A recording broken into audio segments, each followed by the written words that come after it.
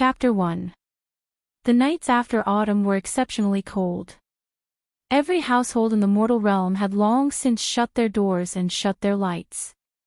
Deep in the mountains and dense forests, thousands of demons gathered. For the first time, all the races put aside their grievances and appeared at the same time. Tigers, rabbits, foxes, snakes, all kinds of demons were present. For a moment, the entire forest was filled with the voices of all kinds of demons, big and small, soft and seductive. Above them sat 10 demon kings. These were the top experts of the demon realm. At this moment, a solemn expression appeared on their faces. Demons, I'm sure you all know what has happened here recently, Enchanting said. The tiger race had always been strong. Tiger King was the first to speak, causing all the demons to quieten down. We are all demons. Under such a crisis, I think all the races should put aside their prejudices and work together to solve the problem at hand. But this matter is too strange. Wolf King frowned. Until now, we still don't know who did it. What's the motive? Is there a need to guess? Tiger King snorted. Other than the cultivators of the 6 schools and 3 sects, who would do such a thing? All these years, we have been slaughtered by them. But we have always been distinct from these immortal cultivation sections. Why would they suddenly block our path out of the realm? Fox King looked puzzled. That's right. These demons that came out of the realm, at most, went out to eat a few mortals. They did not eat the children of the 6 schools and 3 sections. Snake King also guessed. There is no need for them to shed all pretense of cordiality, right? That's right. Leopard King was also indignant. After so many years, which demon has not eaten a few mortals? Why would the 3 sects and 6 schools suddenly make things difficult? I don't think it's them. That's right. Everyone knows that the demonic aura of our realm is harmful to their cultivation. That's why they never go near the border forest. Why would they specially guard here? But, other than the 6 schools and 3 sects, who else has the strength to kill all the demons that came out of the realm in 3 months? Tiger King still insisted on his own opinion. Eagle King nodded. As if recalling something, his feathers trembled. I heard that all the demons that came out of the realm died without leaving any bones behind.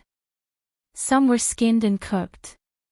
There are even dried corpses on the tree of shame in the forest. Such cruelty, they are worse than beasts. He's simply bullying demons too much. The Tiger King smashed the armrest of the stone chair and stood up angrily. Fellow demon kings, I feel that rather than guessing who did it, why don't we kill our way out and get to the bottom of this? I don't believe that no matter how high their cultivation base is, they'll be able to stop the army of 10,000 demons. As soon as he said this, the other 9 monster kings immediately showed expressions of agreement. Indeed, rather than being fearful, it was better to take the initiative to attack. That's right. The Deer King was the first to respond. My son died at their hands. Instead of guessing here, why not go out and kill to our heart's content? So what if it's the 3 sects and 6 schools? When have we demons ever been afraid of them? Well said. Isn't that why we're gathered here today? No matter who he is, let's charge out and avenge our fallen brethren. Even the timid rabbit monarch stood up in response. The rabbit race had suffered the most casualties. That's right. If I don't take revenge, I'll be a demon in vain. In the name of the demon souls of our clansmen, we swear to avenge them. Eradicate these people who are worse than beasts and return peace to our demon realm. For the demon realm, the other monster kings also stood up in response. Even the demons from various clans who were on standby revealed themselves and flashed their claws. They excitedly shouted the slogan of revenge, looking as though they were ready to set off. Instantly, all sorts of demon howls and wolf howls resounded through the clouds for a long time, until, A thin voice suddenly sounded among the demons. I don't think there's a need to go. Amidst the raging crowd, a voice of objection suddenly sounded. Although it wasn't loud, it successfully attracted the attention of all the demons. The moment the shouting stopped, all the demons' gazes pierced over. Who is it? The Tiger King even roared as he searched for the cowardly demon. The demons searched everywhere, but despite being demons with the sharpest senses, they couldn't find the person who had spoken after a long time. Who was the one who just spoke? The Tiger King was a little angry. Where did this cowardly demon come from? If you have the guts, stand out. I'm here. Where?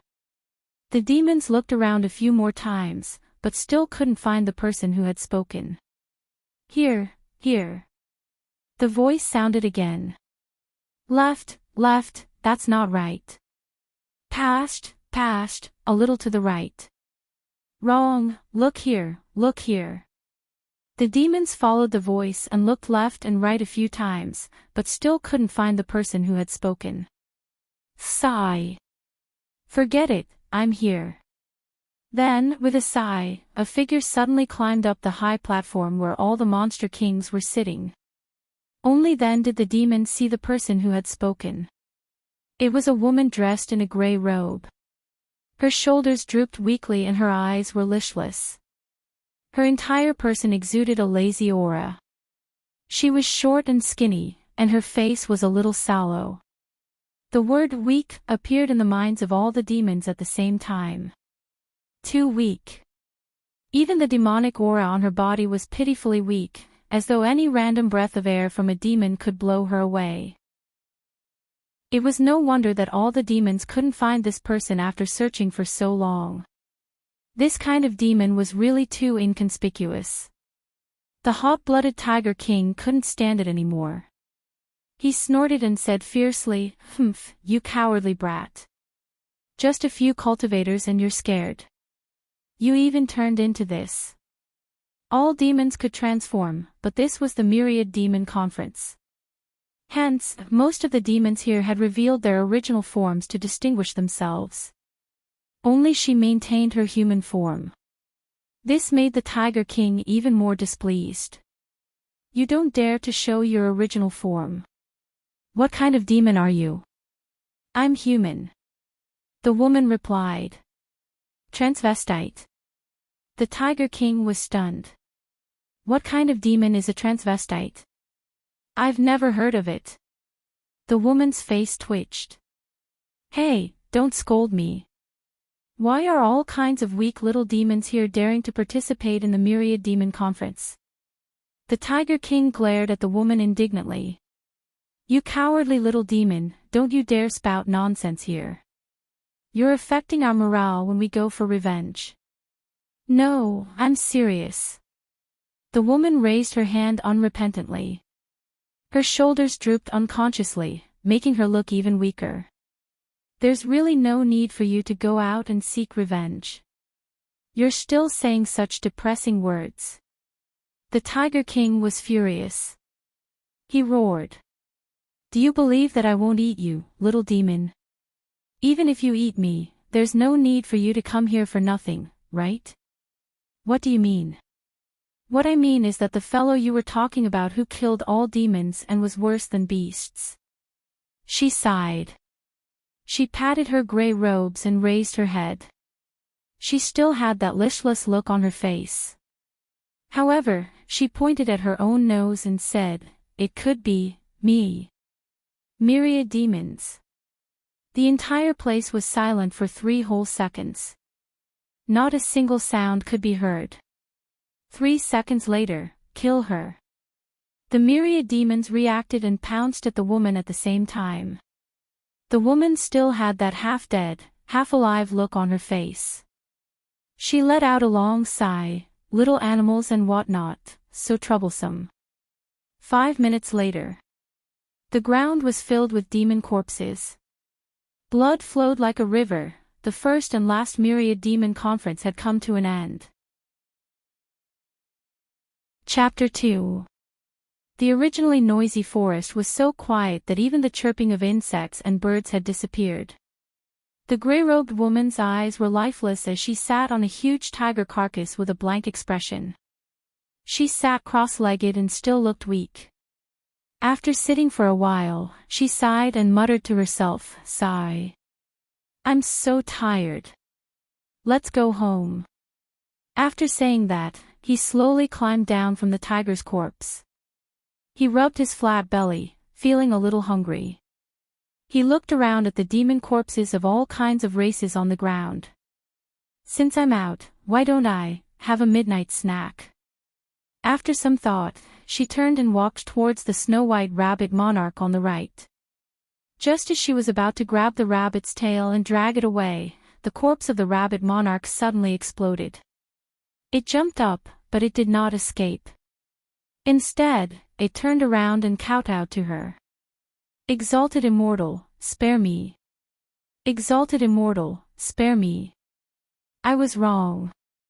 I failed to recognize you and offended you." The rabbit monarch's face was smeared with tears and snot as it kowtowed with all its might. Its entire body was shaking so hard that its fur was shaking in waves. "Were you pretending to be dead?" The woman blinked and squatted down in front of the rabbit. The rabbit monarch trembled even more violently. "Exalted immortal, spare me. I'm just a little rabbit monarch. I'm different from them. I eat grass and have never eaten a human before. I have old rabbits and young rabbits. I'm even pregnant with a nest of them.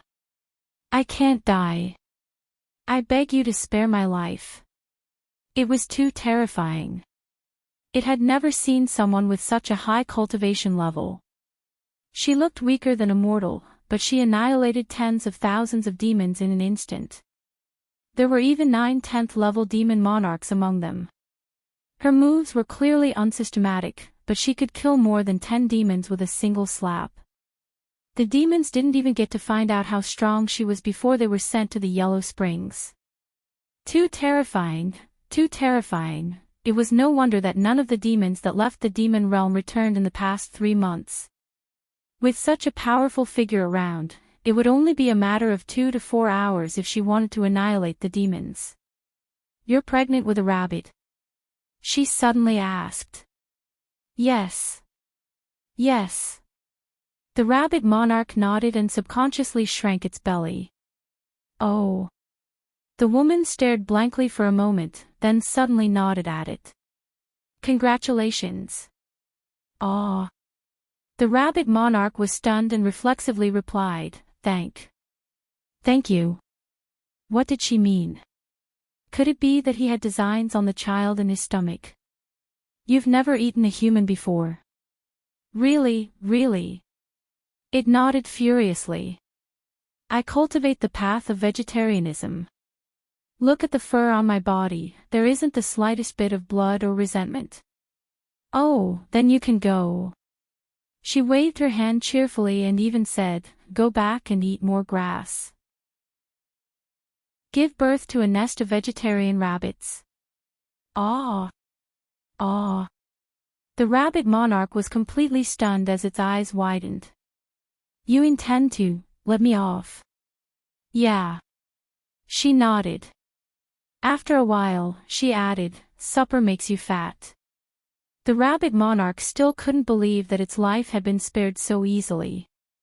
It looked at the other demon corpses on the ground and asked, "Are you really not going to kill me? I don't have a hobby of torturing and killing small animals. Why would I lie to you?" It didn't eat people. But the ones who died the most after leaving the demon realm were rabbits. The rabbit monarch covered his mouth halfway through his sentence. Over 100 demons had died in the past 3 months, and a third of them were rabbit demons. She didn't seem angry at all. Instead, she seemed to be seriously trying to recall. "That seems to be the case. Then. Because. Bunny is delicious." What? What kind of stupid reason was that? Degree, look.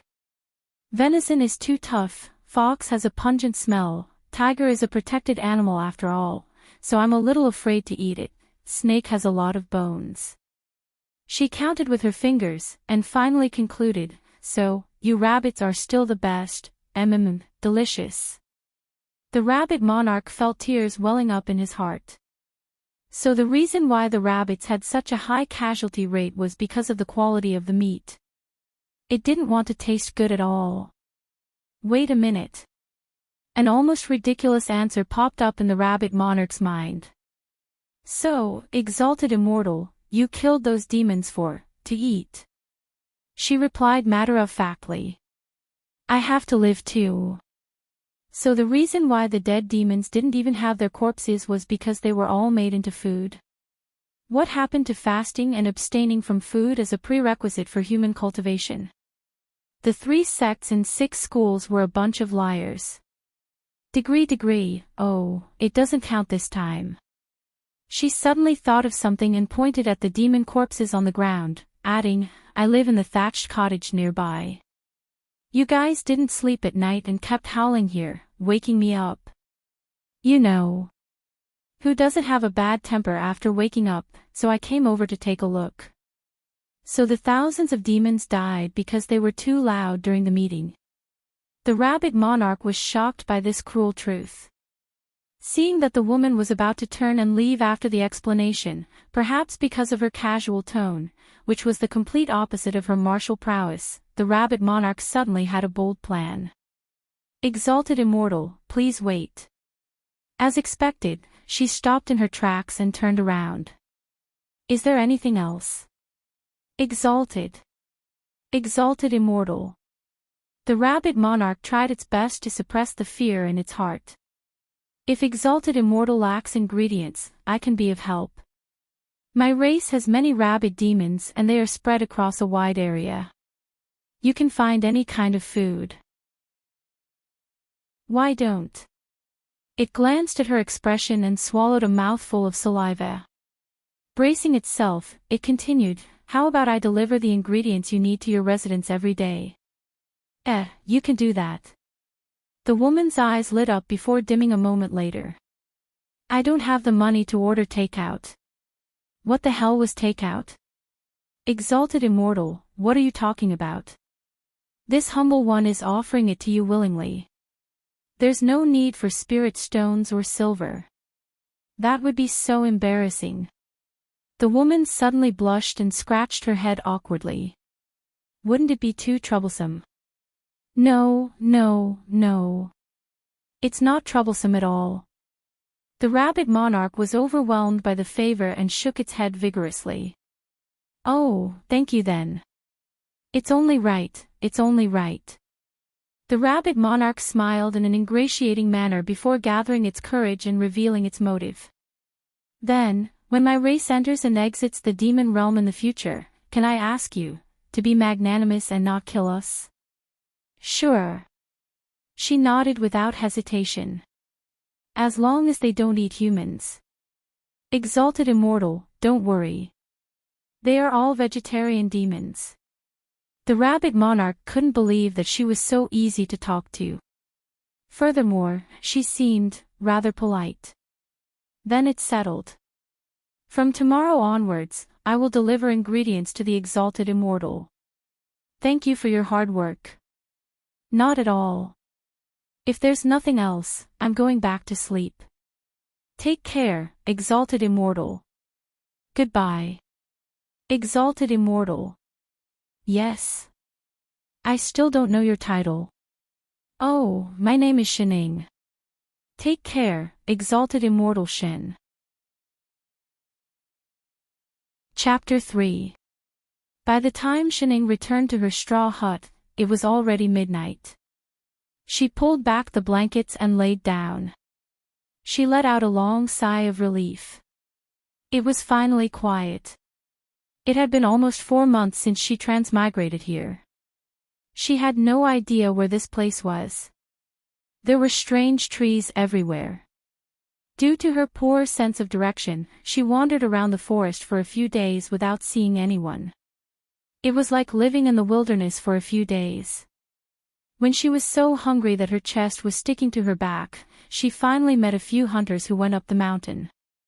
They gave her a few sweet potatoes and temporarily comforted her stomach. They invited her to go down the mountain with them, but she rejected them when she thought that she might be able to transmigrate back. She returned to this straw hut, waiting to see when she could suddenly go back. Although this straw hut was so old that it looked like it could collapse at any time, it could shelter her from the wind and rain. After staying here for a few days, her shut-in nature broke out and she did not want to move. Who knew that she would stay here for nearly 4 months?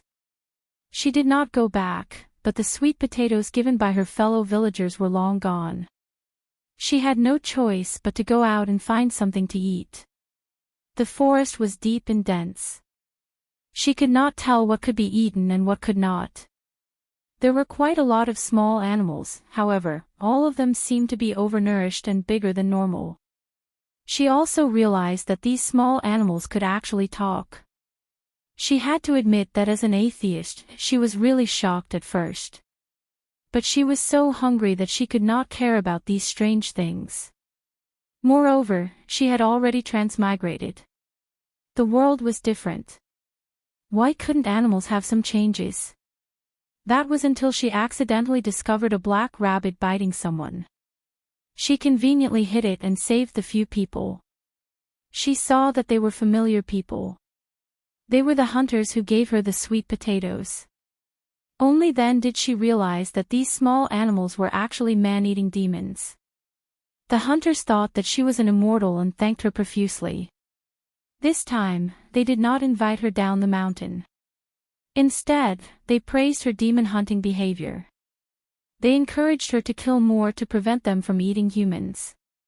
They also gave her more sweet potatoes. Shining, who originally wanted to go down the mountain, straight-faced looking at the sweet potatoes in her hands, she could not say that she did not want to do it anymore. So, she started to live the life of a demon hunter.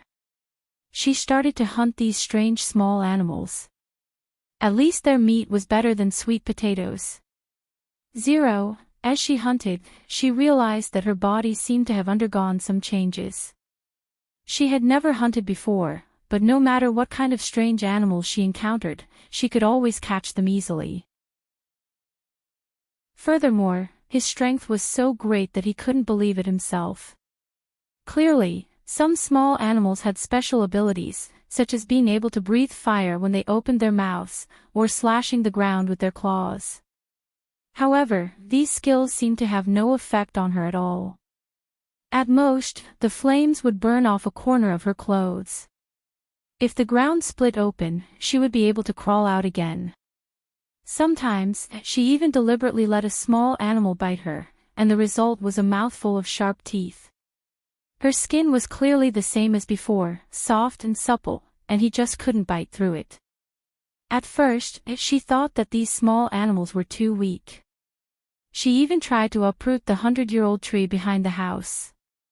In the end, these old trees with intertwined roots were easily uprooted by her.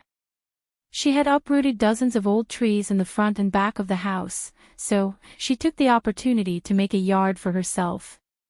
Straight face at this point, she finally confirmed one thing. In this world, she seemed to be invincible. She felt that this should be the geographical difference between the other world and Earth. It was a normal phenomenon. The gravity on Earth and the Moon were different. To be honest, after discovering this problem, she wanted to find someone else to confirm it. She heard that there really were immortals in this world, but unfortunately, she couldn't see many people in a month. She could only stay here. Her personality had always been comfortable. To put it nicely, she was adaptable to circumstances, but to put it bluntly, she was a stubborn otaku who didn't know how to improve. There really wasn't much to pursue in life. Although her cooking skills were hard to describe, and she often cooked until it was burnt, at least she didn't have to go hungry. Eating the meat of small animals that could talk was a little awkward, but as she ate and ate, she got used to it. ___/ I'm so sleepy. Shining stretched lazily and pulled at the tattered quilt, feeling sleepy. It was a tiring night. She could finally go back to sleep. Hopefully, she wouldn't encounter anything that would disturb her sleep. Just as she was thinking this, she closed her eyes. Suddenly, she heard a loud bang. A flash of light struck down, directly splitting a large hole in the roof of the thatched cottage. With a crashing sound, grass splashed everywhere, and more than half of the cottage that had been weathered by the wind and rain had collapsed, leaving only an inch of space above her small bed. Shening! Then, there was another bang. A figure fell in the yard, blood splattering all over the ground. The original white robe was already half-stained red, and there were all kinds of wounds on it. Ha ha ha ha. Arrogant laughter rang out in the air, followed by a black figure slowly descending, stepping on the ruins of her thatched cottage. I Ching, little brat, didn't you say you wanted to kill demons and defend the Tao? Didn't you want to kill me? Why can't you do it now? Rue me. The person who fell in the yard struggled to get up, but his injuries were too serious. After a long time, he only managed to prop up half of his body. You demon, you used the soul of a living person as a sacrifice to the soul-devouring Gonfalon.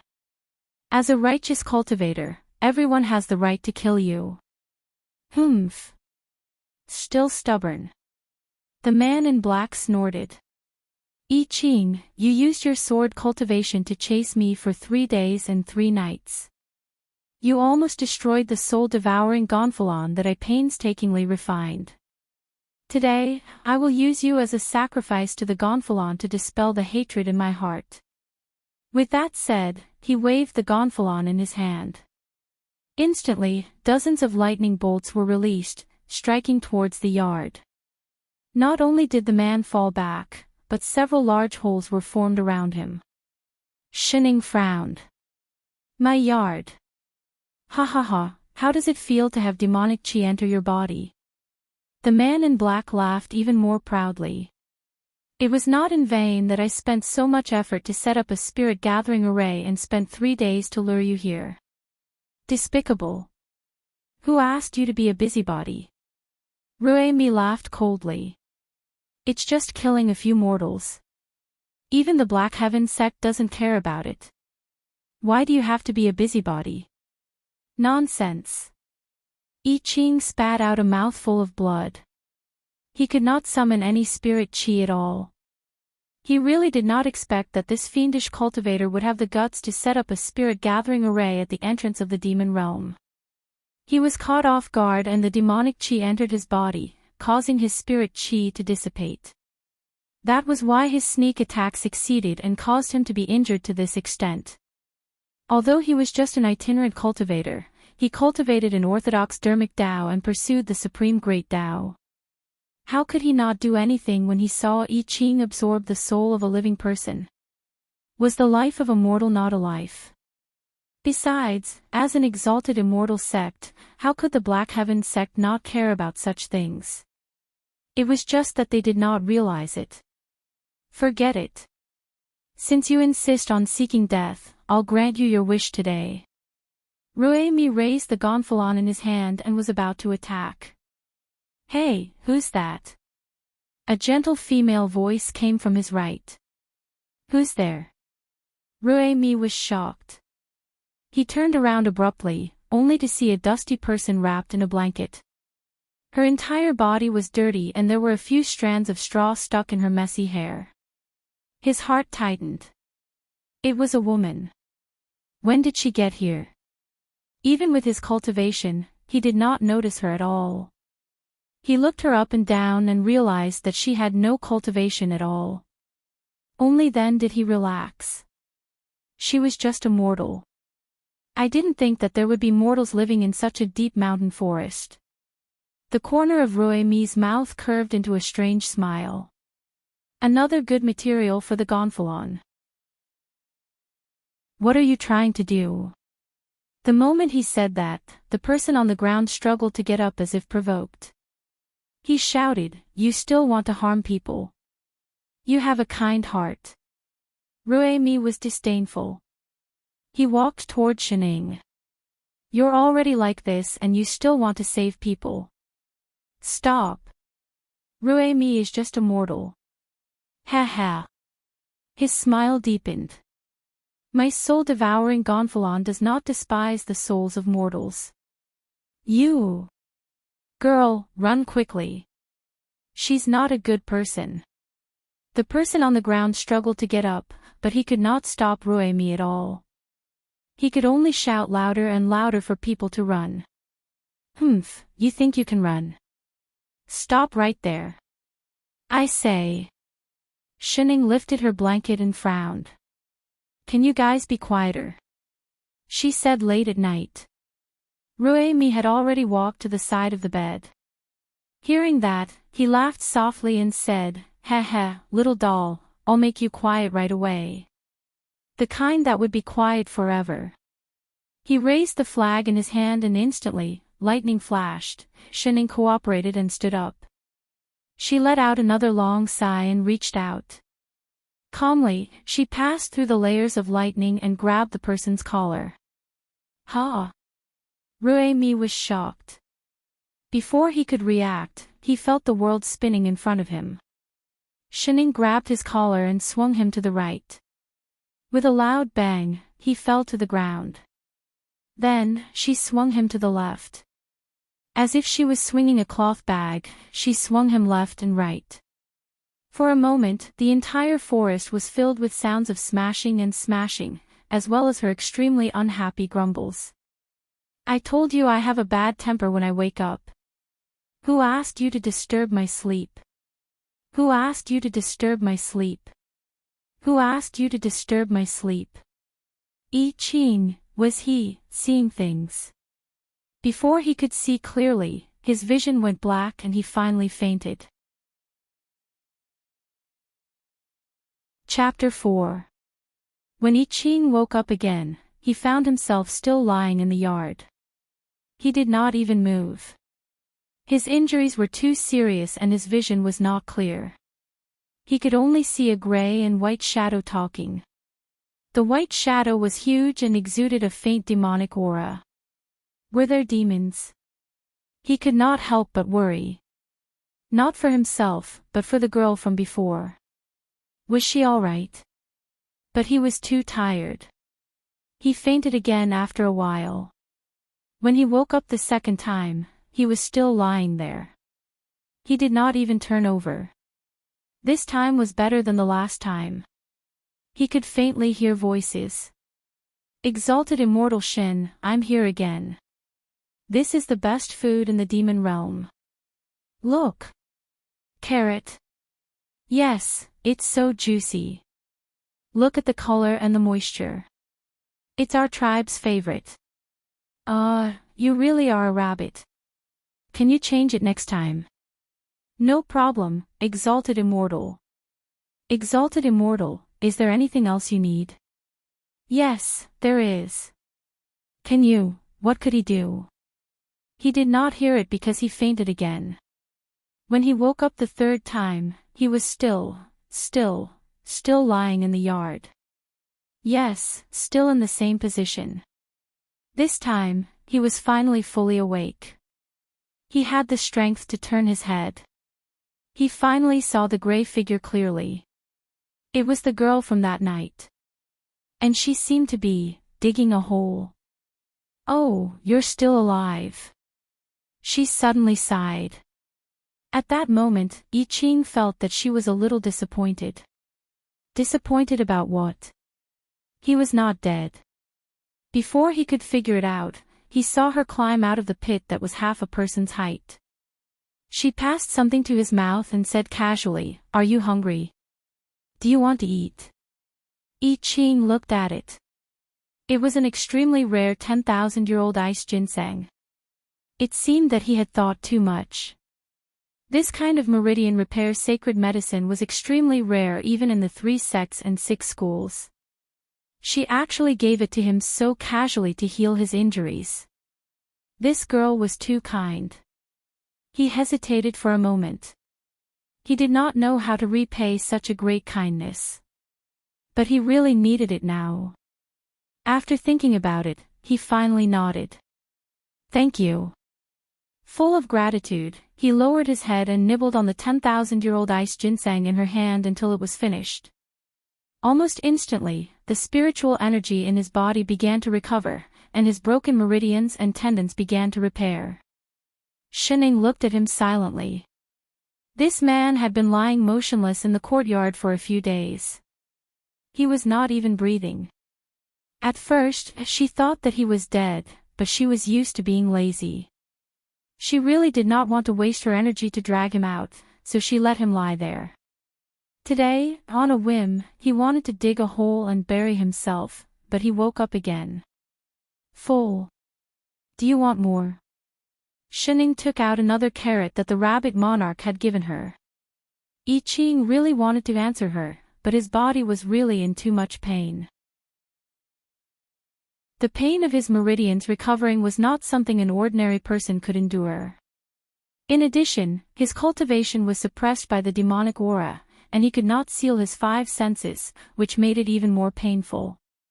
In less than 10 breaths, he fainted again. Hey! Are you okay? Seeing that the person on the ground suddenly stopped moving, Shining poked him with the carrot. Are you allergic to carrots? He checked his nose. Damn, he's dead again. Shining, he felt a little wronged. When I Ching woke up for the 4th time, he was still on the ground. At this point, all the meridians in his body had recovered, but the demonic aura in his body had not been cleared, so he could not use his spirit energy. And the lady in gray who saved him was still digging a hole. Straight-faced, she was still digging the same hole. The previous time, it was only waist deep, but now it was neck deep. Miss? He sat up and could not help but call out. The person who was seriously digging the hole paused and turned around, seemingly in a daze. So you're not dead? She frowned and sighed. Then, she crawled out of the hole on all 4s. As she crawled, she muttered, "You should have said so earlier. I dug for so long." I Ching gave her a hand and helped her out. Turning back to look at the deep hole, he asked subconsciously, "Miss, you?" Why did it feel like she was even more disappointed than before? Shen Ying's face seemed to twitch. She coughed and said with a serious expression, "Isn't it because there were so many holes in the yard because of that person in black last time? I want to fill them up. But you were digging a hole just now." I Ching was even more confused. "Yes." She continued, "If I don't dig, how am I going to fill the hole with soil?" I Ching was stunned for a moment.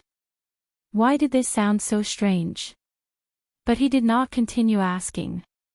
Instead, he turned and bowed respectfully. "I am I Ching. Thank you for saving my life, Mississippi." Shining was stunned. Had she saved someone before? "May I ask for your name, benefactor?" Shining. "Miss Shen, I am unable to repay you for saving my life. In the future, if you have any requests, as long as it is not against morality, I Ching will not refuse." "There's no need. I didn't do anything. No, I must repay this favor. Otherwise, it will go against my Tao heart. Please instruct me, benefactor. I didn't do much." She thought about it and handed the shovel in her hand to him. "Why don't you help me fill the hole? I've been digging for more than 10 days. It's quite troublesome." "Yes." I Ching was delighted. He immediately took the shovel from her. "I will not let you down. As long as you're happy. I'll go back and wash my hands. Take care, benefactor." He bowed again. Shining then walked back into the house. I Ching was a sword cultivator with a strong physique. Although the demonic qi in his body had not been cleared and he could not use spells, filling a few holes was a piece of cake for him. In a short while, he had already filled all the holes in the yard, including the 2-meter deep hole that Shining had dug. Just as he was about to report to his benefactor in the house, he suddenly felt a huge wave of yin qi coming towards him. His whole body felt as if he had fallen into an ice cave. His body instantly entered a state of battle. This was demonic qi. Such a strong demonic qi. Who is it? He summoned his weapon and turned to look at the source of the demonic qi. He saw a huge white figure hopping out of the forest. It had long ears, red lips, and a three-petaled mouth. It was actually a rabbit demon. And the thick demonic qi around it was at least 8th stage. No. Maybe even higher. The demonic qi was so thick, this was a demon king. I Ching suddenly felt a little hopeless. He did not expect to meet a demon king at this time. Not to mention that his spirit qi had not recovered, even at his peak, with his golden core cultivation, he had no chance of winning in front of a demon king that was comparable to a nascent soul. Although the path of immortal cultivation had always been going against the heavens, he was prepared to die the moment he stepped on this path. But at this moment, he was worried about the person in the house. It did not matter if he died, but what about his benefactor? He must not let anything happen to her before he repaid her kindness. At the thought of this, he took a step forward and gripped the sword in his hand tightly. Even if he had to risk his life, he had to protect his benefactor. He forcibly mobilized his spirit qi. Almost instantly, the demonic qi in his body backfired, and he tasted blood in his mouth. Chapter 5. As the Demon King came closer, I Ching could see clearly that there was a large group of white figures following behind it. There were other rabbit demons. Counting carefully, there were actually close to 20 of them. They were all high-level rabbit demons. I Ching's heart turned even colder. One Demon King was already going all out, a group of... Just as he was considering whether to self-destruct his golden core and fight it out, the Demon King shook its long ears and suddenly spoke in an extremely flattering tone. "Hello, is Exalted Immortal Shen around?" "You." I Ching's big move was stuck. He did not know whether to release it or not. "Oh, I agreed to come at this hour with Exalted Immortal." The Demon King laughed as it explained, becoming more and more flattering. Its attitude was almost subdued. "Exalted Immortal, what's the matter?" "It's all right, we just have to wait." As it spoke, it waved its claws at the rabbits behind it. More than 10 high-level rabbit demons immediately sat in a row in an orderly manner. They did not even move their tails, much less attack. I Ching was a little confused. This was a demon. What happened to demons being evil by nature and eating people on sight? "Don't be afraid, benefactor. We are all good rabbits that eat grass." As if understanding his thoughts, the Demon King Rabbit was a little anxious. Afraid that he would misunderstand, it explained, "It's true. We are different from other demons. We never eat humans." With that said, it retracted its claws and sat even more obediently. "Yo, Rabbit, you're here." Before I Ching could figure out what was going on, Shening finished washing her hands, wiped her hands on her gray robe, and walked over. "You're quite early. Exalted Immortal." The rabbit monarch's body trembled as though it had been electrocuted. Its originally upright rabbit body collapsed instantly as it slumped to the ground. If not for the fact that it was in its rabbit form, it would have looked like it was prostrating itself. "I have gathered the manpower according to your instructions." Shening turned and looked around. Why are they all rabbits? Can they do it? "Exalted Immortal, don't worry." The rabbit monarch nodded vigorously. "My rabbits and grandchildren have always been efficient. There will definitely be no problem leaving it to them. But they look..." Shening glanced at the 4 snow-white claws of the rabbits. "Is it convenient?" "Oh." The rabbit monarch was taken aback for a moment before understanding what she meant. "It's fine. They already know how to transform a long time ago. It's just that they're used to being rabbits. As he spoke, he waved his hand, and as expected, the dozen or so rabbits stood up at the same time. Their entire bodies began to transform, and in a few moments, they had taken on human forms. However, they had rabbit heads. Straight-faced, the corner of Shen Ying's mouth twitched. She felt that it hurt her eyes. "All right, thank you for your hard work." He quickly waved his hand to let them in. Only then did the rabbit monarch lead the group of rabbits into the yard.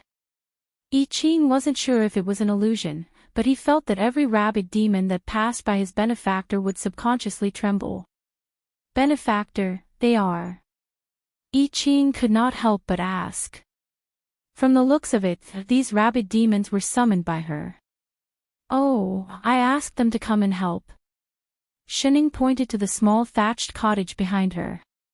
"Didn't my cottage get split in half the other day? I don't know how to fix it. Fortunately, it hasn't rained for the past few days, so I managed to make do with it." The rabbit said it could, so I asked it to help repair the house. Asked the demon monarch to repair the house. I Ching was completely shocked. Demons were not mutated beasts. They had always been at odds with humans, so why would they be willing to be ordered around by humans? But after a while, he realized that they really could. Straight-faced, the large group of rabbit demons had already started to repair the house in a hurry. Some chopped down trees, some covered the grass, and some supported the beams. They had a clear division of labor and great teamwork, as if they had practiced it several times in advance. I Ching was filled with questions, but he saw that Shenning had already calmly rolled up her sleeves, intending to go and help. Just as she was about to lend a hand, the hand of the rabbit demon closest to her suddenly trembled, and the beam it was hugging fell with a thud. Shenning hurriedly reached out to catch it to prevent it from hitting another rabbit. "Are you all right?" she turned and asked. The rabbit's eyes reddened as it knelt down. "Exalted Immortal, please spare my life. I didn't do it on purpose. I'm sorry, I'm sorry, I'm sorry." When it knelt down, the other rabbit demons seemed to have received some kind of signal. They knelt on the ground and kowtowed to her crazily. "Shenning, I just wanted to help. Do you guys have such a huge psychological trauma? Forget it." She had no choice but to throw the beam to I Ching behind her. "Here. You guys continue, I won't join in." With that said, she turned and walked back to the courtyard. She felt a little heartache. Was she so scary? She sat down on the stone chair in the courtyard and leaned forward. She habitually laid on the stone table like a pile of mud.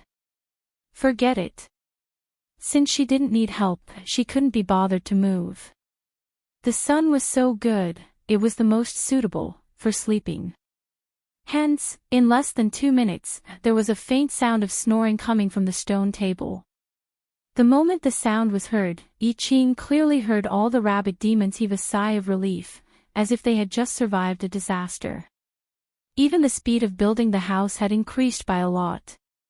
"Thank you, benefactor." A rabbit demon took the beam from his hands with a face full of gratitude, as if he was a friend who had gone through thick and thin with him. "Why, are you all so afraid of Lady Shin?" he couldn't help but ask. "You don't know." Instead, the rabbit demon looked shocked. Wasn't he the exalted immortal's friend? The rabbit monarch had clearly said that he had been lying in this courtyard for a month. Actually, I'm not very sure either. The rabbit demon looked at the monarch who was planting grass on the roof and said in a low voice, "I only heard from the monarch that this exalted immortal's powers are boundless and no one is her match. No one knows what realm her cultivation has reached. She has been living in seclusion here for several months, specially stopping those demons who come out to eat humans for fun.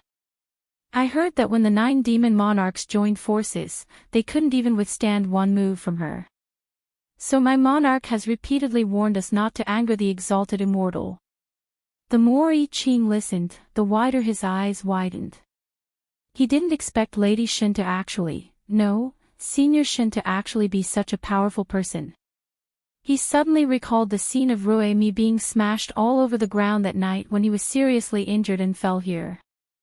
Originally, he thought that his eyes were playing tricks on him and that he was hallucinating. He didn't expect that it was real. Thinking about it carefully, he did not see Rui Mi after he woke up. No matter what, he was still a golden core fiendish cultivator. Unless a sword cultivator of the same level or a nascent soul cultivator made a move, no one could do anything to him. If Xining was really a mortal with no cultivation at all, it would be impossible for her to escape from the other party's hands. He took a closer look at the person who was sprawled on the stone table without a care for her image, drooling and snoring loudly. She still didn't have the slightest trace of spiritual energy on her body. She looked just like a weak mortal. There were two possibilities for such a situation. 1. She was just a mortal. 2. Her cultivation was too high. She might have already reached the soul formation stage or even higher. Therefore, she had reached the level of returning to the basics. She could control and release her spirit chi at will, and ordinary people would not be able to tell. And according to the rabbit demons, she was obviously the latter. An uncontrollable excitement surged in I Ching's heart. Even his sword heart, which had not moved for a long time, was trembling with excitement. This was an expert that no one could figure out at all. At the same time, Expert Ing, who was in dreamland, smacked her lips and suddenly spoke in her sleep. Hee, red braised pork, spicy chicken, mapo tofu, I Ching, this must be some profound dermic technique, it must be. Oh ho ho. Chapter 6. When Xining woke up, it was already dark. None of the rabbits had disappeared, leaving only the man in the blood-stained white robe sitting in front of her, looking at her with a conflicted expression. Xining paused for a moment before she remembered who this person was. Oh, that pit. Where are the rabbits? Where did he go? She turned her head to take a look and found that the house had been repaired. Moreover, it had grown in length and width from a small single-room hut to a large 5-room hut. They were a group of good rabbits. They finished building the house. They were afraid to disturb your sleep, so they went back first. He pointed to the pile of ingredients in front of the house and said, this was left behind by the rabbit monarch. It said that it's today's portion. Oh. Xining scratched her head and stretched lazily. She walked to the pile of ingredients and picked one up. Frowning, she asked, why is it carrots again? Sigh. They really are a bunch of rabbits. Yesterday it was carrots, today it's white radishes. Holy shit. There were also green radishes. You won't be giving me purple tomorrow, will you? I Ching followed, his heart surging. Even a 10,000-year-old ice ginseng and a 1,000-year-old green spirit could be treated as ordinary carrots. He was indeed a hidden expert. Forget it, I'll just make do with it. Xining, who really thought that it was a radish, sighed. She grabbed the radish with one hand and picked up the vegetable basket on the ground with the other. She was about to enter the house when she turned and saw I Ching beside her. She was stunned. Why aren't you leaving yet? She said as she chewed on the carrot. Can't you leave now? Don't you want to go home and get a free meal? I only have carrots. Saying this, she handed the basket in front of him, indicating that he could take whatever he wanted. I Ching's heart warmed, and he hurriedly cupped his fists and bowed, thank you, Senior, but my meridians have already been repaired, so I don't need this. Oh. Xining, who had no idea what he was talking about, could only guess that he didn't want to eat. She kept the basket and said, then goodbye. She turned to enter the house. Senior Shen.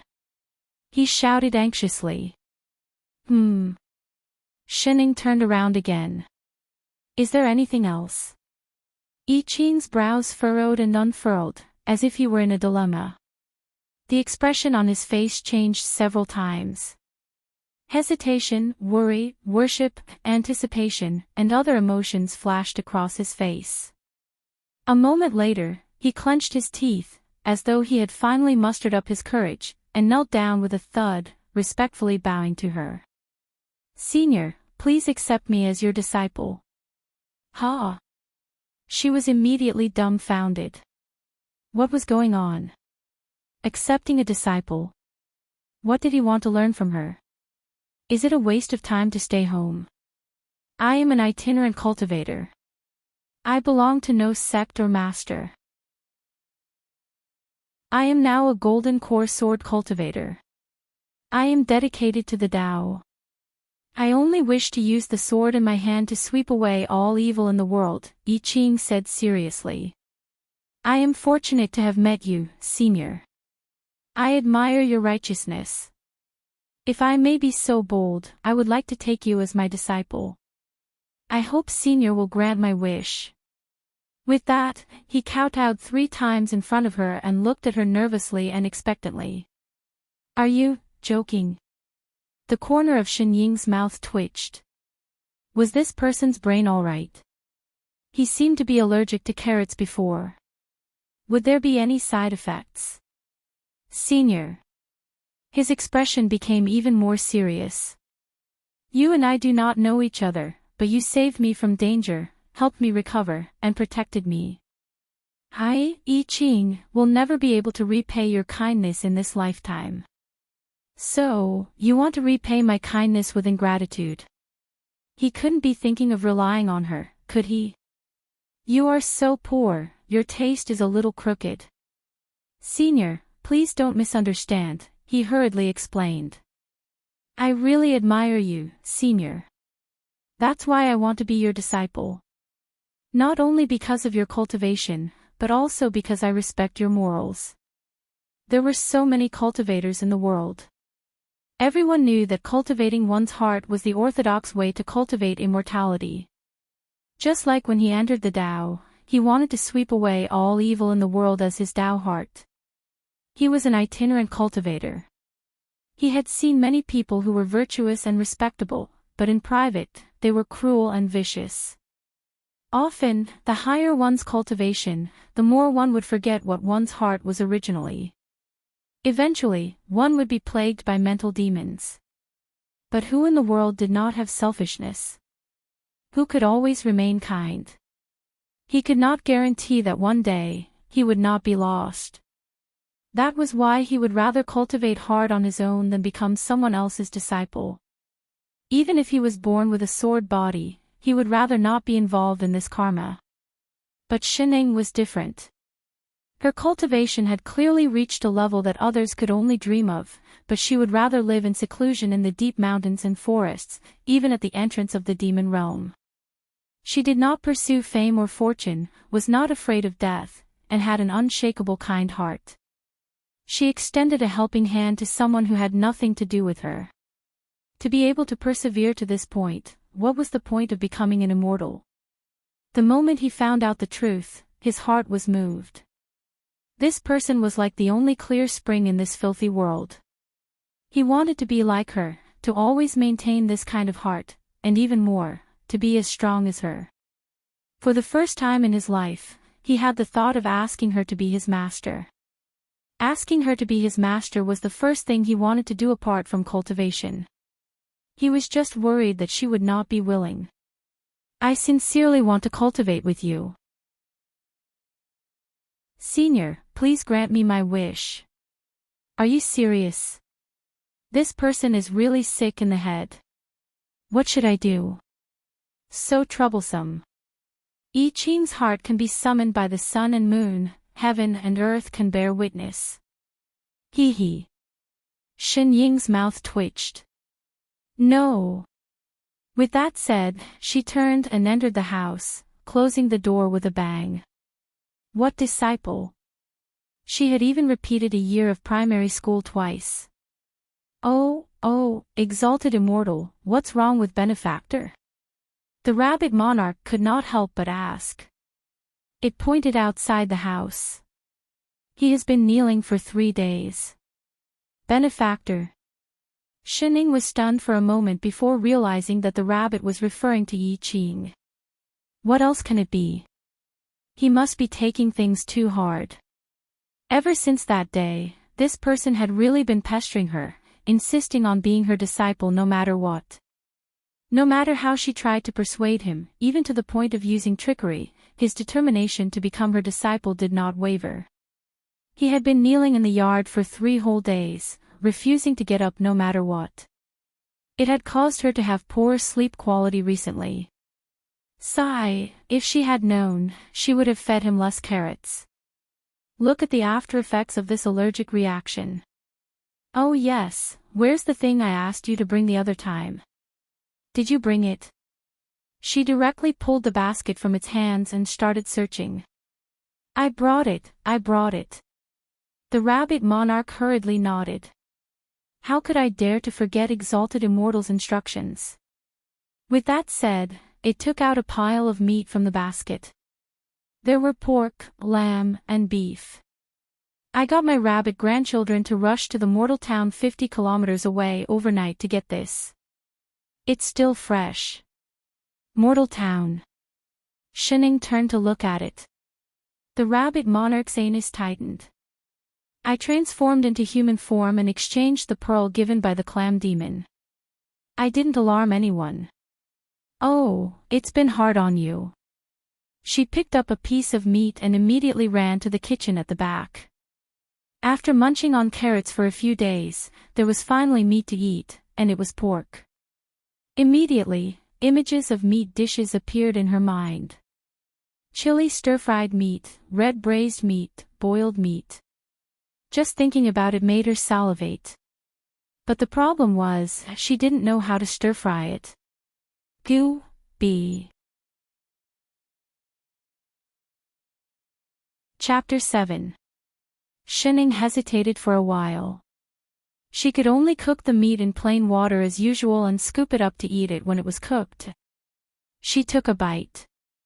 It was bland and astringent. Her entire mouth was numb. The more beautiful her imagination was, the harsher the reality was. She opened her mouth and spat it out. Tui tui, it tasted terrible. In the past, she didn't feel it when she cooked to appease her hunger. Now that she had the rabbit, the problem of food and clothing was solved. Why was it so hard to eat? Indeed, cooking was a profound knowledge. She silently turned to look at the new housekeeping rabbit. Do you know how to cook? The rabbit monarch trembled and shook its head like a rattle. I eat grass. I never cook. And I'm afraid of fire. All right, she was in despair. It looked like she wouldn't be able to eat a normal meal. Indeed, a skill was very important. She should have attended New Oriental University. Shen Ying's whole body withered. What should she do now? The meat was wasted and there was nothing else here. Suddenly, she had a flash of inspiration. She turned and ran to the hall. She pushed open the door and shouted at the person kneeling in the yard, "Hey, who's that?" The person in the yard was stunned. Seeing that it was her, he immediately cupped his fists and said, "I'm Yi Qing." "Oh, you know how to cook." Yi Qing's face was full of confusion, but he still answered honestly, "Before I refined my qi, before I achieved grain liberation, I did some." "Then you know how to cook." Shining was delighted and ran out. "I do know, a little." "All right." She patted his shoulder hard. "I promise you." "Ah. From today onwards, you're my chef, ah pui," she said at the last minute. "You're my disciple." Yi Qing was stunned. A moment later, a huge joy appeared on his face. He took 2 quick breaths and kowtowed to her 3 times. "Thank you, Senior." Disciple Yi Qing greets Master. All right, get up. We're family, no need to stand on ceremony. She chuckled and helped him up. I'm a little hungry. Go and cook first. Yes. He immediately stood up. His face was still filled with surprise and disbelief as he walked into the kitchen. An hour later, a table full of fragrant food had already been served. Master, this is my first time making it. I wonder if it suits your taste. Yi Qing asked nervously. Shining was so busy stuffing food into her mouth that she didn't have the time to reply. She nodded as she ate, and after a long while, she squeezed out a string of unintelligible words. Woo woo woo woo. It was 2F** king delicious. Although it was just some home-cooked dishes, anyone who had been fed pig feed and carrots for half a year would find a piece of fermented bean curd overflowing with fragrance. Moreover, these dishes were indeed well cooked. Shining swept through the dishes on the table like a whirlwind sweeping away clouds. Only when her stomach could hold no more did she let out a series of burps and stop. She was so happy that her stomach felt alive. She had definitely picked up a treasure. She couldn't help but turn her head to look at her cheap disciple beside her in satisfaction, only to find that from the beginning to the end, he just sat quietly at the table and watched her eat, not even lifting his hand. Why aren't you eating? Aren't you hungry? She recalled that he hadn't eaten anything during the 3 days he had been kneeling. He had even rejected the carrots and cabbages she had given him. I thought he was going to go on a hunger strike. Now that she had already promised him, wasn't he hungry? Master, when I was at Foundation Establishment, I had already achieved grain liberation. Besides, the food of mortals is not beneficial to cultivation, so I... He stopped mid-sentence, as if he had discovered something. His eyes lit up and he said, could it be that Master wants to tell me that eating the food of mortals is also a kind of cultivation? With that said, he picked up his chopsticks excitedly and was about to start eating. No. Shining knocked his chopsticks down. How would I know that you don't need to eat? I'm different from you. I eat because I'm hungry, I have to eat. Since food is not beneficial to your cultivation, don't eat it. What if he really ate something bad? So why did he have to acknowledge her as his master? Their specialties were not compatible, it would kill him. Yes, master. He put down his chopsticks without hesitation. After finally having a good meal, Shining felt that her life was complete. Her whole body became lazy again, and even her bones turned soft. She looked like a boneless worm, lying on the table without a care for her image. Her eyes narrowed as she started to feel sleepy. And Yi Qing was obviously used to her sad look. He turned to clean up the bowls and chopsticks on the table. Shining looked at him with narrowed eyes. She wanted to help, after all, he was the one who had just cooked. But she was too lazy to move. She watched silently as he entered the kitchen. Suddenly, a thought arose in her mind, perhaps taking in a disciple was not a bad idea. Master. Yi Qing, who had finished washing the dishes, suddenly spoke. Yes. She responded, turned her head to another side, and continued to lay on the table. Yi Qing hesitated for a while before continuing to ask, disciple has something to ask master. Yes. Master, can you tell disciple where the fiendish cultivator I fought with last time, Ruemi? He frowned and continued. He used living souls as sacrifices to cultivate the soul-devouring Gonfalon. And he cultivated an extremely sinister fiendish technique. His whole body was filled with poison. Oh, that person was carried away by the rabbit, Shining answered weakly. The rabbit said that it liked his body very much. It said that it wanted to take it back to make radish, so I gave it to him. She could not always leave it in the yard. That's good. Yi Qing heaved a sigh of relief. With the cultivation of a demon king, even if that person did not die, he would not be able to get away with it. Moreover, the poison in his body was useless against demonic aura. Oh yes. Her head, which was resting on the table, tilted. That person seemed to have left something behind, Shining thought for a while and sighed. Then, she supported herself on the table and stood up slowly. She opened the curtains of the inner room and suddenly leaned over to the side of the bed. She reached under the bed. Master. Found it.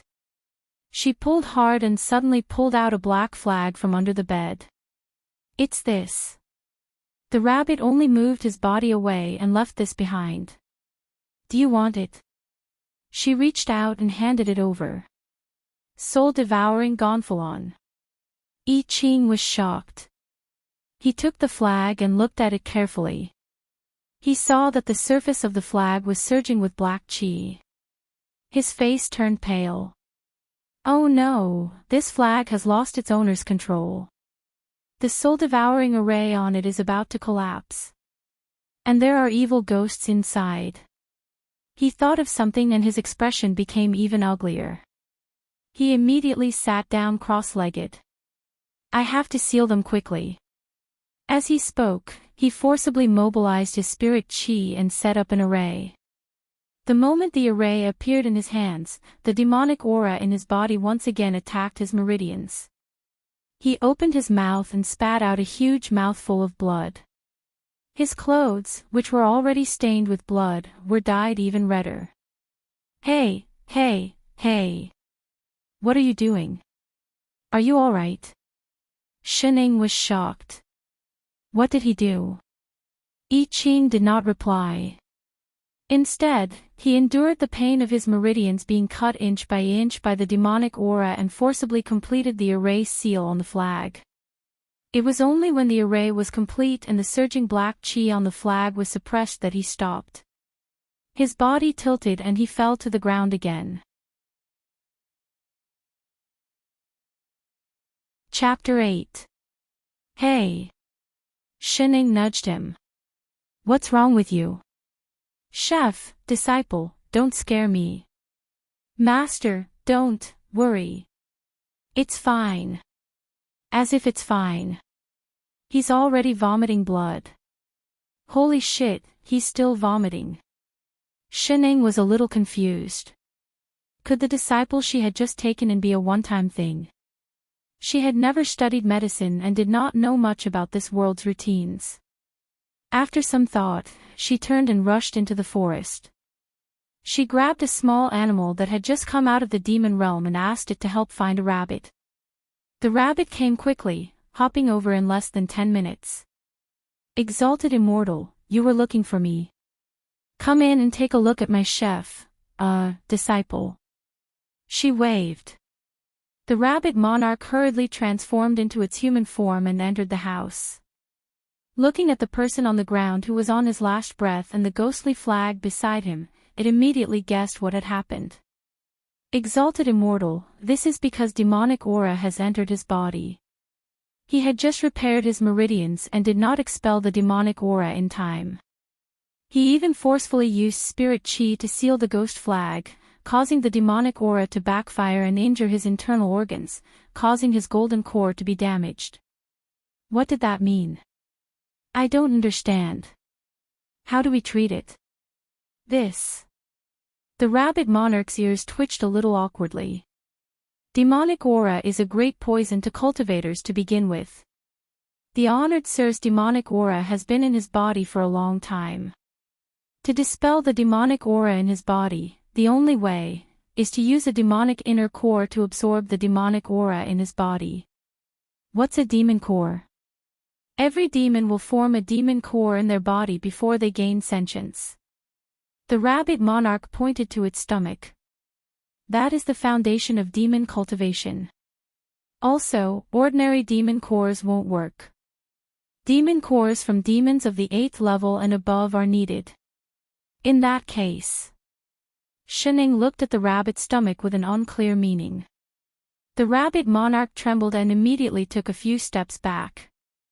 Exalted Immortal, I can't.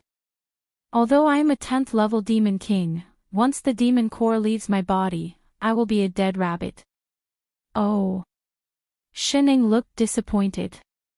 Master, don't worry about me, Yi Qing said anxiously as he vomited blood. I was the one who voluntarily used my powers to seal the soul-devouring Gonfalon. It has nothing to do with anyone else. To be able to become Master's disciple before I die, Yi Qing is satisfied. If you can't speak, then don't speak. Shining sighed and squatted beside him.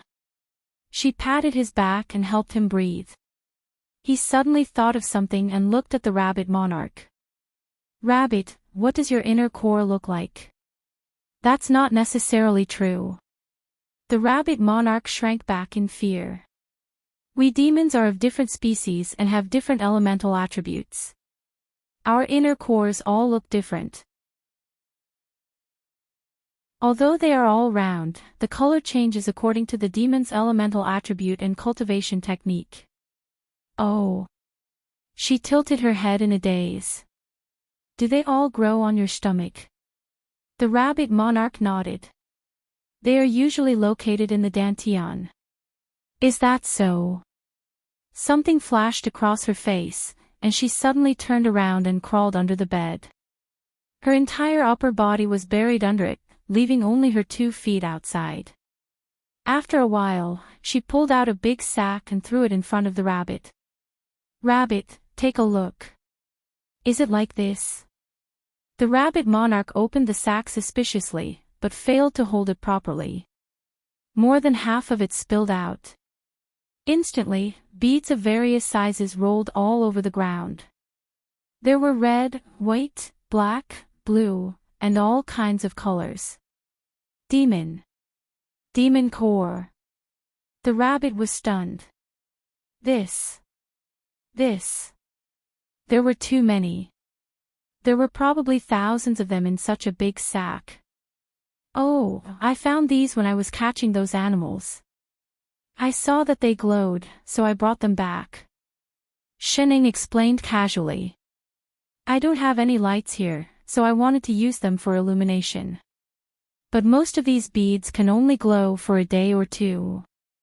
So she unknowingly hoarded a pile. The rabbit monarch. How many demons have you killed? Thinking back to the situation at the 1,000 demon meet, he immediately calmed down. How is it? Can these be used? Yes. The rabbit monarch nodded hurriedly. Not only could they be used, but they were extremely useful. Even the rabbit monarch was so excited that its hands were trembling. One had to know that there had never been any peaceful coexistence between demons. They had always killed each other for the sake of the other party's demon core. Eating the other party's beast core was very beneficial to their cultivation.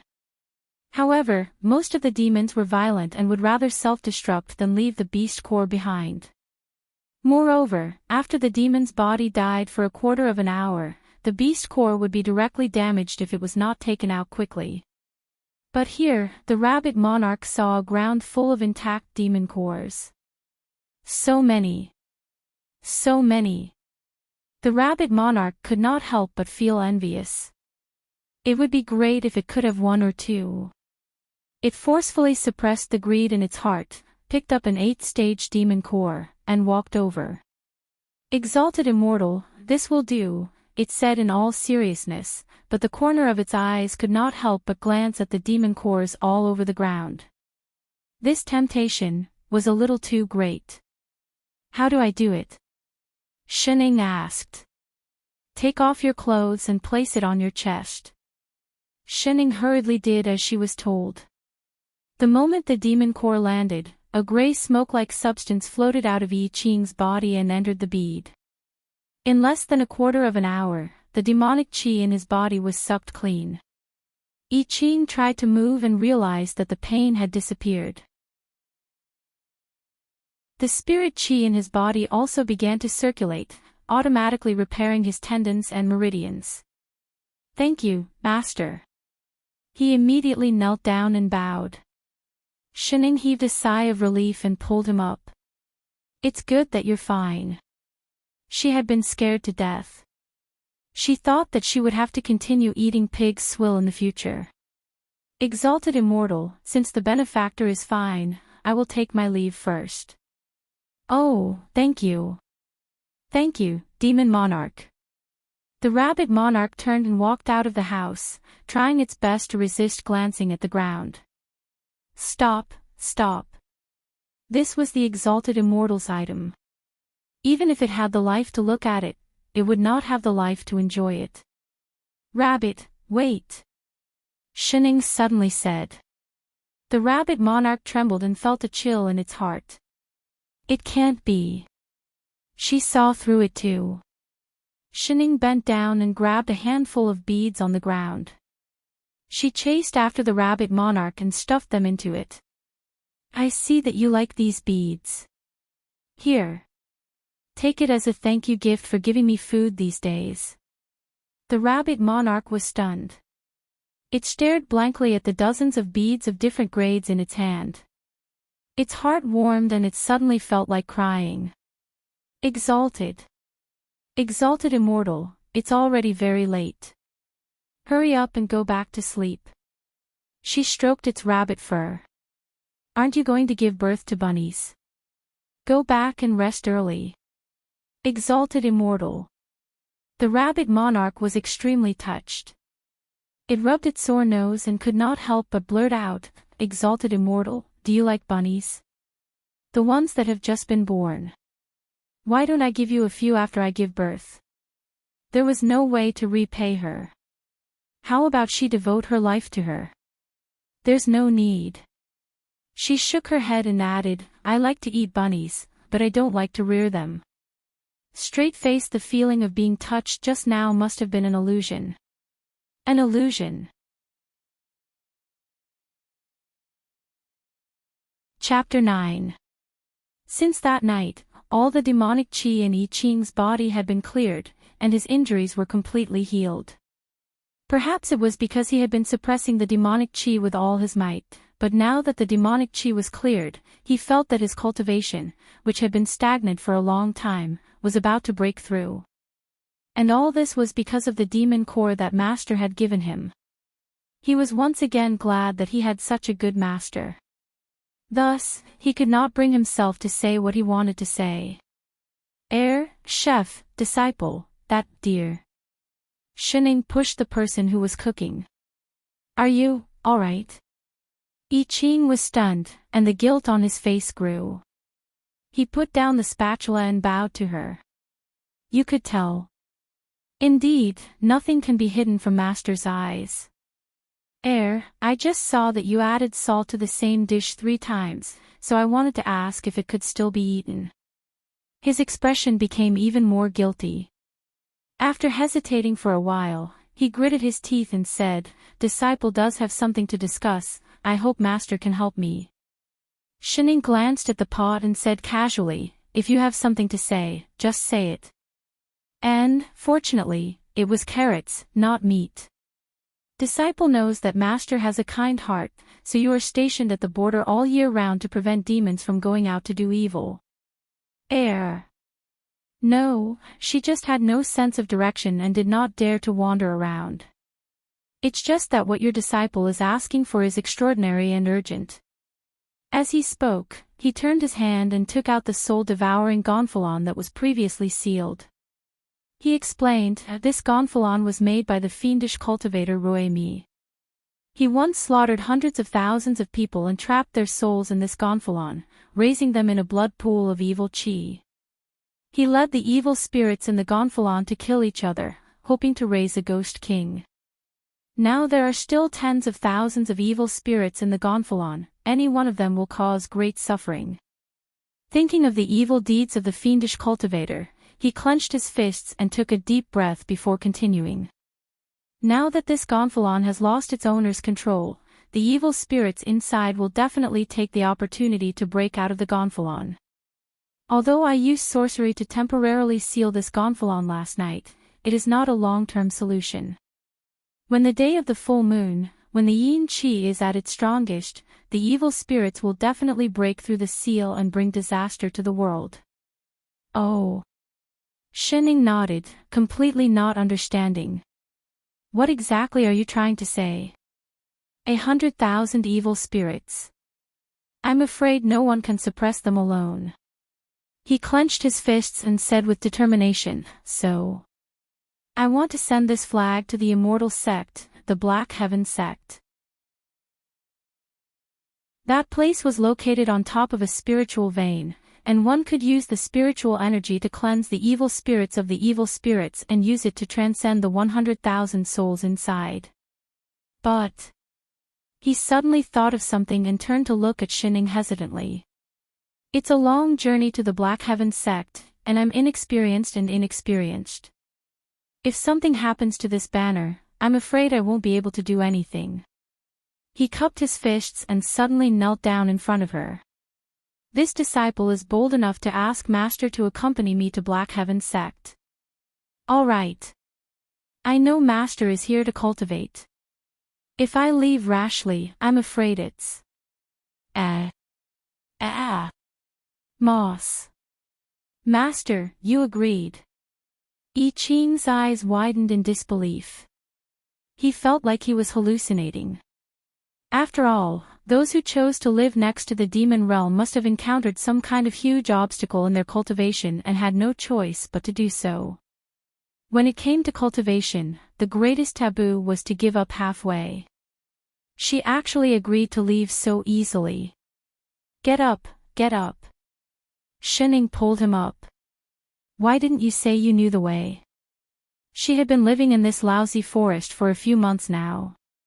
If it wasn't for the fact that the hunter refused to bring her out no matter what, and that she had a terrible sense of direction and was afraid that she wouldn't even be able to find a thatched hut to sleep in, she would have gone out long ago. Sure enough, there were benefits to having a disciple. When are we leaving? There's no time like the present. Why don't we leave now? Lunch can be packed. Master. I Ching felt a lump in his throat. He was so touched that he had nowhere to put it. Master was really a kind person. He had no regrets in joining the sect.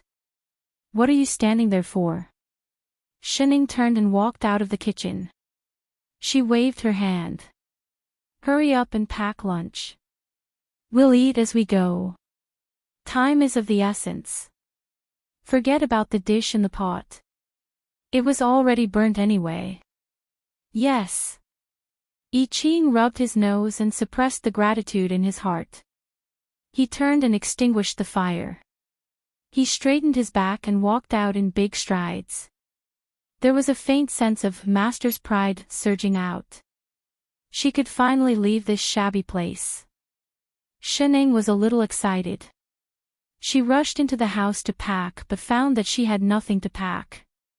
After thinking for a while, she turned and left a note for Rabbit. When she went out, her chef disciple had already packed lunch and was waiting for her. I'm done. She walked over and asked casually, which way? I Ching pointed to the right. South will do. Let's go then. Yes. He raised his hand out of habit. Suddenly, a sword appeared in front of him. He took a step forward and flew on the sword. He was about to speed up when he turned back to see that someone was still in the same place. He reminded her, Master. The road to Black Heaven sect is long. We need to fly on the sword. Shining. What kind of high-tech technology was sword flying? If she could fly, would she have been trapped here for 4 months? Master. I don't know how. Ha! I Ching almost thought that he had heard wrongly. Seeing that she did not look like she was joking, he asked tentatively, Master, are you used to flying on artifacts? I don't know how. Then what about flying? Never heard of it. Then stealth. I don't know. I Ching was silent for a whole minute before flying back with a complicated expression. He hesitantly reached out to her and said, Then, can I give Master a ride? Sure. She replied instantly. She turned and jumped onto his sword. Thank you. I'm standing still. Let's go. That eager look, no matter how he looked at it, seemed a little overly excited. She looked very much like a young disciple from a sect who was flying on a sword for the first time. I Ching shook his head and threw away this ridiculous thought.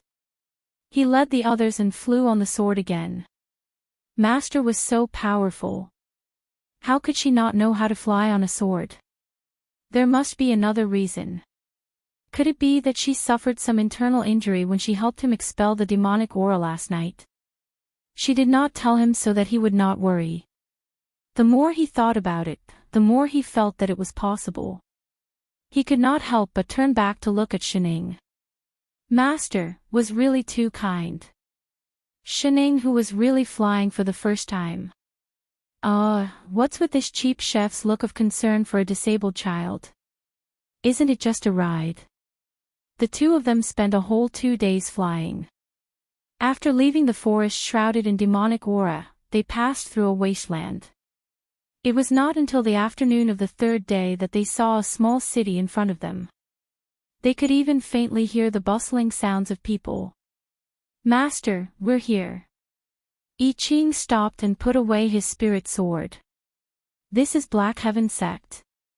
Shining looked up at the words in front of the city gate, but found that she could not see it clearly. No. I Ching shook his head.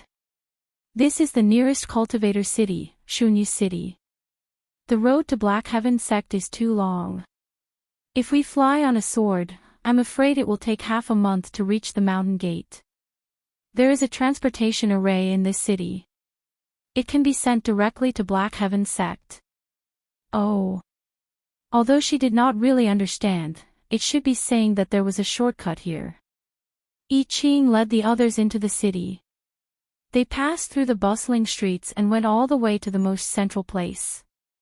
They only stopped when they came to a small square with the most people. There were many people here. Some were in groups of 3 to 5, and some were walking alone. All of them looked like they were sages. They lined up in a long line, as if waiting for something. I Ching brought Shining to the back of the line. He pointed to the front and said, Master, the transportation array is in front. We can reach Black Heaven Sect in a while. Shining nodded. She was a little sleepy and did not have the energy to look around.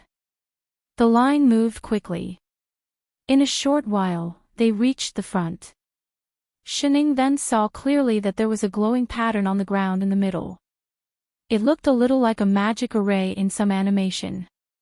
There were 4 stone pillars around it, and some words that she did not recognize were written on them.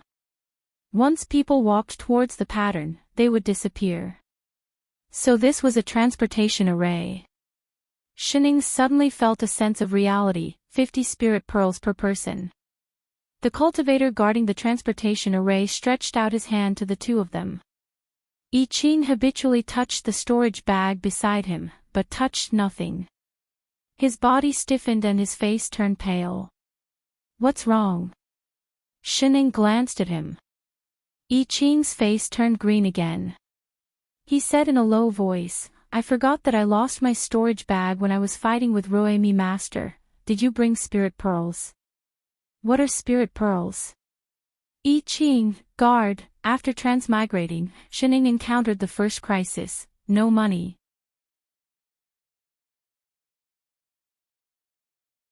Chapter 10. If the two of you don't want to move, then move aside. Don't block the people behind. The guard impatiently waved the two away and continued to stretch out his hand. The guard took out a translucent pearl and handed it over, then walked towards the pattern. Master. I Ching's face was full of guilt. It was already a miracle that he survived the battle with Roemi. He really forgot about losing his storage bag. It's all my fault. If I hadn't come in a hurry to deliver the soul-devouring Gonfalon, Master wouldn't have brought so many spirit stones. No, I really don't have money. Master, why don't you walk around the city first? 50 spirit pearls isn't much. I'll find a temporary job in the city. I'm sure I'll be able to earn enough for the teleportation fee before dawn, he suggested seriously. Forget it, let's go together. Shining nodded. It'll be faster if there's two of us. With that said, she directly pulled him out of the square. I Ching seemed to be very experienced in such matters. After asking around on the street for a while, he brought her to the tallest building in the city. When they reached the in-charge, he cupped his fists and said, "Fellow Daoist, I heard that this place needs guards." The in-charge was polite and returned the greeting. He looked at the two of them and said, "Indeed, the treasure convention of the jewelry pavilion needs a few guards with high cultivation. May I know who you are?" "I'm a sword cultivator, a golden core cultivator." "A golden core sword cultivator." The in-charge was delighted and bowed again with excitement. "So you're a Dao Lord. I wonder if you meet the requirements." Of course you meet the requirements." The in-charge smiled like a flower. The auction today was special. He originally thought that it would be good to find a foundation establishment cultivator, but he did not expect to find a golden core cultivator. There were not many golden core cultivators in the entire Shunyu city, let alone a sword cultivator. "Dao Lord, you only need to escort the person who obtained the treasure today back after the treasure convention. The reward is 2 inferior grade spirit stones. What do you think, Dao Lord?" I Ching thought about it and asked, "For the two of us, 2 inferior grade spirit stones each." 2 of us. The in-charge was stunned. He turned to look left and right before noticing Shining. "Ha! When did this person get here?" He actually didn't notice him just now. Upon closer inspection, the other party did not have the slightest bit of spiritual energy. He was actually a mortal.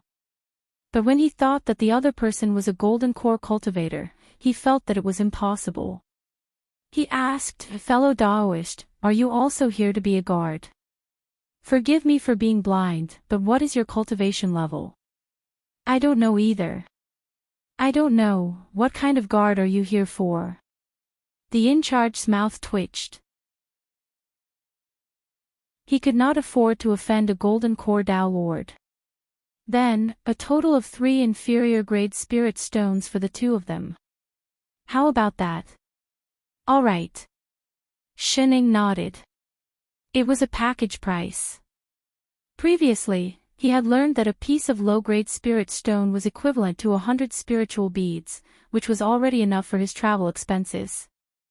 I Ching swallowed the explanation that was about to come out of his mouth. Yes, it must be because Master wanted to keep a low profile. Please come with me.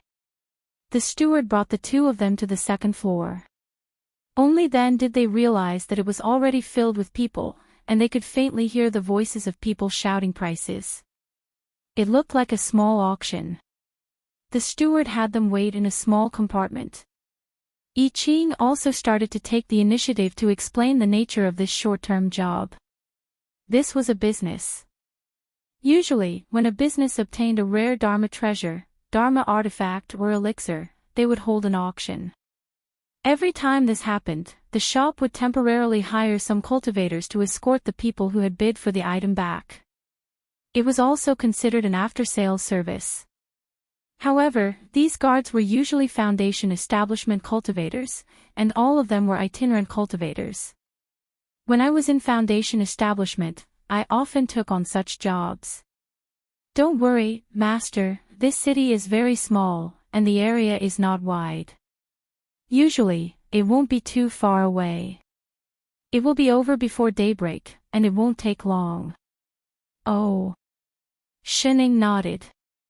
All in all, this was a short-term job that saved time and effort. But, what did it mean to stop the chicken? They waited for close to 3 hours. The sky was already dark, and the voices outside slowly stopped. People started to leave one after another. The in-charge brought them in front of a cultivator. I Ching took a look. Although the other party was only a young cultivator at the 9th level of Qi refinement, he was wearing a third-level Dharma robe. He must be the young master of an immortal cultivation family. He was also holding a black box in his hand, which should be the Dharma artifact that he had just bid for. Tao Lord, this fellow Daoist Lu is the customer who will be escorting today. You just need to send him to the Lu residence in the west. I Ching nodded and led the young man out. The other party was very polite. Perhaps he was surprised that a golden core cultivator was escorting him, but he seemed a little excited along the way. He talked about how he had bid for the treasure in his hand as he walked towards the west of the city. The Lu family was considered a well-known family within a radius of 100 miles, but it was still a distance away from Shunyu City. What's more, after leaving the city, they had to pass through a bamboo forest. The forest was deep and full of leaves, and there was a lot of miasma. It was not suitable for flying swords. This time, he had bid for a rare 4th-level Dharma artifact. For such an important customer, the Precious Treasures Pavilion naturally hired the best people to escort him, in case someone killed him and stole his treasure. Shining had no objections to this kind of simple physical work, but why did he drag it until night time before leaving? She was so sleepy. Tao Lord, after leaving this forest, we'll reach the Lu residence. The cultivator with the surname Lu pointed ahead. Thank you for the journey, Tao Lord. It's my duty. Don't stand on ceremony.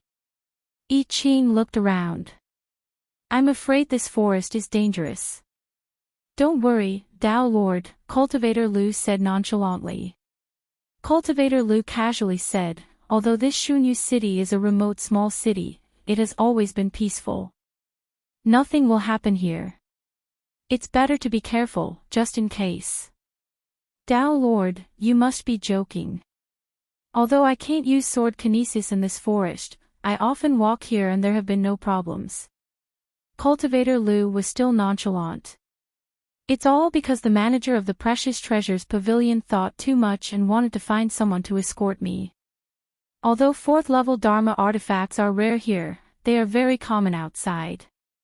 Could it be that someone will really? Before he could finish speaking, a white light suddenly shone under his feet. An array formation instantly took shape.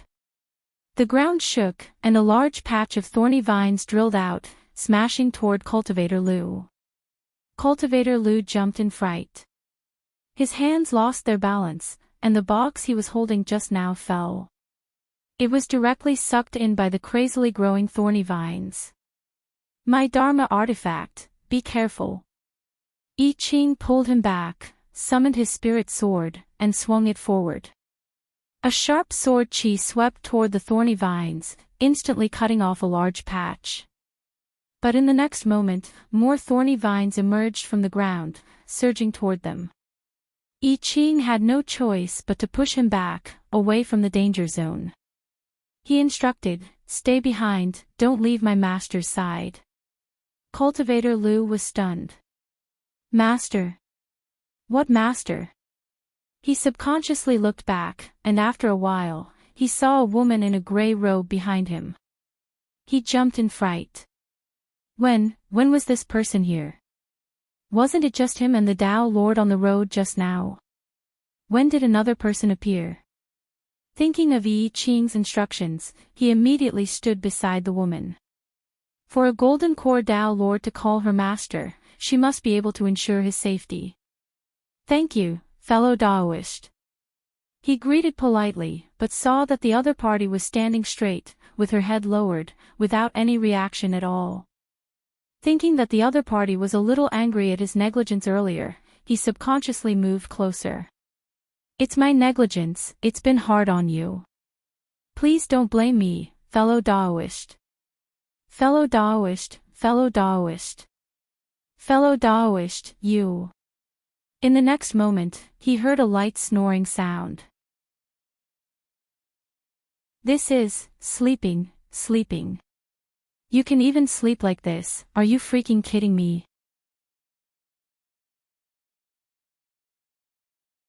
Chapter 11. Ha ha ha, this demonic tone bell is finally mine. Suddenly, a man in his 40s or 50s appeared on the thorns in the center of the array.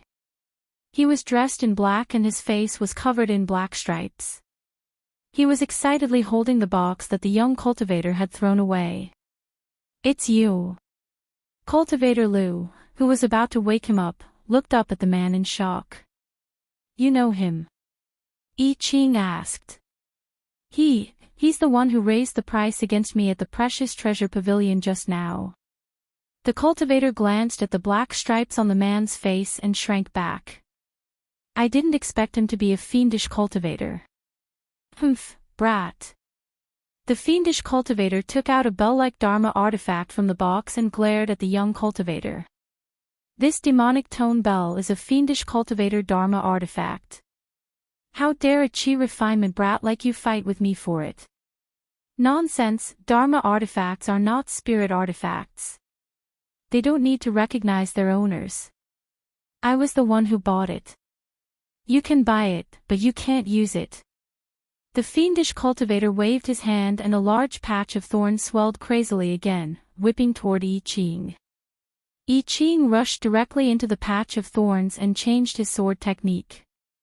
Suddenly, thousands of sword lights swam among the green thorns as if they were alive. In less than a moment, the densely packed vines were all cut into small pieces and fell to the ground. "You're a golden core cultivator." The fiendish cultivator frowned, his face full of fear. He glared fiercely at Cultivator Lu, who was not far away. "Brat, I didn't expect you to hire a golden core cultivator to protect you. What a pity." He quickly conjured a seal with his hand and laughed coldly. "You've met me. You're destined to die here." The next moment, the array on the ground turned red. The thorns and vines that had been cut suddenly emitted a large amount of black qi, covering the entire bamboo forest in an instant. A bone-chilling cold invaded the surroundings. "It's Yin Qi." Yi Qing tightened his grip on the sword in his hand and turned back to remind the cultivator, "Step back and seal your 5 senses to prevent the Yin Qi from entering your body." Cultivator Lu hurriedly did as he was told. As he set up a simple defensive array, he reminded the woman beside him, "Fellow Daoist, hurry and enter the array. The Yin Qi is no small matter." However, the only response he got was a series of snoring. Still sleeping. Speaking of which, how on earth did she walk all the way here? A degree, the surroundings, which were filled with Yin Qi, had already darkened significantly. However, more thistles and thorns had sprouted madly from the center of the fiendish cultivator's formation. With the cover of the black qi, the fiendish cultivator's attacks became even more ferocious. Yi Qing chopped down a few thorns, only to discover that the other party was heading straight for the 2 people behind him. From the looks of it, this devil cultivator didn't just want to steal the treasure, he really wanted to kill the cultivator surnamed Lu. Yi Qing frowned.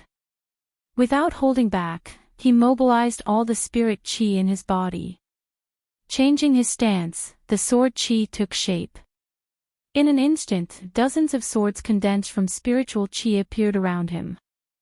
They turned into thousands of sword lights and directly broke through the formation, cutting a large area of thorns together with the black qi into pieces. The array beneath his feet cracked and the fiendish cultivator spat out a mouthful of blood. He looked at Yi Qing in disbelief.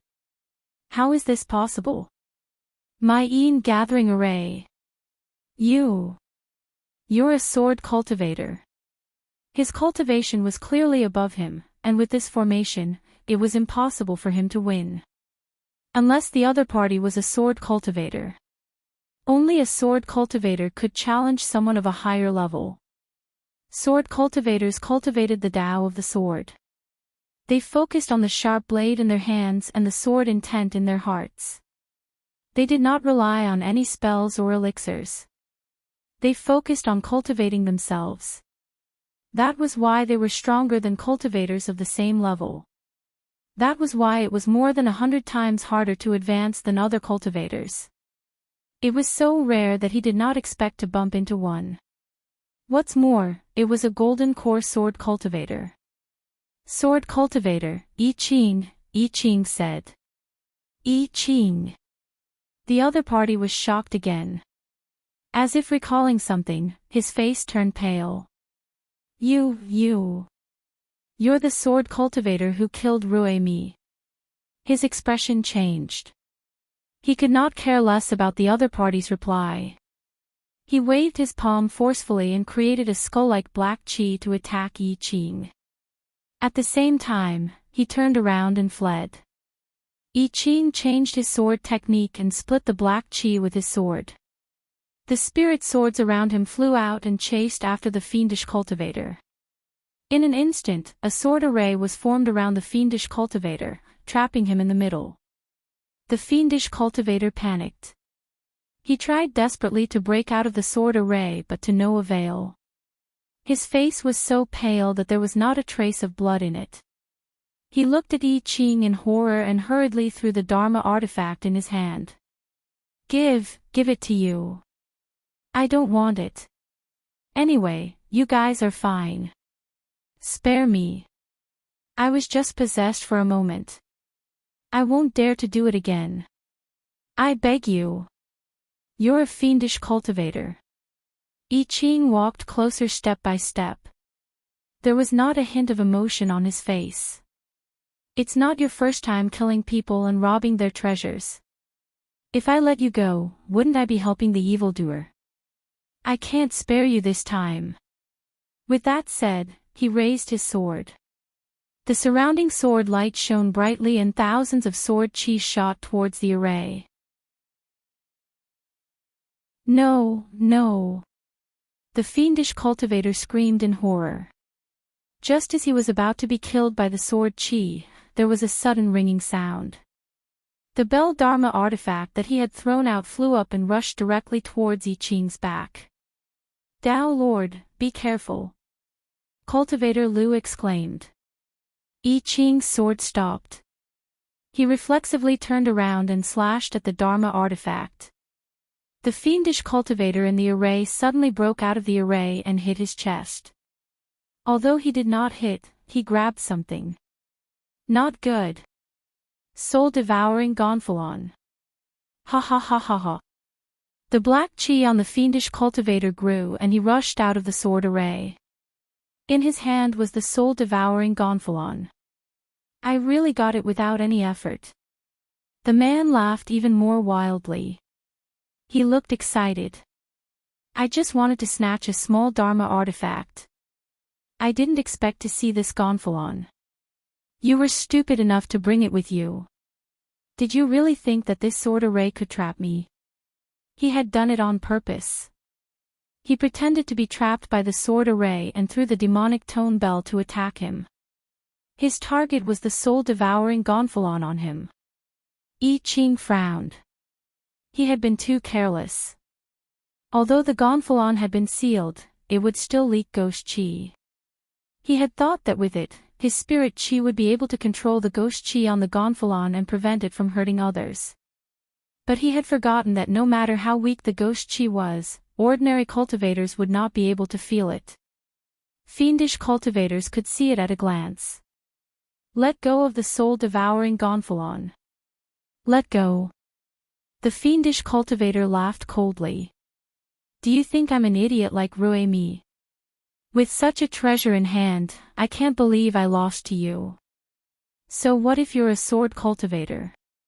Today, I'm going to sacrifice you to the gonfalon. With that said, he summoned a stream of yin chi and slapped it directly at the seal on the gonfalon. Stop! I Ching flew forward to stop him, but it was too late. The seal he had set on the gonfalon shattered. The golden Dharma talisman broke into thousands of pieces. Thick ghost chi immediately spewed out and the temperature dropped. Ha, the soul-devouring gonfalon is mine. The fiendish cultivator laughed louder and louder. His eyes widened as he looked excitedly at the eerie ghost chi around him. From now on, no one below the soul formation stage will be my match. With tens of thousands of ghosts at my command, I... Pfft. Before he could finish, he spat out a mouthful of blood. The situation had changed. Unbeknownst to him, a claw had suddenly appeared on his chest. The claw did not have a physical form. It was made of black chi, but it had pierced through his chest. In the palm of the claw was a still beating heart. The fiendish cultivator lowered his head in a daze and looked at the beating heart. Before he could react, the claw tightened and crushed the bloody heart. Ghost King. The fiendish cultivator said the last sentence, his eyes still wide open. He fell straight from the sky, no longer breathing.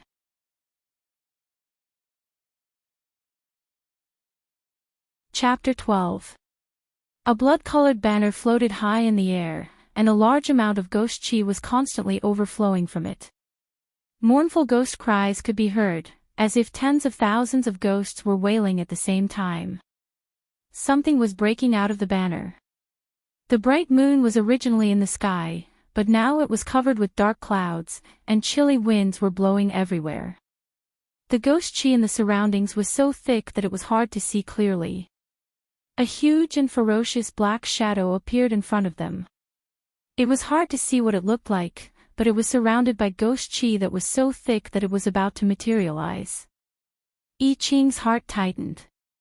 He had long seen that the soul-devouring Gonfalon was about to produce a ghost king, so he was in a hurry to send it to the Black Heaven sect.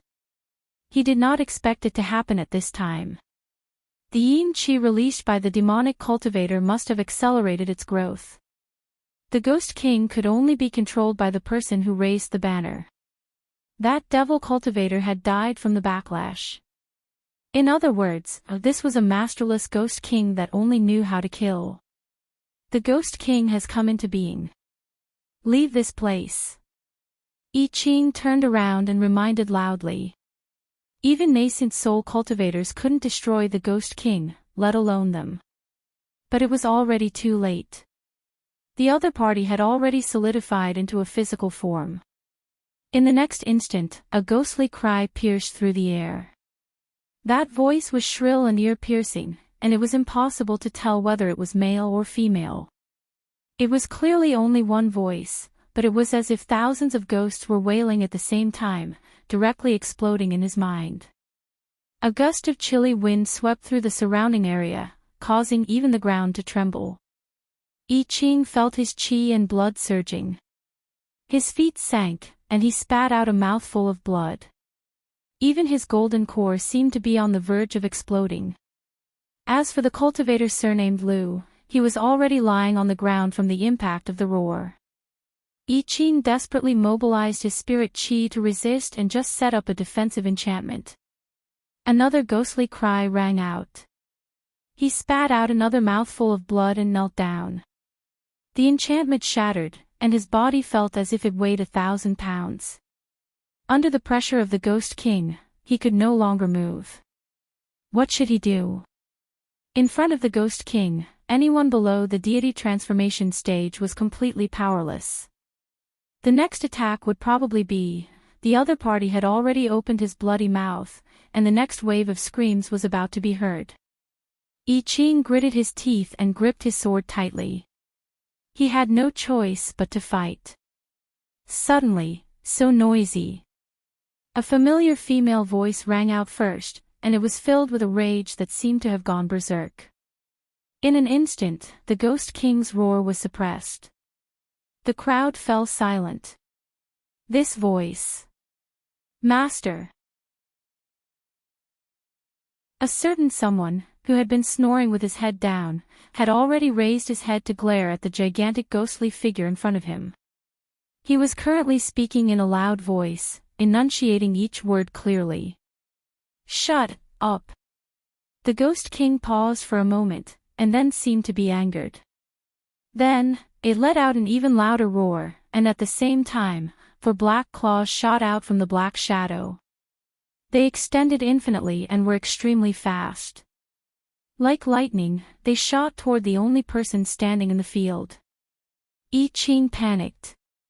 He wanted to go over but he could not move. Master, little dash, before he could finish his warning, he saw Shining gently raise her hand and the menacing ghost claw instantly stopped in front of her chest. Caught him. The Ghost King roared again. Its entire body moved a little impatiently, as if it wanted to pull its claws out. However, after trying for a long time, the other party's claws did not move at all. Shining raised her head and looked straight at the huge ghostly figure. Her eyes narrowed slightly, as if something terrifying was being emitted from her body. Murderous aura. What a thick killing intent. I Ching couldn't help but shiver. Why did he suddenly feel that Master looked a little scary? Roar! The Ghost King became even more agitated and roared anxiously again. However, Shen Ying's eyes narrowed even more. There was a faint sound of something collapsing in the air. She said word by word, "What are you roaring for? Don't you know that there's someone sleeping?" She suddenly raised the hand that was grabbing the claws, and the huge ghostly figure that was as huge as a mountain was instantly lifted more than 100 feet off the ground. Then, she directly fell down, and the ground shook as she smashed into the ground with a bang. Then, she raised it again and smashed it down again and again. For a moment, the entire forest was filled with the sound of an earthquake crashing onto the ground and her angry questions. "Don't you know that she's sleeping? Don't you know? Don't you know?" I Ching, Cultivator Lu. Cultivator Lu trembled violently. So scary. She could actually use the Ghost King as a hammer. Was such a person really just a cultivator? I Ching was stunned. He suddenly understood what the rabbit monarch had said to him that day when they were repairing the house.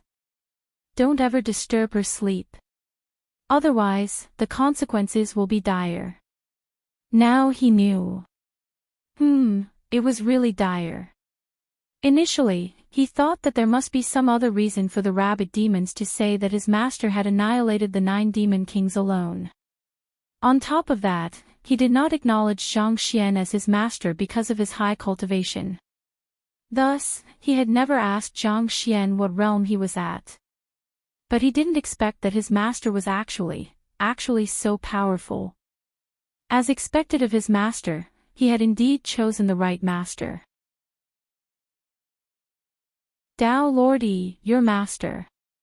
Cultivator Lu, who had moved to I Ching's side, was just about to ask when he realized that I Ching was looking at the people in front of him with shining eyes. Ha! What's with the excitement, joy, and worship in your eyes, as if you can't control your desire to show off to the world? Just what kind of bodyguards did he find? Shen Ying's one-sided beating went on for a full half an hour.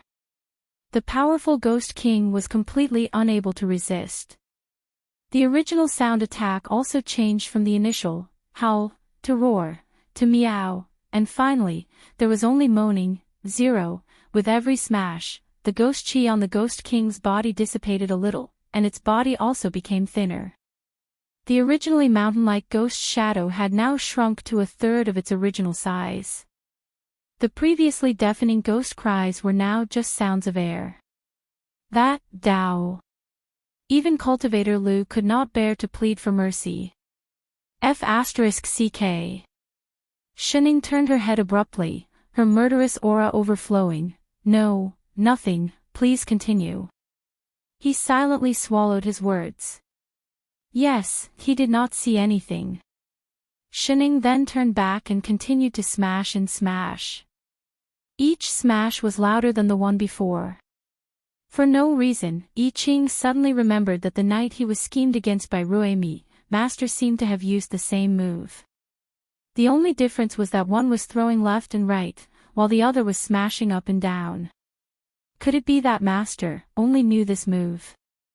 No. I Ching immediately shook off this ridiculous thought. Master was so powerful, how could she only know this kind of childish fighting move? Impossible. An hour later, the Ghost King was completely unable to make a sound. Shining finally stopped this one-sided beating, because she had fallen asleep again. Straight-faced, seeing that the other party was indeed not moving, the Ghost King, which had already shrunk to half its original size, instantly turned into a gust of black chi and burrowed back into the soul-devouring gonfalon. It even moved a little to conceal the broken seal array on the gonfalon, as if desperately trying to hide itself behind the runes. The whole gonfalon was trembling. I Ching, Cultivator Lu. By the time Shining woke up, it was already the morning of the next day. She stretched lazily out of habit. When she opened her eyes, she saw two pairs of eyes staring straight at her. The only difference was that one pair was passionate, the other, scared. Good morning. She was startled and greeted him out of reflex. Good morning, master. After a while, I Ching replied. He glanced at her hesitantly. You're awake. Yes. Shining nodded and rubbed her shoulders. She casually asked, Oh yes, how exactly did I fall asleep last night? When I woke up, my back ached as if I had fought. The two of them. Didn't they just fight? Master, have you forgotten? I Ching asked tentatively. Why are you looking at me like that? What's wrong? Shining frowned. Why did they look like they were constipated? Did something happen last night? The two of them exchanged glances and answered resolutely in unison. No. No. Oh. Shining did not mind. She shook her especially sore left hand, only to find that most of the bamboo forest around her had fallen.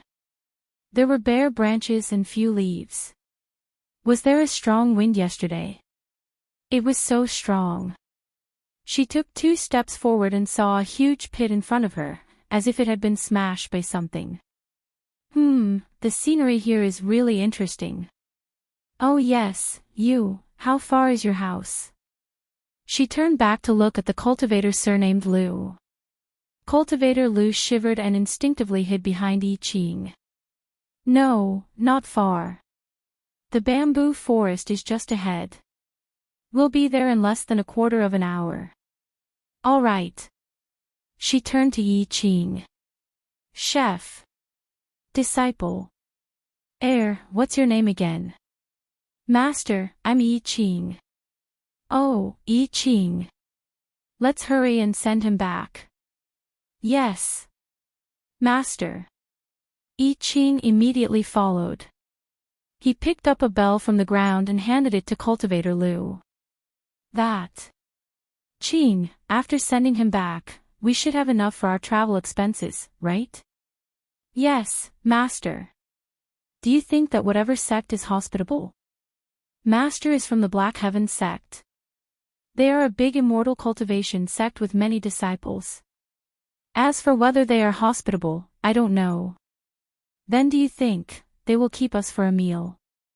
Ha! Ah! I'm so hungry.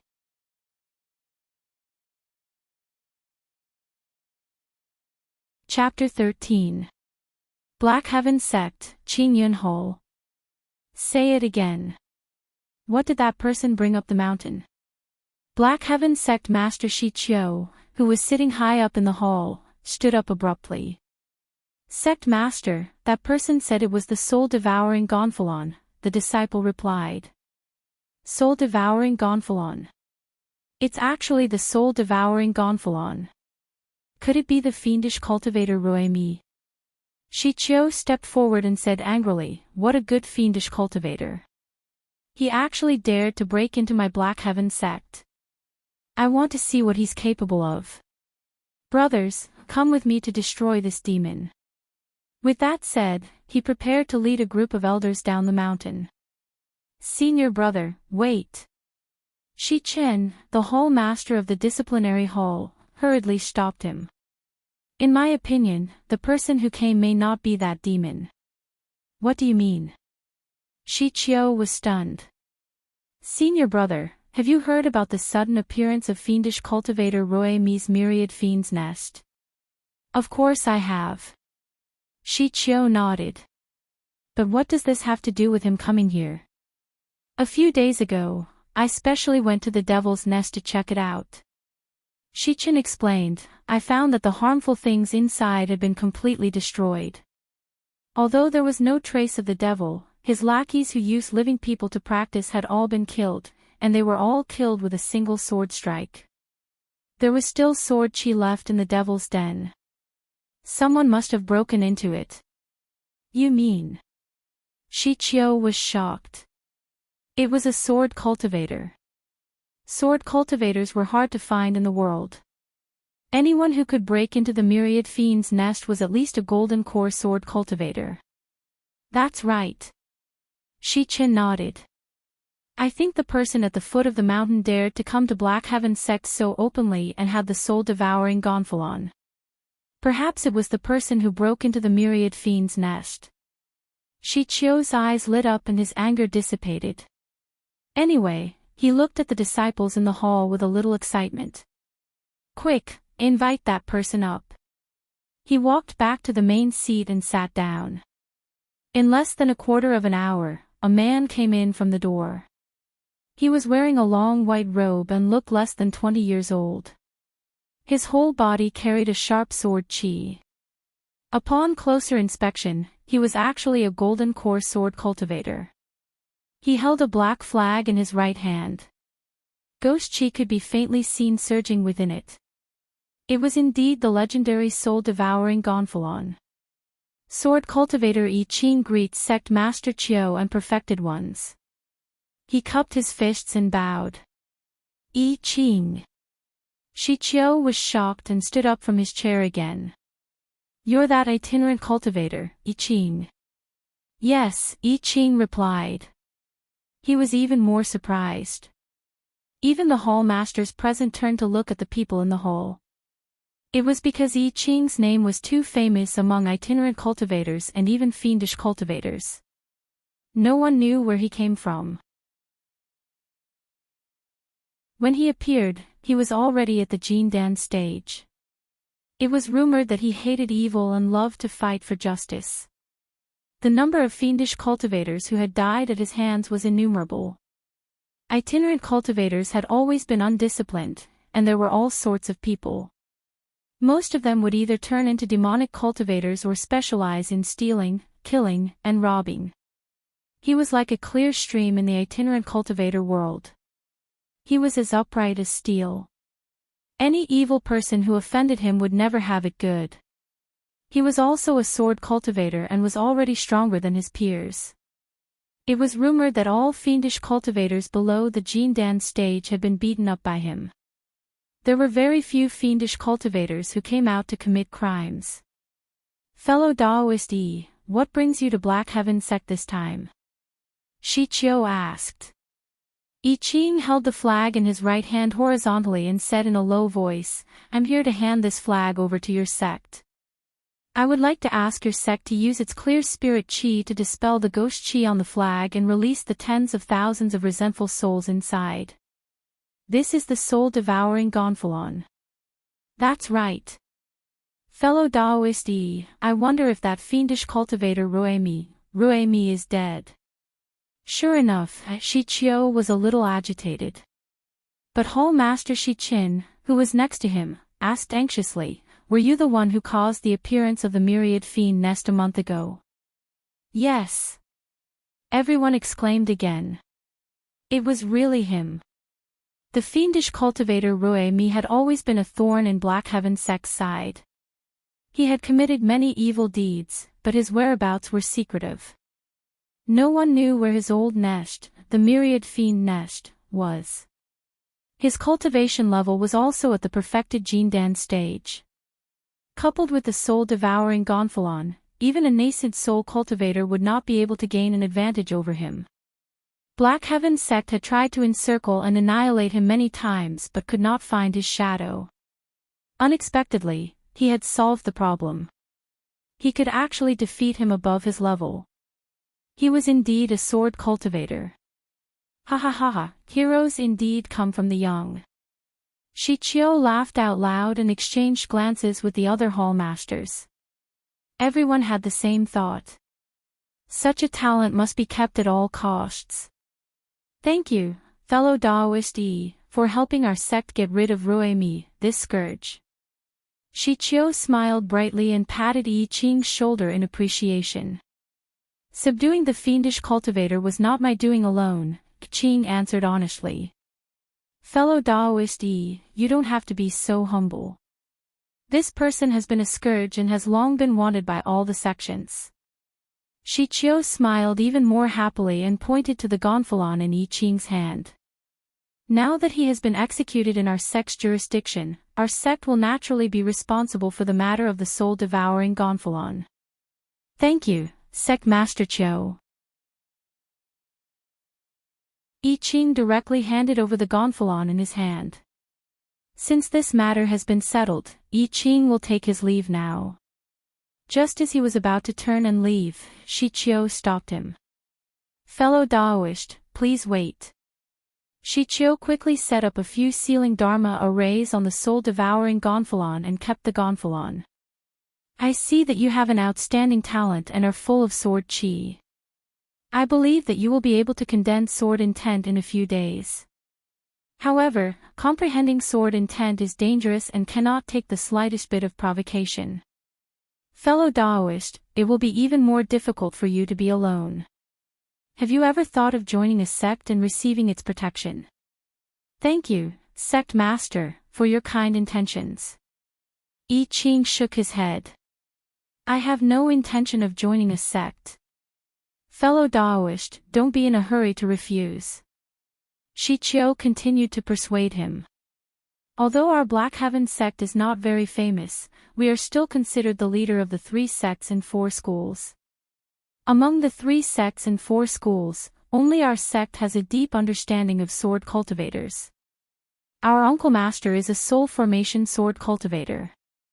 All these years, he has always wanted to take in a direct disciple. With your qualifications, if you stay in our sect, I believe you will definitely catch his eye. It was such a great honor to become a disciple of a soul formation sword cultivator that no cultivator would refuse. However, Yi Qing's brows furrowed. Sorry, I already have a master. What? Aren't you an itinerant cultivator? Shi Qiu was shocked and blurted out, Who is your master? Me. Just as he finished speaking, a claw suddenly appeared in front of him.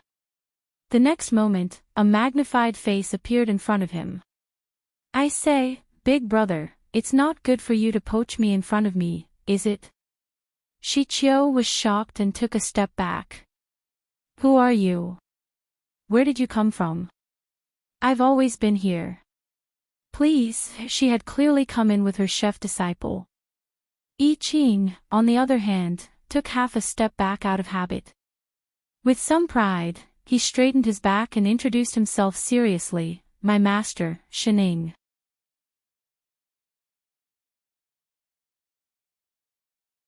Chapter 14. Shen. Shening.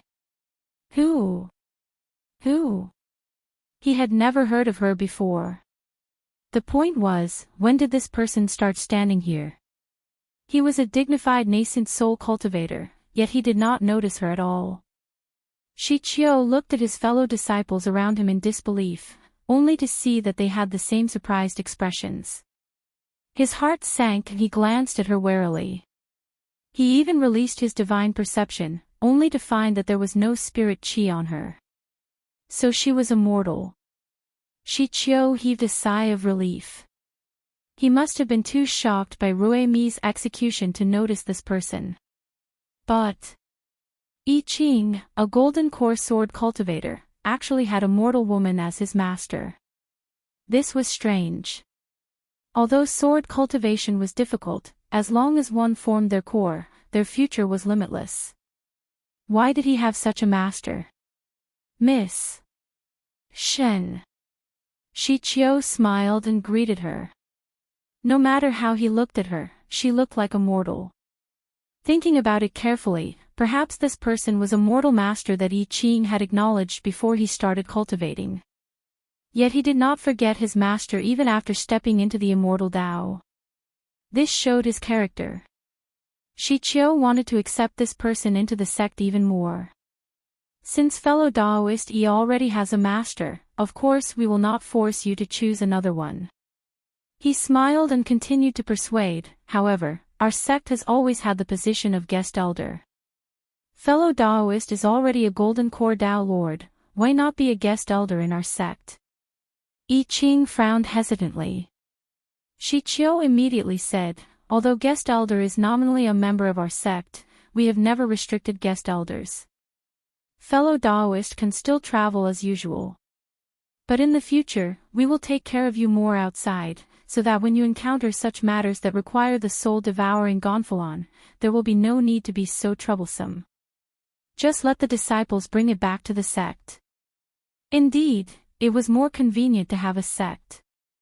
Not to mention anything else, just the matter of Ruemi this time. If he had a sect behind him, perhaps he would not have to wait for the soul-devouring Gonfalon to produce a ghost king. Moreover, our sect has always given preferential treatment to guest elders. Shichio continued to persuade, not only are you free to choose from the cultivation techniques in the Dharma repository, there is also a separate cave abode. There will also be a corresponding monthly supply of spirit stones and elixirs. If fellow Daoist has any other requests, please feel free to mention them. Our meals provided. I Ching was about to reject when Shining suddenly spoke. What? Shichio was stunned and couldn't react for a moment. What kind of request was this? On the other hand, I Ching, who had been unmoved just a moment ago, suddenly seemed to recall something, and a regretful expression appeared on his face. He had actually forgotten that his master had not eaten breakfast. As a disciple, he was too incompetent. Sect Master Sheet, do the disciples of the sect have a daily supply of spirit rice and spirit fruits? He asked in all seriousness. There is. Is this a very important condition?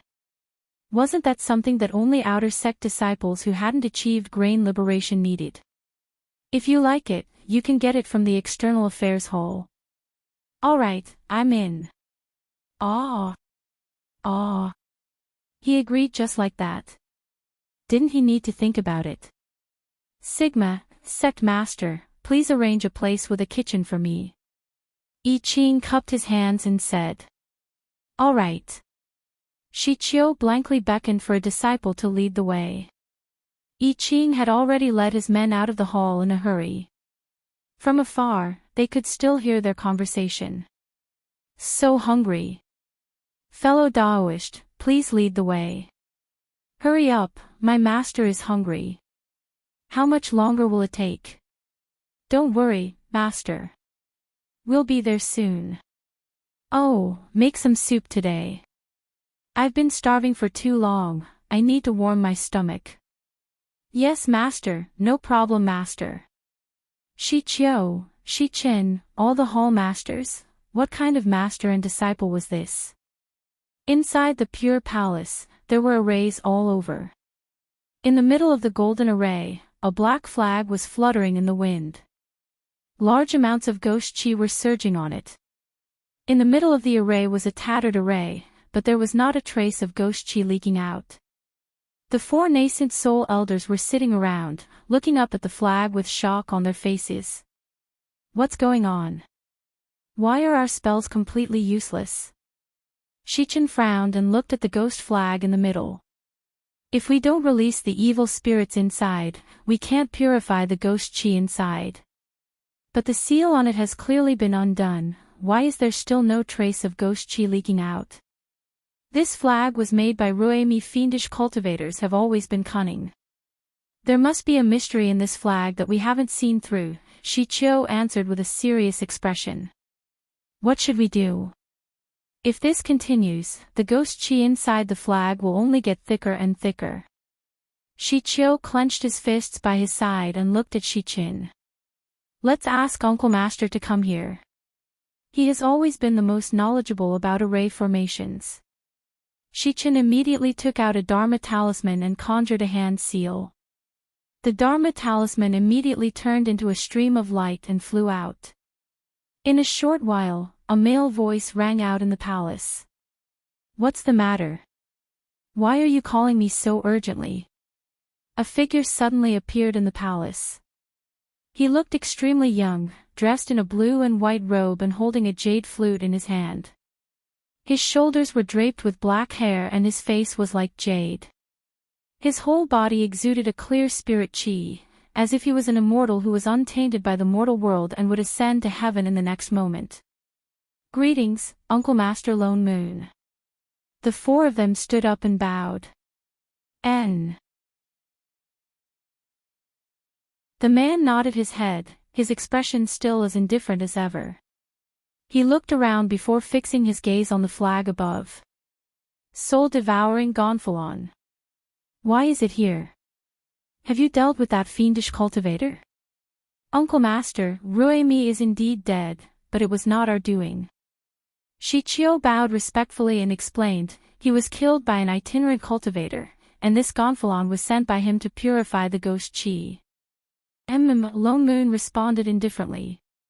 He conjured a hand seal and struck the soul-devouring Gonfalon, but the flag still did not react. It did not even shake. Lone Moon was stunned. This soul-devouring Gonfalon could actually withstand the spells of a soul formation cultivator. Uncle Master, the four of us have already tried just now. No matter what spell we used, this ghost flag did not react. I wonder why. Shichio explained. Maybe it's because of the sealing array formation on the flag. Lone Moon frowned and looked up at the Gonfalon carefully. After a while, he said, I wonder who set up this array. It looks incomplete but it has such power. Shichio suddenly thought of something and immediately said, this array could have been set up by that sword cultivator. Sword cultivator. Lone Moon turned around. It's a Dao Golden Core Dao Lord. He's quite famous among the itinerant cultivators. Shichio smiled and said, he has already joined our sect as a guest elder. His name is Yi Qing. What? Lone Moon was shocked. He could not even maintain his cold expression. What did you say his name was? Shichio was stunned. He did not understand why Uncle Master was so shocked, but he repeated, Sword Cultivator Yi Qing. Yi Qing, it's really Yi Qing. Where is he now? Lone Moon became even more agitated. He grabbed the man and asked anxiously. Shichio pointed in a direction. In Yuan Peaks. Before he could finish speaking, the person in front of him disappeared like the wind. The remaining four people looked at each other. After a while, they remembered the matter at hand. Uncle Master, the soul-devouring Gonfalon. What should we do?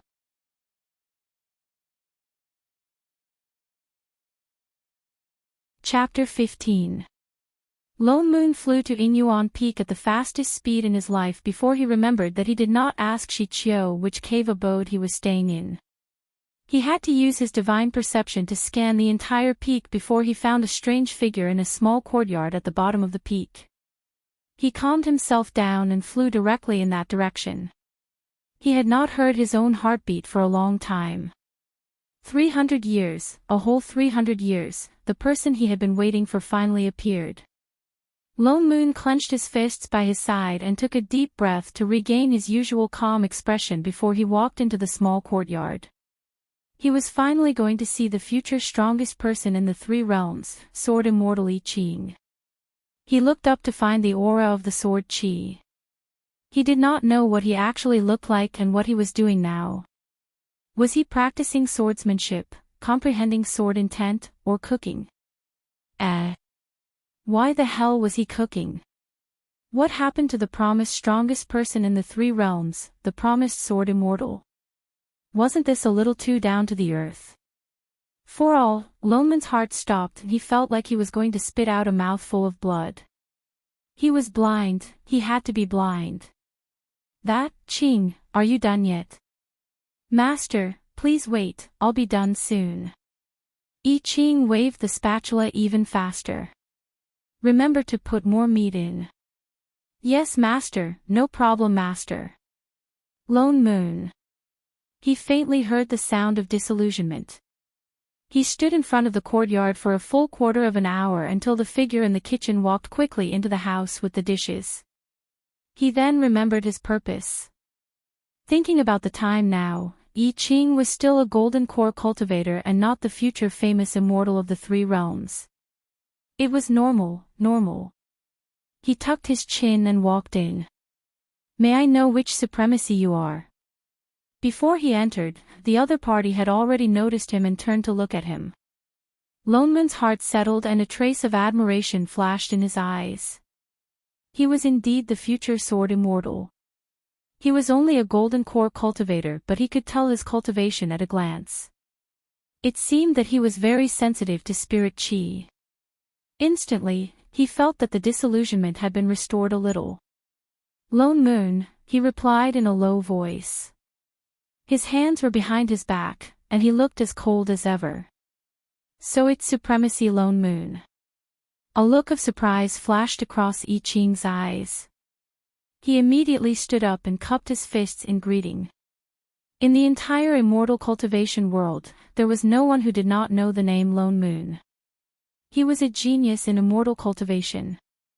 Rumor had it that he reached the soul formation level in just 300 years and was one of the 3 soul formation supremacies of the Xian Tian sect. Although his cultivation level was not as high as the other soul formation cultivators, he was the only sword cultivator among the soul formation cultivators. If they really fought, no one would be a match for him. As a fellow sword cultivator, I Ching had naturally paid attention to this person. Lone Moon seemed to be used to everyone's shocked expressions. He said calmly, "You're the golden core sword cultivator they were talking about?" "I am indeed a sword cultivator." Although he did not know why the other party had come, I Ching still nodded frankly. He glanced at him. "You were born with a sword physique. You are indeed the most suitable to cultivate the sword." I Ching paused and frowned. This was the first time someone could tell that he was born with a sword constitution. "You don't have to worry too much." As if he could tell what he was worried about, Lone Moon said in a low voice, "Born with a sword constitution is rare, but I don't care about it." Born with a sword constitution, excellent qualifications for sword cultivation, it was indeed easy for people to be jealous and take over. Looking at his expression, he guessed that this had happened to him many times before. "May I know why supremacy has come this time?" Lone Moon took a step forward and said, "Since you have already entered my Xian Tian sect, of course I will not tell anyone about your sword constitution. It's not easy to cultivate as a sword cultivator. From today onwards, you shall become my personal disciple." "There's no need for that. You don't have to thank me. What did you say?" Lone Moon paused and swallowed the words he was about to say. Did he hear wrongly? A soul formation cultivator wanted to take him as a disciple. He actually rejected. His signature cold expression froze for a moment, and he blurted out, "Why?" Because. Before I Ching could answer, the sound of food being swallowed came from the side. A female voice suddenly interrupted, "His master is me." Another person snatching the chef's job. What? Only then did he see a woman sitting at the wooden table in the house. Her clothes were dusty and her hair was disheveled. She was holding a pair of chopsticks, the corners of her mouth moving up and down as she ate. More than half of the various dishes on the table were swept away. Suddenly, he thought of a word that he had not heard for a long time, foodie. Who was this person? He began to quickly search for names in his memory, but found that none of them matched. When he first came in, he was so shocked by the way I Ching was cooking that he did not hear their conversation clearly. He did not expect that this woman with no spirit chi at all was actually his master. So a sword immortal had a master? The plot did not mention that.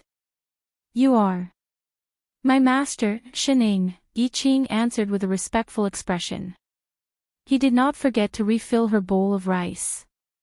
The corner of Loneman's mouth twitched. He really did not expect that I Ching already had a master. And from the looks of it, their relationship was very deep. He looked up and down at this girl who was still crazily eating. For a moment, he could not figure out how deep the other party's depth was. He could only ask tentatively. "This sister. Miss, I am very curious. May I know what your cultivation level is?" "I don't know." Speaking of which, what exactly was cultivation? He did not know. It seemed like she really had not cultivated before. "Then are you good at spells and swordsmanship?" "No." Shining answered honestly. "How about refining weapons?" "I don't know." "Then elixirs?" "Never heard of it." "Imperial beasts?" "No." "Then how dare you take me in as a disciple?" Fu *k. Loneman's eyes turned and he got the same answer as Shichio. This girl must be I Ching's master before he cultivated, so she was really immortal. Lone Moon was instantly relieved. "You are a person who values relationships and righteousness." He nodded approvingly at I Ching. "In that case, I will allow you to continue to take care of her after you become my disciple."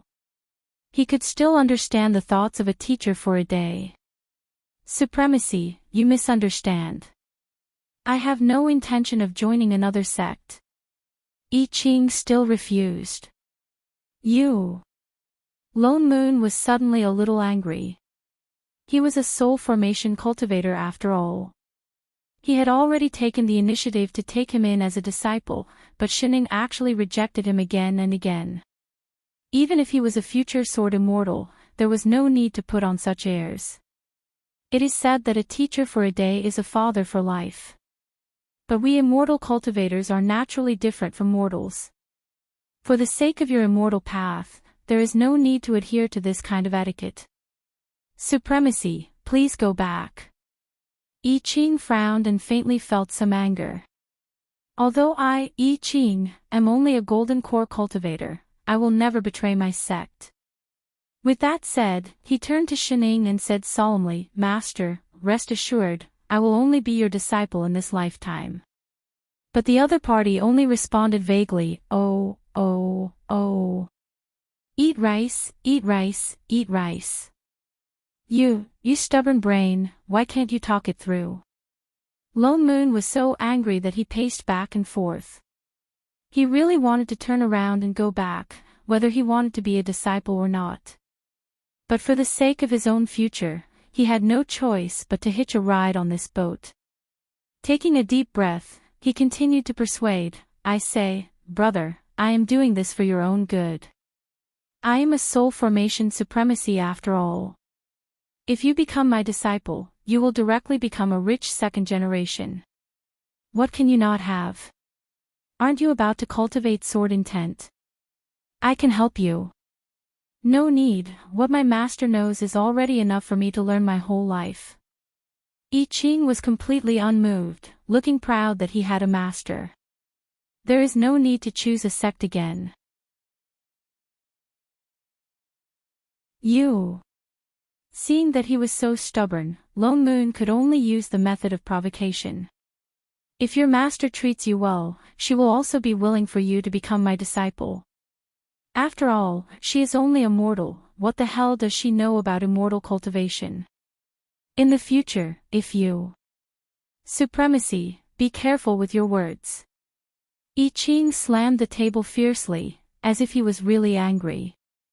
"My master knows a lot, not just anyone can comment on her.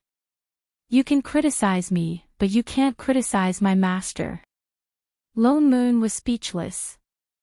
Seeing that he looked like he would turn against him if he said another word, he hurriedly changed his words. It was a slip of the tongue. He turned to look at Shining, who was still calmly eating rice, and rolled his eyes. He could only use a roundabout way to save the situation. "That girl. I Ching is indeed a rare talent. If he becomes my disciple, it will not be a dream for him to soar in the future. Now that he is not willing because of old times, why don't you help me persuade him? Shen Ying's hand that was eating rice finally stopped. She blinked and looked up to glance at him. Speaking of which, you people in the immortal circle have a trend of poaching people. Do you still let others hand you a shovel? Don't worry, I sincerely want to take him as my disciple. If you have any questions, you can ask me. Lone Moon hurriedly added. All right. Shining sighed and put up the chopsticks in her hand. I only have one question. Speak. How long have you transmigrated? Not long, just about 300 years. Oh. A while later, Lone Moon, holy shit.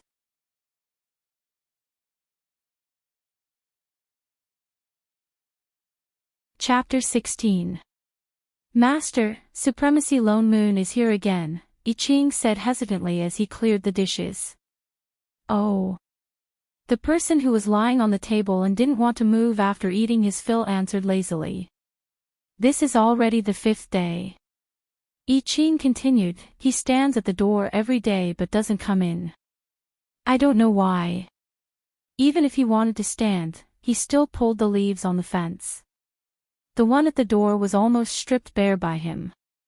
Maybe it's a little hard to accept being exposed right in front of you. Shining flipped over nonchalantly and continued to lie on her stomach. It'll be fine once you get used to it. Expose. He was stunned for a moment. He suddenly remembered that 5 days ago, his master had indeed asked him a question, and he had run out as if his buttocks were on fire. From that day onwards, he began to put on a constipated face, standing at the door every day and looking around. Oh right, what does master mean by transmigration? Could it be some kind of profound Taoist technique? This.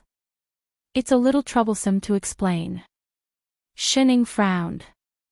A moment later, she said, you can take it as, he used to be from the same village as me.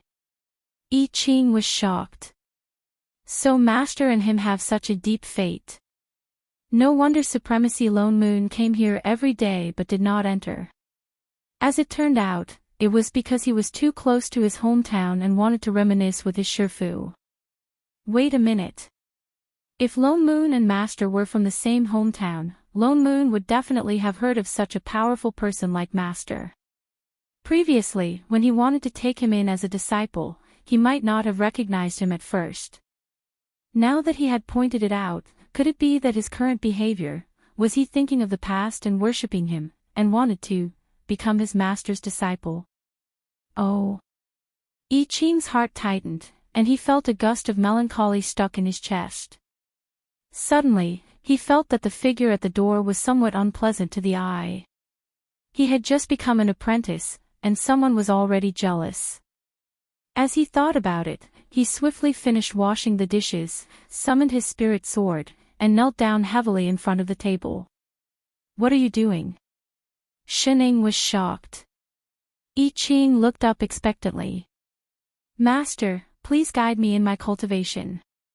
Shining froze, and a drop of cold sweat trickled down her face. It's coming, Chef is going to start learning. Cultivation. What exactly is cultivation? What to do? All those years of acting tough, it was time to pay it back. Sigma, degree winky face. There's no need to rush, right? I'm not in a hurry. He said with a resolute expression, thank you for your concern in the past few days, master. Now that your disciple's injuries have completely healed and your spirit chi has recovered, I can start cultivating. You really can. Don't, I can be more considerate. Yes. He nodded heavily. Seeing Shen Ying's troubled expression, he suddenly thought of something. Is master unwell? No. Is being sleepy after eating too much counted as being sick? He heaved a sigh of relief. Master, please guide me. Master, Are you worried about my current level of swordsmanship? Seeing that she did not reply for a long time, I Ching guessed, it was I Ching's negligence. Why don't we change the venue, and I'll demonstrate to Master. Why don't you guide me from the side? Oh. Could she say no? I Ching stood up immediately and conjured a seal excitedly. Out of habit, he brought Shining up on his sword. He flew out of the mountain. Black Heaven sect was located in the Black Sea. The entire sect floated on the surface of the sea. There were tens of thousands of islands of different sizes below it. I Ching landed directly on the largest island. Compared to the other islands, the terrain here was flat. There were only large pieces of rocks in a 5-kilometer radius. It was indeed a good place to practice swordsmanship. It seemed that I Ching had been studying the terrain these few days. He was indeed a diligent chef, disciple. Only, why are you following me? Shining turned to look at Lone Moon, who landed right behind them. He was dressed in a blue and white robe. None of your business. Lone Moon rolled his eyes. He could not even be bothered to speak. He completely let himself go. Aren't you going to teach students? The entire Black Heaven sect is my territory. Do you have to charge me for watching from the side? Shen Ying's mouth twitched. Did this guy eat dynamite? His style was completely different from before. Lone Moon was really angry. He had been in this world for hundreds of years. His journey was considered smooth sailing. His luck was off the charts. He could casually cultivate to become a soul formation cultivator. He thought that his life would be so smooth. In his heart, he almost thought of himself as one of those main characters who transmigrated. Although he later discovered the truth of this world, fortunately, it had nothing to do with him. The day his identity was exposed, to be honest, he was really shocked. He wanted to confirm it, but he was afraid to confirm it with her. This feeling of suddenly finding out that he was not the only sweetheart of God, who could understand? Who could understand? He thought about it for a whole 5 days and reluctantly accepted this fact. Only then did he slowly come to his senses. It was obvious that this person called Shining was the same as him. She also knew the plot. Moreover, she had made the same plan as him. In other words, he had been F*King cut off. For all, Ngunguo, the more he thought about it, the angrier he got. He took a few deep breaths to suppress the resentment in his heart. He said, "Hey, I have something to talk to you about. Come with me first. Let's talk." Shining was stunned. Before she could reply, I Ching took a step forward. Intentionally or unintentionally, he stood between the two of them. Master is about to teach me cultivation. I'm afraid it would be inconvenient for me to be here. If supremacy has something to do, why don't you come another day? Don't think that he did not know that he wanted to be apprenticed to Lone Moon. He was stunned. Was it an illusion? Why did he feel that the future sword immortal wanted to kill him? It was all Shen Ying's fault. She must have said something that caused the sword immortal to misunderstand him. This scheming *TCH. I'll only be here for a while. Master is not free. You can practice later. You cannot be careless when it comes to cultivation. I have serious matters to attend to. Supremacy, please forgive me. Lone Moon. Scheming Shen. I Ching. I'm Master's disciple. Shining. You guys can go back for dinner after a few more sentences. Alright, you guys teach. I won't say anything, alright? Lone Moon could only take a step back. He glared at Shining. Don't you want to teach? You teach. He wanted to see what she could teach. Don't think that he could not tell that she was immortal. It would be strange if she knew immortal sword techniques. In order to make the sword immortal acknowledge her as his master, she must have said something. Now was the perfect opportunity to expose her. When I Ching saw her true colors, it would not be too late for him to accept her as his disciple. I Ching then turned around and picked up his spirit sword. Master, the sword technique that I'm cultivating now is called the Heaven Shaking Manual. It's a set of sword techniques that I created myself. Please teach me, Master. With that said, he took 2 steps forward and began to demonstrate his sword techniques.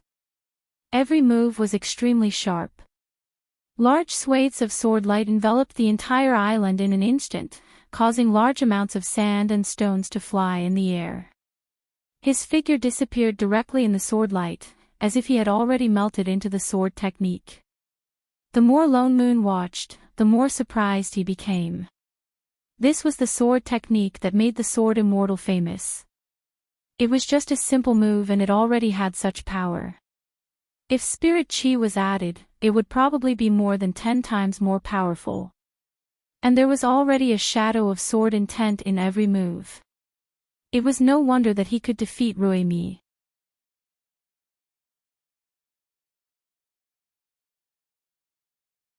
Chapter 17. I Ching demonstrated this set of sword technique for more than an hour. The moves were ever-changing and extremely powerful. Although he tried his best to restrain the sword chi, the entire island was still shaved off when he retracted it. Master, this is the sword technique I usually use. I Ching cupped his fists and bowed to Shining. He looked straight at her, his eyes shining. Shining subconsciously praised, not bad. Just a little slow. Thank you, Master. He became even more excited. Please guide me, Master. Shining stiffened. Sweat began to form on her forehead. Guide what? She didn't know anything about sword techniques at all. Lone Moon, who was at the side, laughed and said gleefully, "That's right, give him some guidance then." Did Master not bring a suitable weapon? I Ching hurriedly handed the spirit sword in his hand to her. It's my carelessness. Why don't you use mine first? Do you have to be so considerate? Quick, guide me. Lone Moon's smile deepened. He even pushed her and said in a strange tone, "If you don't hurry, the sun is going to set." Master. Shining looked at the sword in her hand. Actually, I think you were pretty good just now. She didn't need to change it anymore. Che, forget it. Before I Ching could speak, Lone Moon sneered.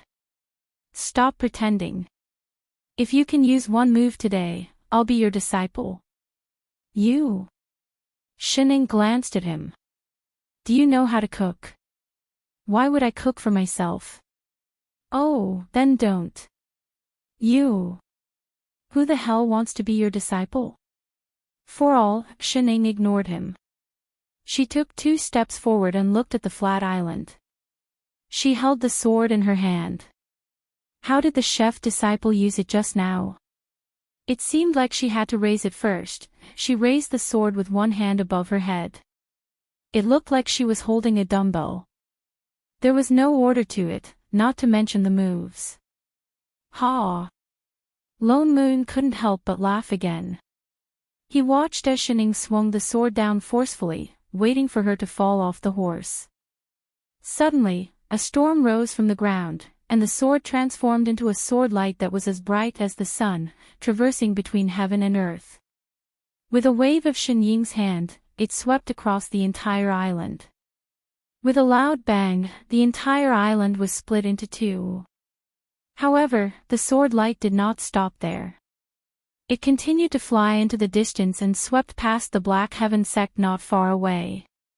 It split a floating peak on the upper right and went straight into the sea, eventually disappearing into the sky. The white clouds in the sky were split into 2, and the entire surface of the sea suddenly sank, the seawater separating from the middle. A bottomless crack extended into the distance. The entire world seemed to have been cut by a knife. There was only the sound of seawater filling up the crevice. I Ching, Lone Moon, Og. I think I used too much strength. Looks like I'm not suited for using swords. Shining scratched her head and threw the sword back to Chef. Well, what are we eating tonight? The two of them stared blankly for a long while. Finally, the experienced I Ching snapped back to his senses and replied reflexively, Mapo, tofu, right? Master was indeed master. Omega, alright, when are we going back? Immediately. Master is tired today. Shall we have an extra dish? Good chef, disciple. Lone Moon, so scary. Wait. She wanted to say chef just now, right? That must be it. Why don't we go back and prepare now? Master, wait. I Ching took a deep breath and looked at Shining with a serious expression that he had never shown before. Please forgive me for my stupidity. I have not understood the intention of Master's move. I didn't mean it. I don't understand. Master just waved it very simply. Why did it have such power? Ah. Shen Ying's mouth twitched. How would she know? Maybe I have more strength. Strength? Lone Moon, who are you kidding? Is this something that can be done with strength? Utensils, haven't you heard of it? Shining said seriously. One person can defeat 10 people with great strength. Lone Moon, this is obviously copied from a martial arts novel. Only a ghost would believe it. Utensils, what Master means is that as long as one's ability is up to par, the moves and sword techniques are actually not important. Lone Moon, you really believe it? Degree, one person can defeat 10 people with great strength. One person can defeat 10 people with great strength. I Ching murmured. Suddenly, the spirit chi in his body surged. Sword chi overflowed. Even the spirit chi in the surroundings began to surge. Lone Moon, damn, what the hell is an epiphany? This is obviously a lie, brother. Chef, what's wrong with you? Seeing that he suddenly sat down, Shining could not help but reach out and poke him. Don't touch him. Lone Moon slapped her hand away. He's in an epiphany. You will be in danger if you interrupt him. What kind of master is she if she can't even tell? And now she doesn't even change her way of addressing him. Is it really okay to call him chef? Lone Moon suppressed the complaints in his heart. He quickly conjured a seal and set up layers of defensive arrays around I Ching. The duration of an epiphany varied. Looking at the rich spirit chi and sword chi around him, it was probably a big epiphany. How long would it take? The worst thing to be interrupted during an epiphany was this. This array was necessary. It seemed that to be on the safe side, he had to go back and ask the sect master to send some people to guard him. He turned back to look at Shining, who was still in a daze. The corner of his mouth twitched. Why did he suddenly not want to take in a disciple? He looked again at the two halves of the island. The seawater was still separated.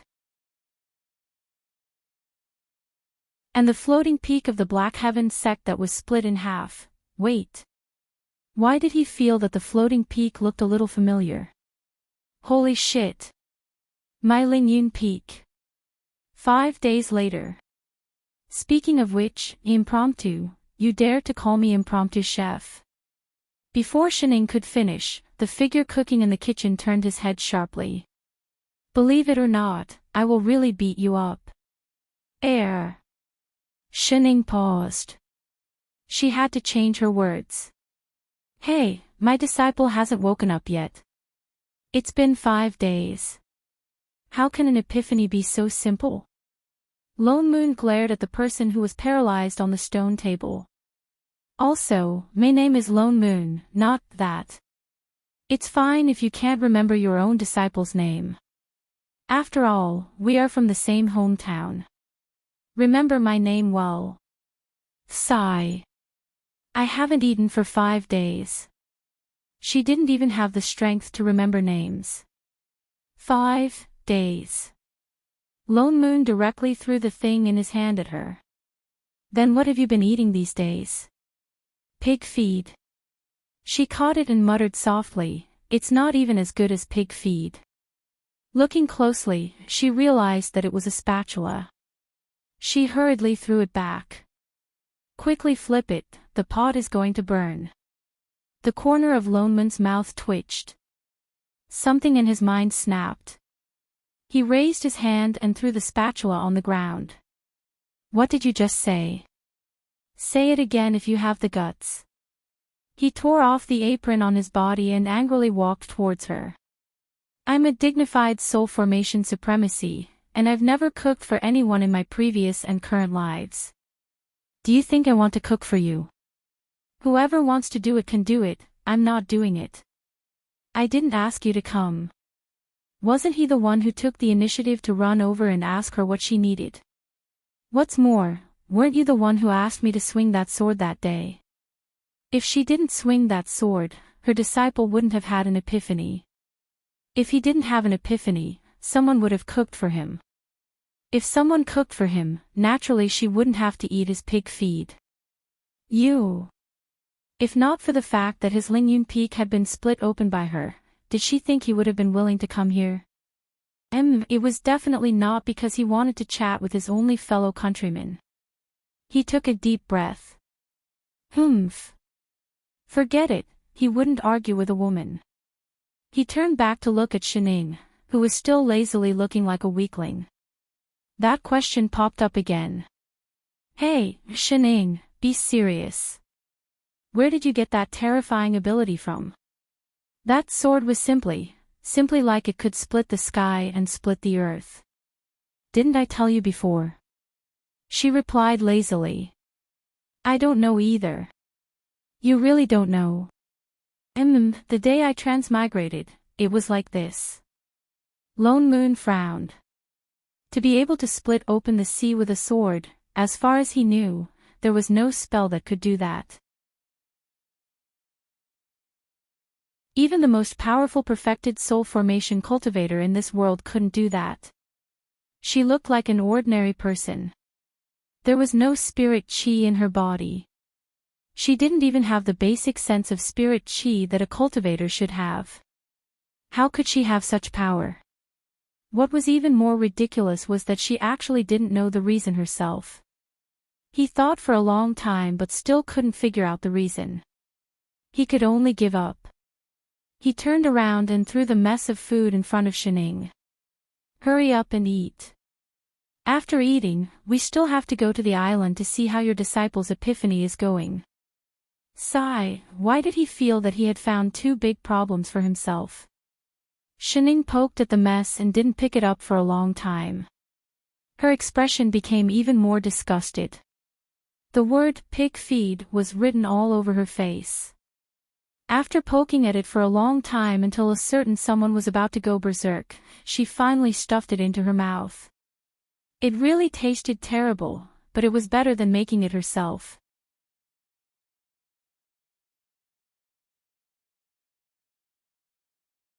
Chapter 18. Lone Moon was just about to drag this lazy bum to the island when a disciple hurried over and hurriedly bowed to him. Greetings, Supremacy. You're a disciple of the Central Peak. Lone Moon frowned.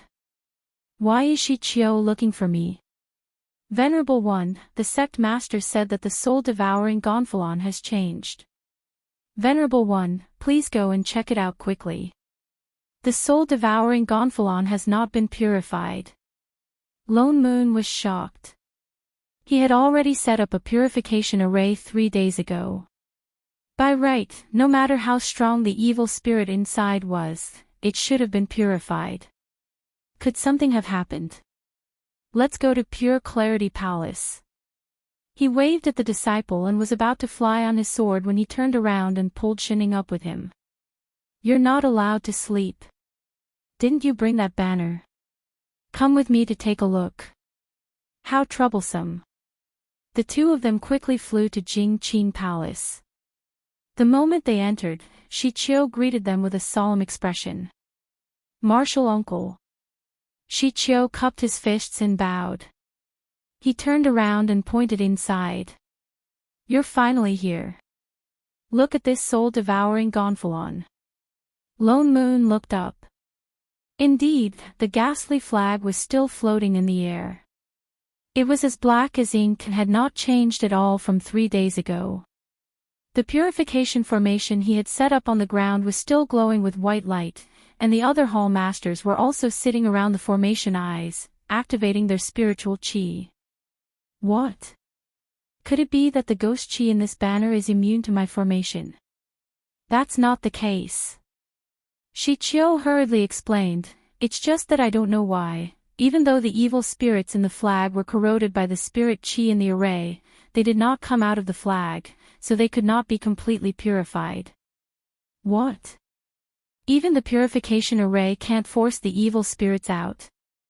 If they don't come out, do they want their souls to scatter? Indeed. Shi Qiu's expression turned even more solemn. Evil ghosts have always been most afraid of spirit qi. Now that 3 days have passed and they still haven't come out, I'm guessing that within this streamer, there is already a ghost king. The ghost king's ghost qi surges to the heavens, but this banner is very clean. It should be said that it was too clean, without a trace of ghost qi leaking out. This was also the reason why they did not ask Yi Qing about the situation of the soul-devouring gonfalon in the beginning. They thought that the gonfalon was not strong enough. Now that he wanted to ask again, he was in a state of epiphany. Perhaps this is a special ghost king. Shi Qiu said, rumor has it that the ghost king has a powerful ability that is different from other evil spirits. Moreover, when it is born, it can cause the sky and earth to change and cause a change. 5 days ago, the water of the mysterious sea suddenly broke in the middle. An island on the sea and Uncle Master's Lingyun Peak were destroyed at the same time. Perhaps it was also a sign that the Ghost King was born. The corner of Lone Moon's mouth twitched. He finally understood what he was talking about. Faintly feeling annoyed, he patted him on the shoulder and said, Shi Qiu, you're thinking too much. No one knew better than him how Ling Yunfeng had disappeared. He didn't even have the time to explain. It definitely wasn't because he felt too embarrassed that he didn't say it. But other than the birth of the Ghost King, what else could have caused such a change in heaven and earth? Shi Qiu was at a loss. In any case, it has nothing to do with the Ghost King. Don't worry, I will take care of the soul-devouring gonfalon. Suddenly, he wasn't worried about the soul-devouring gonfalon anymore. He raised his head to look at the banner in the sky again. He formed a hand seal and retrieved the banner. On a closer look, apart from the array formation that was so broken that it could not be seen clearly, there was nothing special about it. Hey, Shining. He turned his head and nudged the sleepy person beside him. Isn't this banner sent by your chef, Apui, your disciple? Do you know what the array formation on it is? Ha! Shining looked confused. She took the banner and asked, what does array formation mean? Array formation is... Wait! Lone Moon was about to explain when his eyes suddenly widened as he looked at her hand. This banner is moving. He saw that the banner, which had not moved for a few days, suddenly shook and swayed in Shen Ying's hand, as if it was suddenly blown about by a strong wind. Shening, what did you do? I didn't do anything. Shening raised the banner curiously. Why is it dripping water? Has it been soaked in water? She saw that the banner was suddenly soaked and water was dripping out. Don't move. Lone Moon hurriedly held her hand. Listen, there seems to be a sound. There was a sudden silence. Sure enough, a small sound rang out in the room. It was extremely soft, as if it was deliberately suppressed. Intermittent sounds slid across the room, ing-ing. Ing-ing. Ing-ing, eh. Why did he feel that this sound was so much like crying? Not good, it's the Ghost King's sound attack. Shichio immediately jumped back and shouted to the people in the room as if facing a formidable enemy, "Quick, set up the barrier." The other 4 hall masters tensed up and also took a step back. One by one, they lit up a circle of golden defensive barriers around them. Shichio explained as he formed a seal, "The Ghost King's sound attacked the primordial spirit directly. This sound is no small matter." The other hall masters also voiced their support. "I didn't expect this banner to really have a Ghost King. Uncle Master, be careful. Uncle Master, quickly put the banner back into the array. We cannot let the Ghost King's sound spread out." "Yes, Uncle Master. Although you are a soul formation cultivator, you cannot be careless. Let's use the barrier. The sound attack will only get stronger.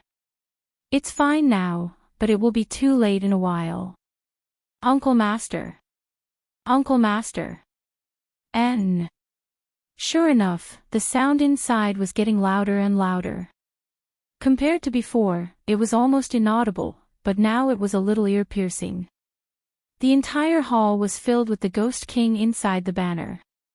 Its voice was full of emotion, full of joy, and it was letting itself go. Ing-ing-ing-ing-ing-ing, shin-ing, Lone Moon, this was the sound of crying, right? This was definitely the sound of crying. Wait a minute. The water on the banner just now, could it be tears? The tears of the Ghost King. Suddenly, he heard a ding sound. It was the sound of something being connected. An absurd idea suddenly appeared in his mind. He turned his head stiffly to look at the person beside him. What did you do to the Ghost King?" The other person tilted her head blankly. What's a Ghost King? Had she seen one before?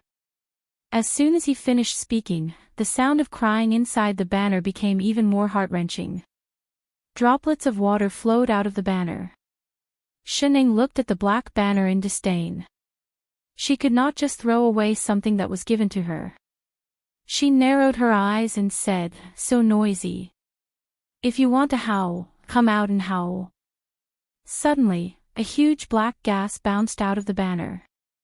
It's coming out. And it was the kind that rolled out in a ball. The black gas landed on the ground and took shape. It was more than 100 feet tall. It had a green face and sharp fangs. It had a bloody mouth and huge blood-red eyes that looked like they could suck people's souls. It looked terrifying. If only, it wasn't kneeling on the ground. The Ghost King knelt on both knees. Its sharp claws were pressed against its legs, and it knelt properly. Its huge head was buckled, and in its blood-red eyes, 2 streams of unknown liquid flowed out. The sound was gone. Those huge fangs that could crush souls were biting its lower lip. It looked like it wanted to cry but did not dare to. Lone Moon, Shichio, all the hall masters, what the hell was this ghost? The hall was silent for a whole 5 minutes. Only the sound of a certain ghost's tears falling to the ground could be heard. Uncle Master, indeed. Shichio was the first to regain his senses. He seemed to have thought of something as he looked at Lone Moon in surprise. This Ghost King was indeed chased out by you. The corner of Lone Moon's mouth twitched. What did it have to do with him? This was obviously Shen Ying's doing, all right. Uncle Master is right. I overestimated this Ghost King before. I didn't expect that under Uncle Master's suppression, it could not even stand up. No, I couldn't suppress it. It was not afraid of him at all, was it? Uncle Master, you don't have to be so humble. I am indebted to you for your help this time. It turns out that this Ghost King did not come out because it was too afraid of you. Are you all blind? Just as he was about to explain, before he could finish, the ground suddenly shook. There was a faint surge of sword chi from all directions.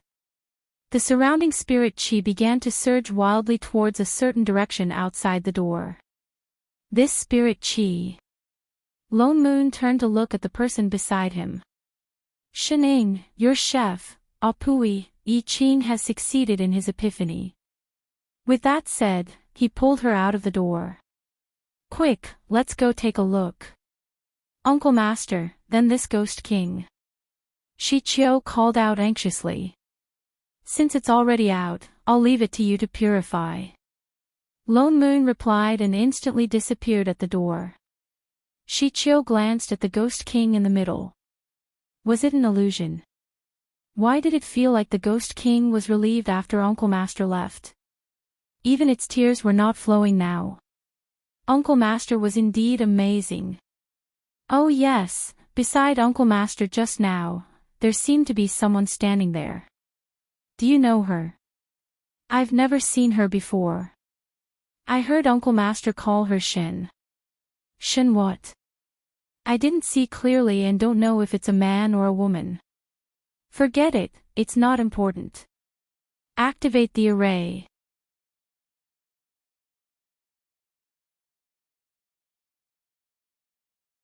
Chapter 19.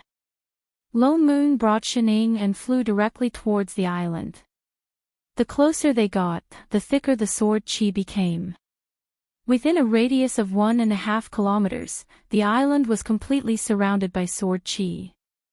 They could not go any further. They could only stop in mid-air and look at the island that was surrounded by strong sword chi and spirit chi. The spirit chi in the air became thicker and thicker. As if attracted by something, it mixed with sword chi and surged towards the island, as if it was about to become solid. Why aren't we moving? Shining reached out and poked the person in front of her. Do you want to die? He turned back and rolled his eyes. Don't you see the sky full of sword chi? If we go any closer, we will be sliced into pieces. Sword chi. Shining tilted her head. What was that? When a sword cultivator has an epiphany, he will release all the sword chi in his body to understand the great Tao.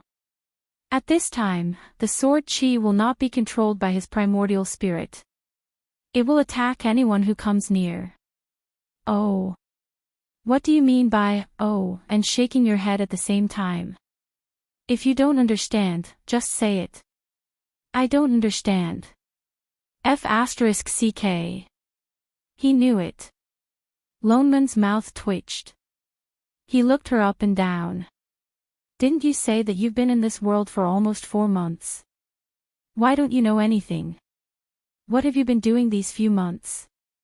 Shining thought for a moment and then said in detail, eating sweet potatoes, eating rabbit meat, eating carrots, and, your pig feed. I asked you what do you know? I didn't ask you for a recipe. So you've been eating, and what the hell is pig feed? Believe it or not, I'm going to fall out with you. Forget it. You just need to know that in his current situation, unless he retracts the sword chi, we can only stop here. Oh. You should have said so earlier. This situation can't last long, at most 15 minutes or so. As soon as he finished speaking, the dense sword chi and spirit chi in the surroundings suddenly retracted. In less than a moment, they completely returned to Yi Qing's body. A golden mark of a sword mark slowly appeared on his forehead. Alright, his sword intent has been formed. Lone Moon heaved a sigh of relief. Just as he was about to fly over, there was a loud boom. A white bolt of lightning fell from the sky and struck the person below. The originally clear sky suddenly darkened. Clouds surged in the sky, and lightning flashed in the clouds, as if something was brewing. Behind him, the peaks of the Black Heaven sect suddenly lit up with spots of light that condensed into a formation, forming a gigantic transparent barrier that enveloped the entire sect. Protective Mountain Formation. He looked up at the darkened sky. This is the nascent soul lightning tribulation. He actually formed his nascent soul directly. Holy shit, if it wasn't so fast. An epiphany had allowed him to jump from the golden core realm to the nascent soul realm. It was practically pole vaulting. As expected of the strongest sword immortal in the future. Sword immortal. Shining paused. Sword chi and sword immortal. What exactly was that? Stop pretending. Lone Moon rolled his eyes at her. Isn't that why you took him in as a disciple? Nope. TSK, you dare to say that you haven't read the book, Immortal Fate? He had a stop pretending expression on his face. Never seen it. How is that possible? If you didn't read the same book as me, how did you transmigrate? I slept through the night playing online games. When I woke up, I was already here. A minute later. Holy shit. He took a step back, almost falling off his sword.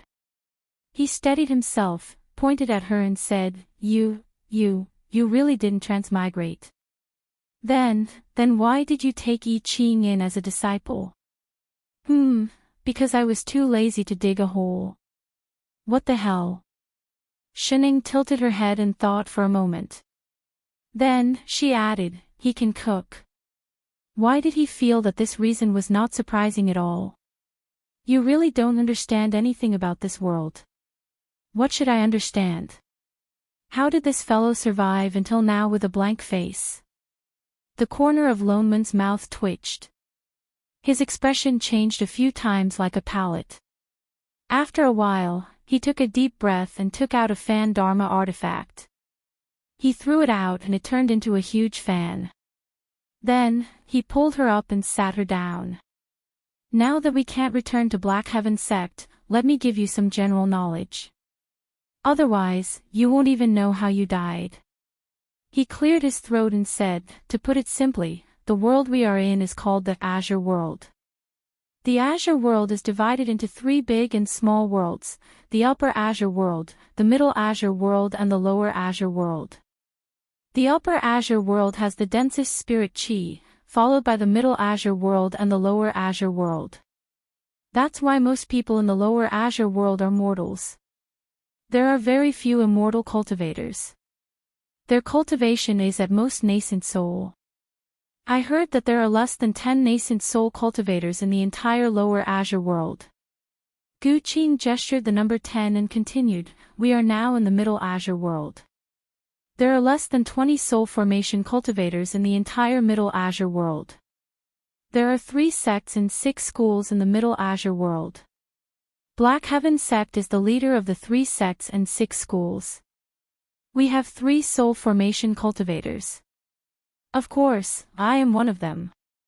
There are 8 other soul formation cultivators in the other 2 sects and 6 schools. Oh, what about the last one? The last one is the Upper Azure World. I have never been there before. I heard that the people there are not very friendly. Lone Moon frowned. It's different from our Middle Azure World.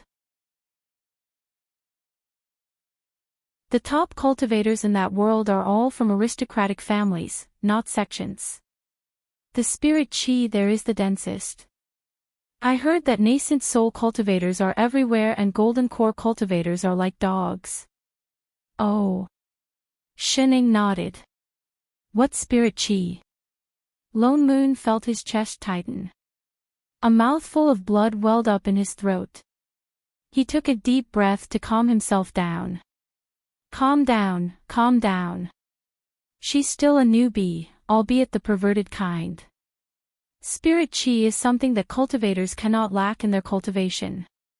It's just like how humans need to eat. Cultivators can only increase their cultivation by breathing in the spirit chi of heaven and earth. All kinds of dharma spells and sword techniques rely on the circulation of spirit chi. Cultivators have different ways of cultivation. They are divided into dermic cultivation, sword cultivation, body cultivation and so on. There are also those that focus on life skills. There are pill cultivators who refine pills, weapon cultivators who forge weapons, talisman cultivators who draw talismans, and so on. I Ching and I are both sword cultivators. The increase in cultivation is divided into several big realms. The beginning stage is called the Qi refinement stage. After that are foundation establishment, golden core, nascent soul, and soul formation. In between the big realms, there are 10 small realms. The first 3 are the early stage, the fourth 8 are the mid stage, the 8th and above are the late stage, and the 10th is the perfected. Then, what about after the soul formation stage? Above that, of course, is immortal ascension. He spread his hands and said, I heard that one can only ascend to immortal ascension in the upper azure world. I'm not sure about the specifics. Maybe when I perfected the soul formation stage, I'll go to the upper azure world to take a look. Oh. So there really are immortals in this world. Interesting. This is all common knowledge in this world. I don't know how you've survived for so long and yet you don't know. Lone Moon once again despised her ignorance. What else do you want to ask? On account of us being from the same hometown, I'll help you again. I only have one question. Speak. What exactly is written in that novel that you read?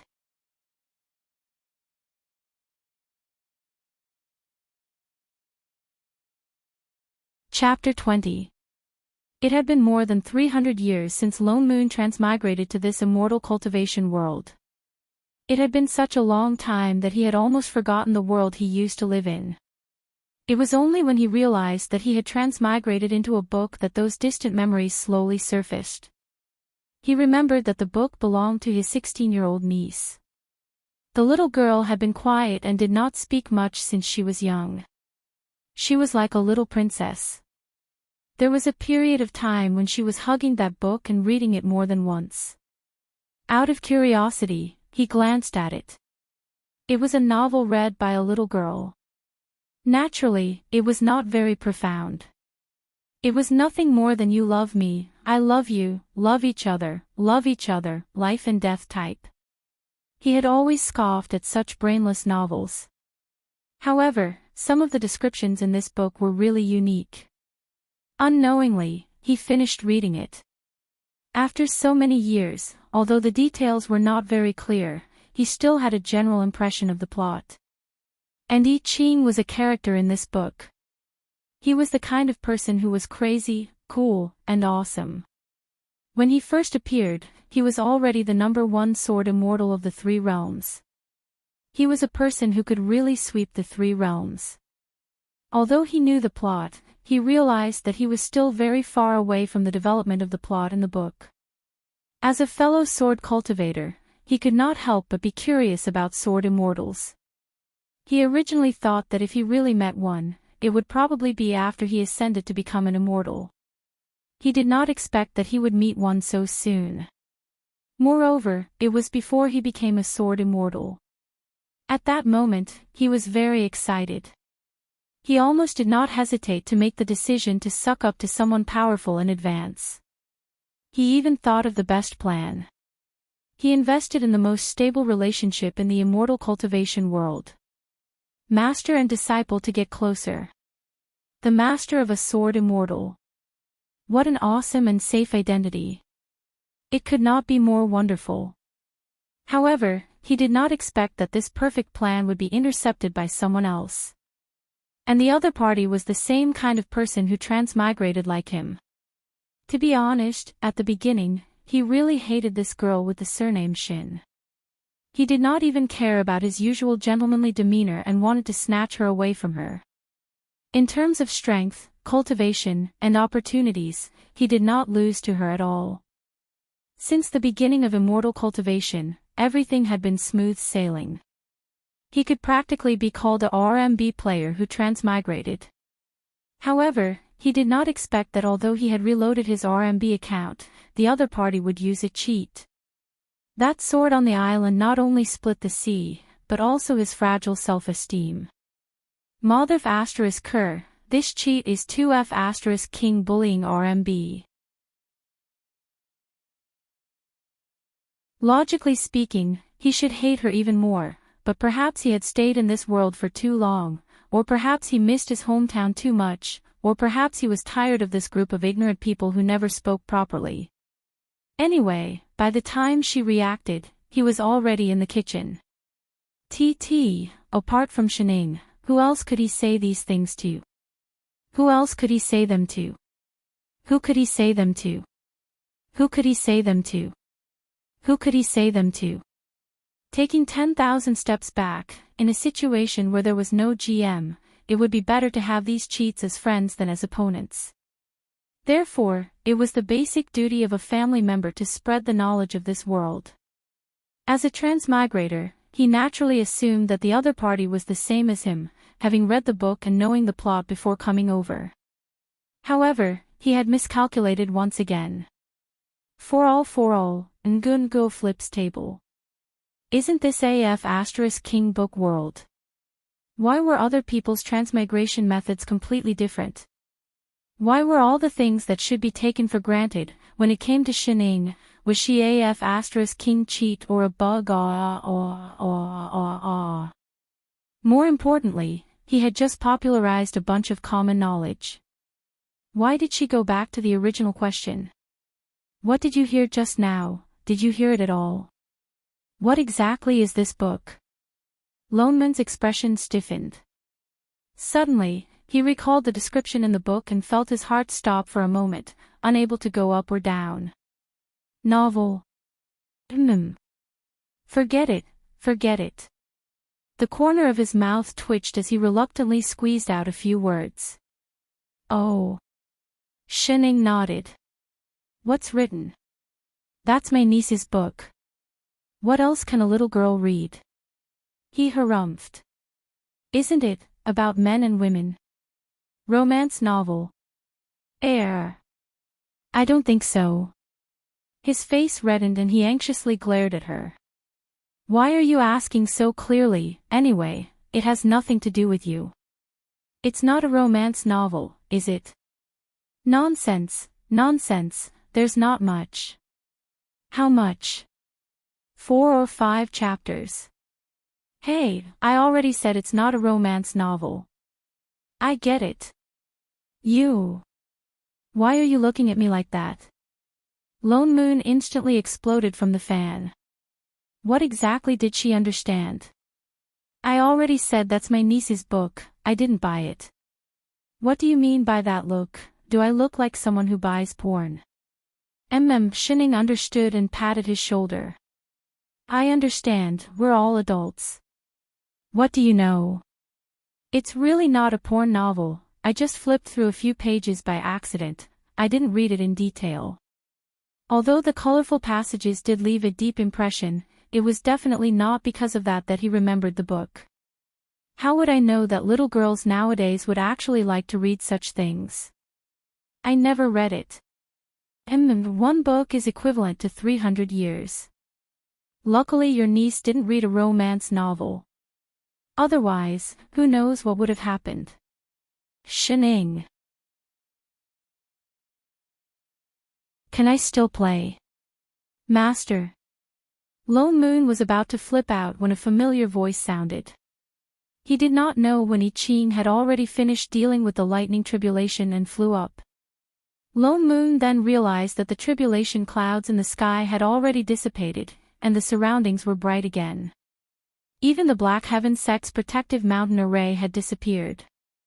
And I Ching's body was emitting the suppressive force of a nascent soul, especially the mark of sword intent between his brows. One could feel sword chi seeping out just by looking at it. He had indeed succeeded in forming his nascent soul, and now he was a nascent soul sword cultivator. You're done. Shining glanced at him. Yes, your disciple has successfully formed his nascent soul. I Ching bowed, his tone filled with unconcealable excitement. He did not expect that an epiphany would allow him to directly ascend to the nascent soul realm, and that it would go so smoothly. All this was thanks to Master's guidance. He really had a good master. Thank you, Master, for protecting me here. Ah. Protecting. Did he? The corner of Loneman's mouth twitched. Please, those array formations were set up by him, all right. What happened to his strong sense of spirit chi? Are you blind, sword immortal? Congratulations, perfected I Ching, for successfully forming your nascent soul. All right, you're my backer, I'll bear with it. Supremacy. I Ching turned back and nodded at him with cupped fists. Compared to the former, he was more polite and not close enough. As expected, it was still not balanced. Shening. Is there anything to eat? Shening suddenly asked. The corner of Loneman's mouth twitched. Are you a freaking rice bucket? You only remember to eat. For all, wait a moment, master. Holy shit, you really do have it. Zero QE Ching walked up to the fan and habitually opened the storage bag beside him. As if by magic, he took out osmanthus cakes, lotus cakes, fish slices, golden milk cakes, small heavenly cakes.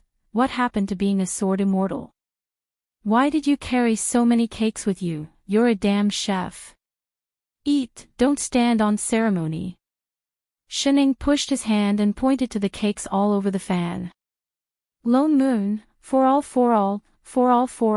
Flip's table, who the hell wants to eat with you? Give me back my sword immortal.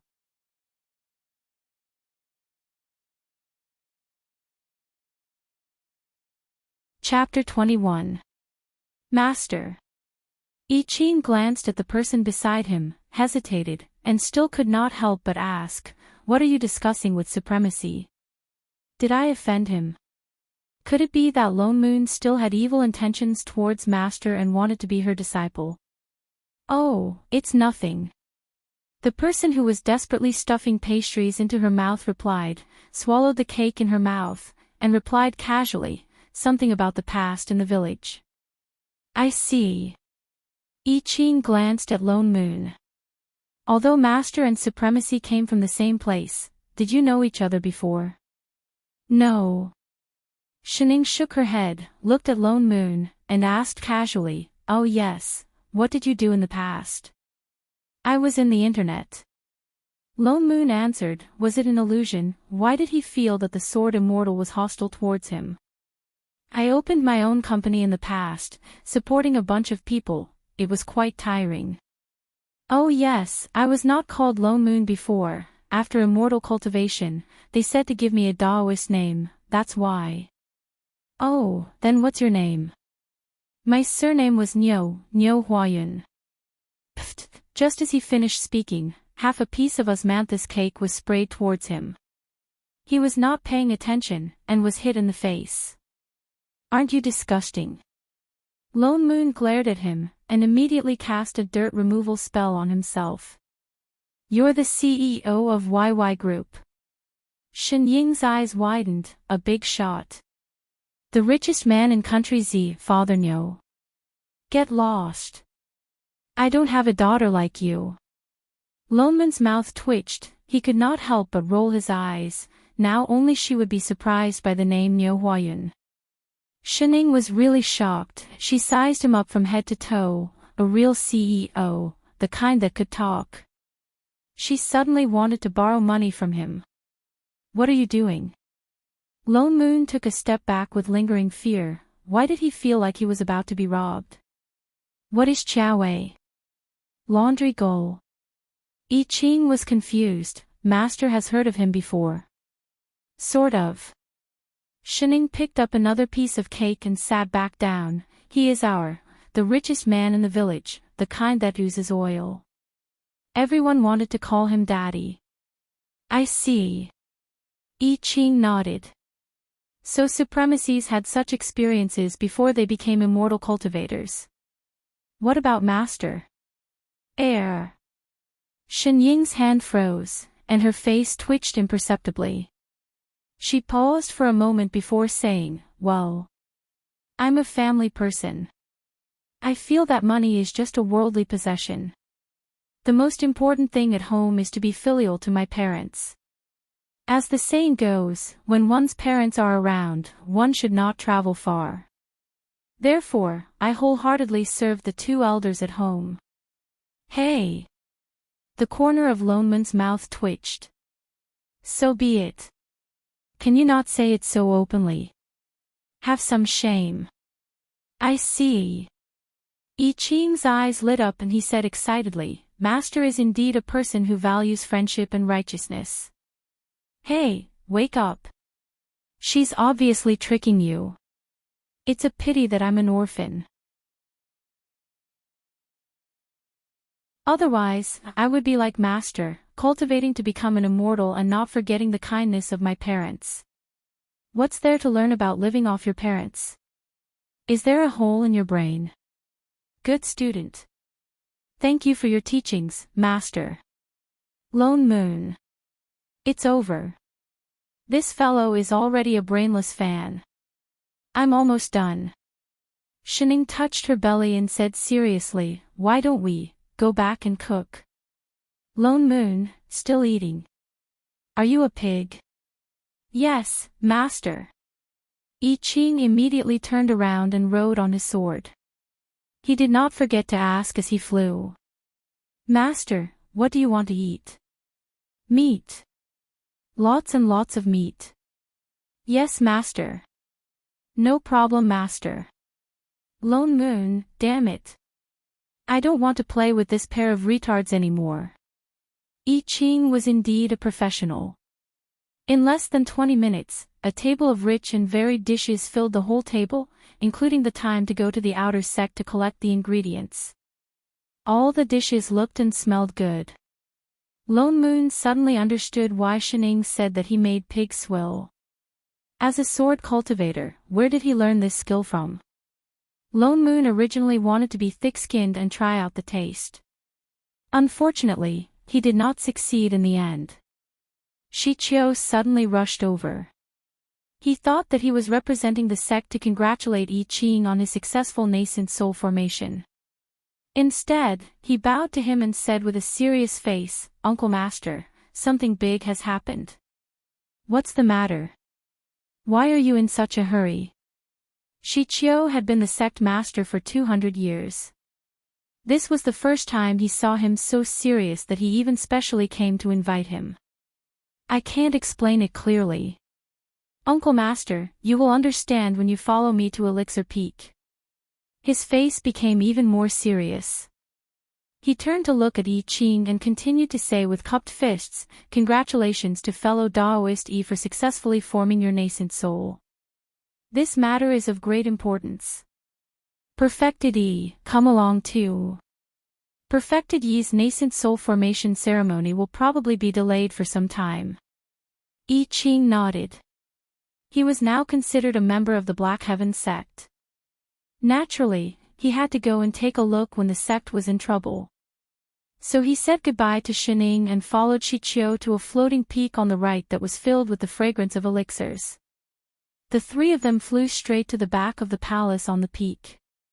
Before they landed, I Ching faintly sensed a strange aura in the air. He paused and frowned. There's Yin Chi of a fiendish cultivator here. Perfected Yi is really sharp. Shichio pushed open the door in front of him. A fiendish cultivator has indeed been here. The two of them looked inside and their eyes widened. There was an isolation array in the room, but inside the array, there was a blood-red light. Glaring red liquid was smeared all over the room. The table, the floor, and the walls were all stained red. There was also some unknown blood paste on them. A naked man was lying in the middle of the room. He was no longer breathing. His face was particularly hideous and his eyes were wide open, as if he had experienced something extremely terrifying before his death. His mouth was already a bloody paste and his tongue was missing. One of his upper body's hands was still stuck in the floor tiles, and the other hand was stiff, probably because he struggled desperately before he died. The lower half of his body had completely disappeared, leaving only half of his corpse. This is... I Ching's frown deepened. Indeed, only a fiendish cultivator could do such a cruel thing. Moreover, there was no aura of a soul in this corpse. Either his primordial spirit had escaped, or his soul had dispersed. "It's the Hall Master of Elixir Peak, perfected Yu Ding." An echo came from inside the room. It was one of the other Hall Masters who had arrived earlier. The 10 Hall Masters of Xiantian Heaven were all present and were checking the situation inside the room. I wonder which fiendish cultivator dared to be so ruthless. He dared to break into Xiantian's sect and kill the perfected nascent soul without anyone knowing. He must be someone with at least a nascent soul cultivation, Shi Qiu added. Not only that, this person is probably very familiar with the matters of our sect. Shichen said fiercely, the life tokens of our Xiantian sect's Hall Masters are connected to the sect. If they are heard in the sect, it will directly trigger the protective mountain array and trap the murderer inside. This person deliberately chose to kill perfected Yu Ding when perfected Yi was undergoing tribulation to form his nascent soul. The protective mountain array withstood the aftermath of the tribulation lightning and automatically activated. No one noticed it, so that he could kill perfected Yu Ding. Indeed. The weapon forging Peak Hall Master also nodded. It takes half a month for the protective mountain array to be activated a second time. She did it on purpose. Sect Master, other than the protective mountain array, is there any way to seal off the entire Xiantian sect? I Ching suddenly asked. There is, Shi Qiu answered.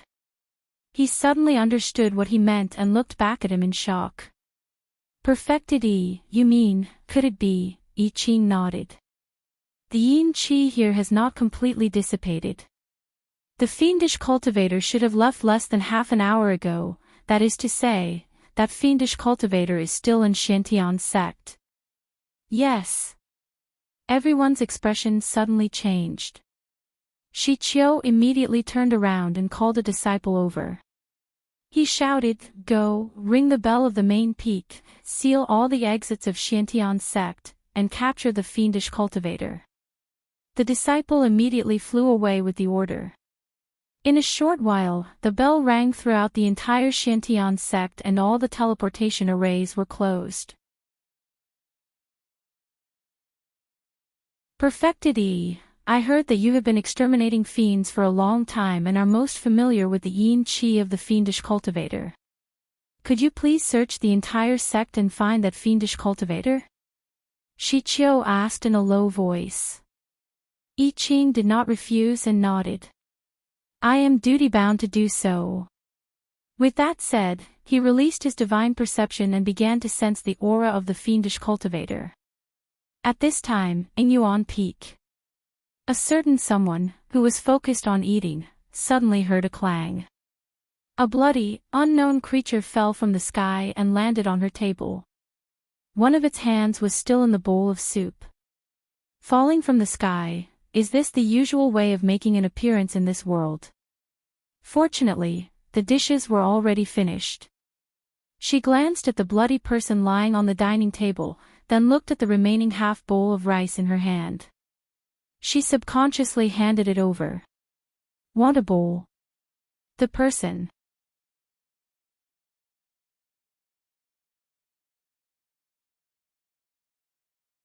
Chapter 22. As a former itinerant cultivator, I Ching had dealt with many fiendish cultivators and was very familiar with their aura. However, the other party was able to sneak into Black Heaven's sect and kill a perfected nascent soul. Even though he was very sensitive to spirit qi, it took him a whole hour to find traces of yin qi. The strange thing was that this aura did not appear at any of the exits but at the bottom of Inyuan Peak not far away. He led the hall masters all the way back to the hut where he lived. Before he got close, he could faintly smell the strong smell of blood. His heart tightened and he quickly walked in. He saw that the stone table in the courtyard was in a mess. The dishes on the table were broken and the vegetable juice mixed with blood flowed all over the table. This is... Shi Qiu was also shocked.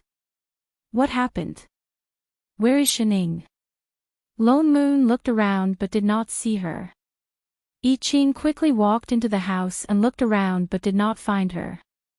He turned to the stone table covered with blood and pinched a hand seal. Suddenly, the whole stone table lit up and an image slowly appeared in the air. It was the scene from an hour ago. A familiar figure was focused on eating. If not for the fact that the food on the table was visibly decreasing, the whole image seemed to be playing on loop. Only when the dishes on the table were all empty did the image change. A person covered in blood suddenly fell down. Dressed in red, her hair was messy and her face was half smeared with blood, but one could faintly see that she was a stunning woman. Fiendish cultivator. Shi Qiu blurted out. He took a step forward and carefully stared at the image. Suddenly, he seemed to think of something and murmured, a female fiendish cultivator at the nascent soul stage, dressed in red, could it be? Qi Qingyu. The female fiendish cultivator in the image was seriously injured. He did not know what she said to the person at the table, but she suddenly grabbed the neck of the person who was still holding the bowl and flew southwest. Seeing this, I Ching's eyes widened. Master! He immediately turned and chased in the southwest direction. Wait! Lone Moon did not have time to stop him. The other party was already gone. He had no choice but to chase on his sword, but the other party flew very fast. He only caught up with her after chasing for a long time. I Ching, calm down. The Black Heaven sect had already been sealed. It would not be too late to give chase after them after investigating the situation of the fiendish cultivator. Shining wouldn't have. Wait a minute. With her abnormal strength, the one who should be worried should be the devil cultivator, right? Why are you so anxious? I know Master will be fine. I Ching did not stop. Instead, he flew even faster. I'm worried that Master will go out alone. So.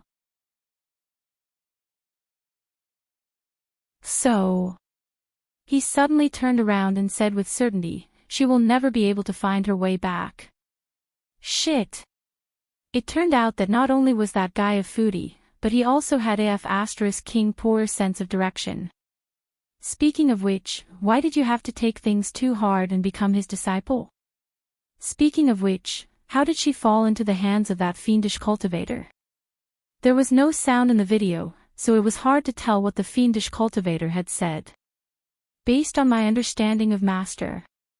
I Ching frowned and hesitated for a while before saying, it's not that she can't defeat that fiendish cultivator. What's that? Master is just too lazy to resist. For all, Ngun this kind of swindler should just die of laziness. Qi Qingyu struggled to fly out of the Black Heaven sect's perimeter. She was seriously injured. Even her nascent soul was on the verge of collapsing, and all the meridians in her body were damaged beyond recognition. Old thief Yu Ding was indeed cunning. Even though she had plotted for so many years, she had finally waited for this opportunity. She did not expect to be tricked by him before she died. Her body could not hold on any longer. If she did not regulate her breathing, she would lose her life. She had no choice but to find a secluded spot and stop. Only then did she let go of the person in her hands and push her away. She did not know if it was because of her injuries, but she did not push her away. Instead, she took 2 steps back. She desperately suppressed the blood rushing up her heart and looked at the person in a low voice. Seeing that you're obedient, let's go. I won't kill you. The bell had already rung. The Black Heaven sect had already discovered what she had done. All the exits had been sealed, so it would be very difficult for her to break out. She had originally wanted to grab a hostage and try her luck. She did not expect her luck to be so good. She grabbed the person and walked out of the mountain gate. Not only did no one stop her, even when they met the patrolling guards, they avoided them as if they could not see them. It seemed that even the heavens were helping her, allowing her to avenge this blood feud. She raised her hand to conjure a spell to release the restraints on the person's body. The moment she activated her spirit chi, she felt a sharp pain in her meridians again. Blood chi surged out, but she suppressed it and shouted angrily, "Hurry up and leave before I change my mind." The person on the other side was stunned for a moment, then nodded and replied, "Oh." With that, he turned and left.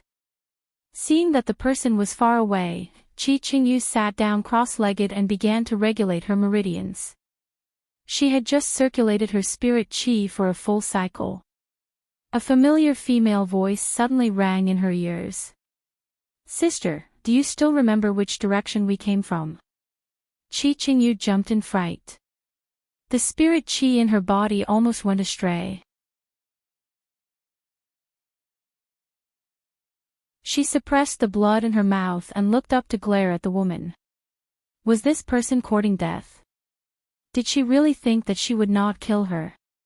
She took a deep breath and suppressed the anger in her heart. Pointing to the right, she said, "That way." "Oh, thank you." The other party nodded and smiled back, then walked away in the direction she was pointing. Chi Qingyu closed her eyes again and continued to regulate her breathing. She had just completed half a cycle. "Sister, are you sure it's this way?" The familiar voice sounded again.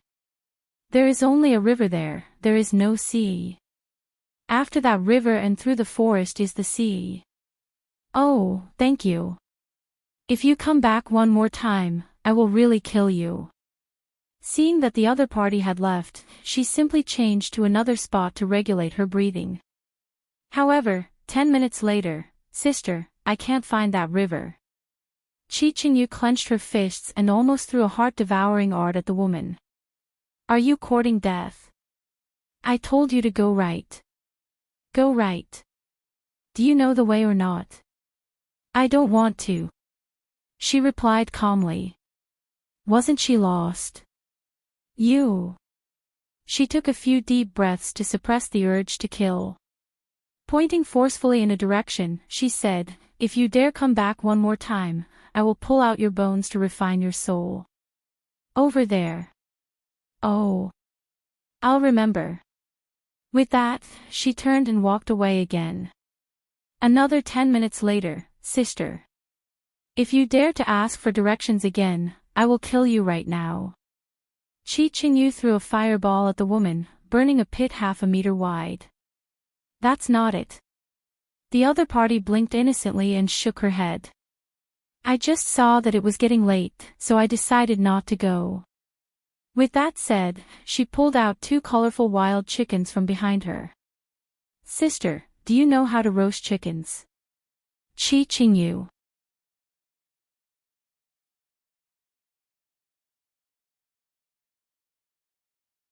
Chapter 23.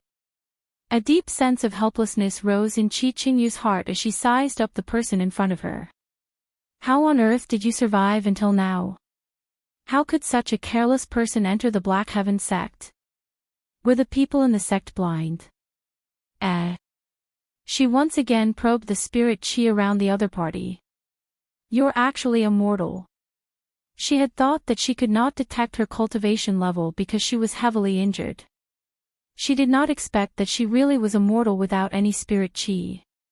Even the maidservants of the Black Heaven sect had cultivation levels, yet she did not have any spirit chi.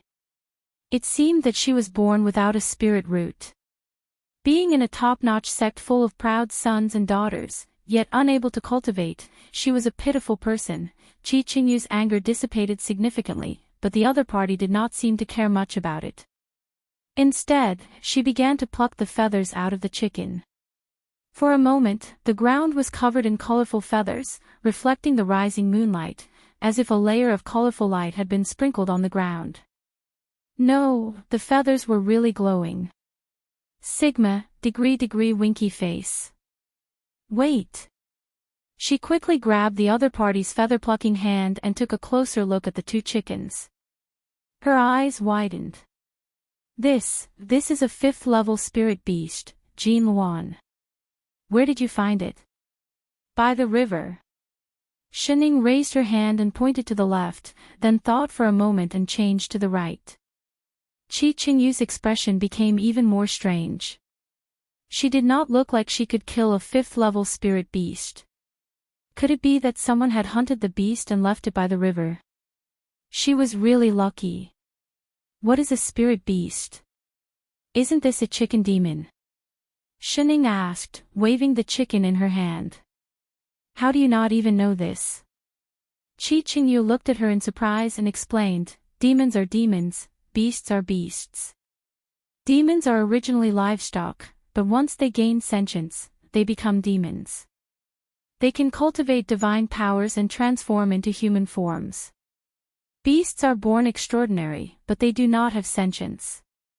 Only by cultivating to a high level can they transform into human forms.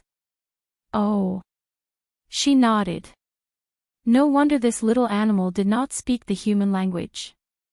Then can it be eaten? The corner of Chi Qingyu's mouth twitched. Was this the point? Thinking about it, she was just a mortal and needed to eat. Thus, he made a hand seal and ignited a ball of fire on the ground. The meat of a spiritual beast contains foul air. You can only eat it after refining it with spiritual fire. After saying that, he directly took over the spiritual beast whose fur had already been plucked from her hands and roasted it over the fire. Shining, be good and wait for your food. Omega Chi Qingyu first refined the turbid qi in the demon beast's head before using her spiritualized blade to cut it open. Indeed, she found a shiny blue pearl inside. It was a thumb-sized 5th-level beast core, and it was of the water element. He could not help but lament the luck of this mortal once again. He was able to pick up the corpse of a rank 5 spirit beast just by walking around. Furthermore, the person who killed this spirit beast did not take away the beast core. She directly took out the beast core. Such a complete inner core was very rare. She threw it to the person beside her. Catch it. Keep it well. Shining caught it and glanced at it. Then, she tossed it back. I don't want it. You can have it. You want to give it to me. Chi Qingyu stared at her in disbelief. She was just short of writing the words, "Are you stupid?" on her face. Don't worry. I promise to let you go and I won't go back on my word. Although this is a 5th-level water element spirit beast core, it is a divine healing medicine. Since you picked up this spirit beast, it is destined to be yours. I don't want to snatch away other people's opportunities. No need. She had a lot of beads. Chi Qingyu thought that Shining did not understand the benefits of this item. She could not help but add, although you are a mortal, a 5th-level beast core is hard to come by. You will definitely be able to exchange it for a lot of benefits. Oh, then I'll give it to you. She would take it as the labor fee for roasting the chicken. Is the chicken cooked? You.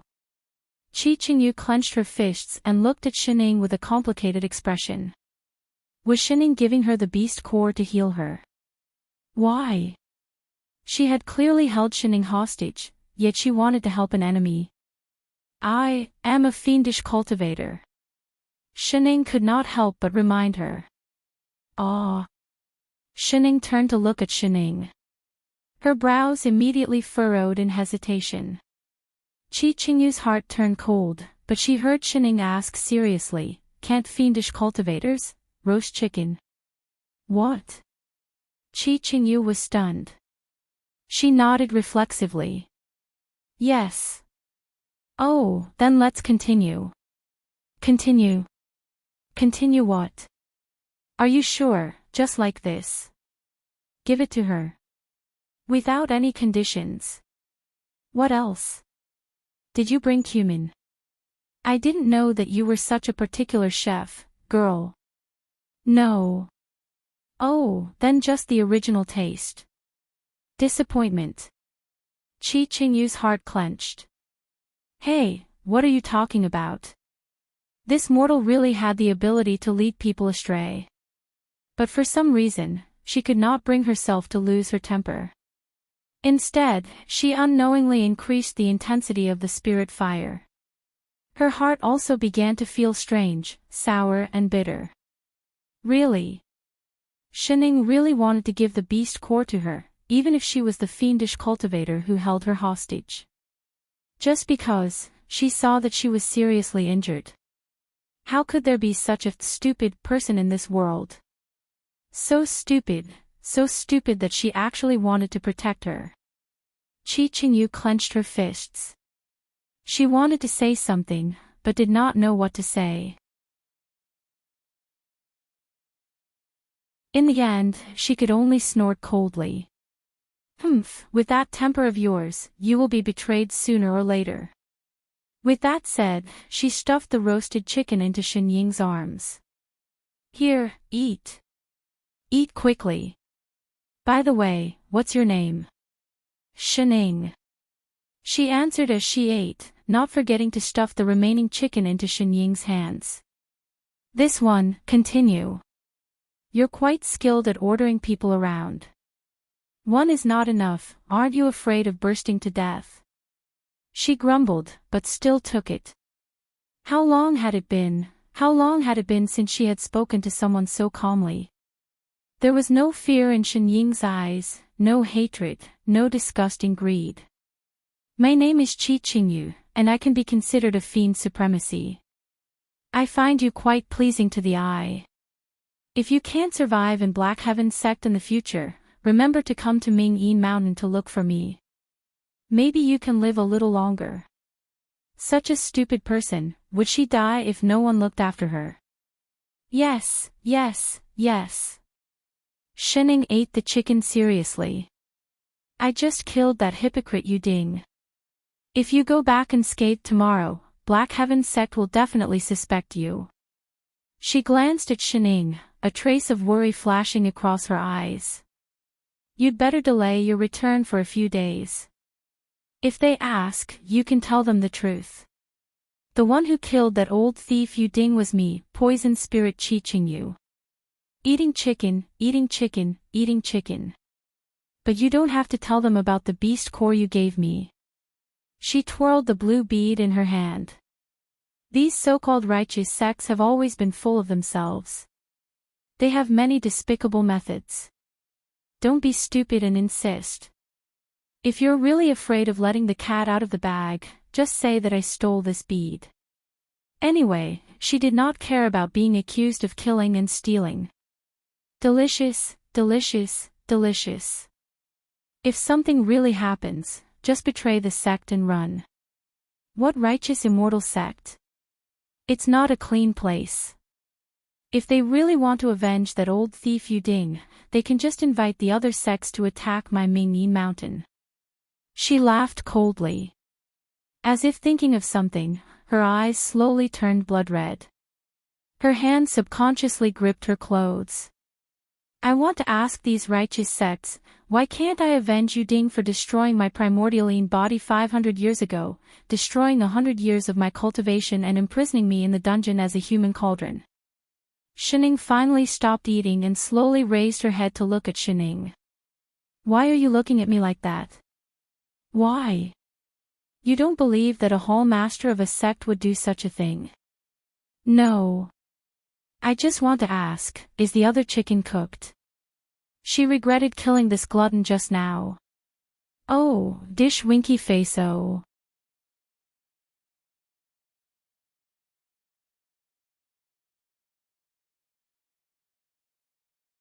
Chapter 24. Qi Qingyu used the beast core to regulate her breathing for an entire night before her meridians recovered by 10 to 20%. In order to avoid being tracked by the Black Heaven sect, she had deliberately chosen a place with thin spirit qi. This had caused her injuries to heal too slowly, but fortunately, they would not continue to worsen. Perhaps she would be able to return to Mingyin Mountain at night. The only thing that worried her was, what about Shining?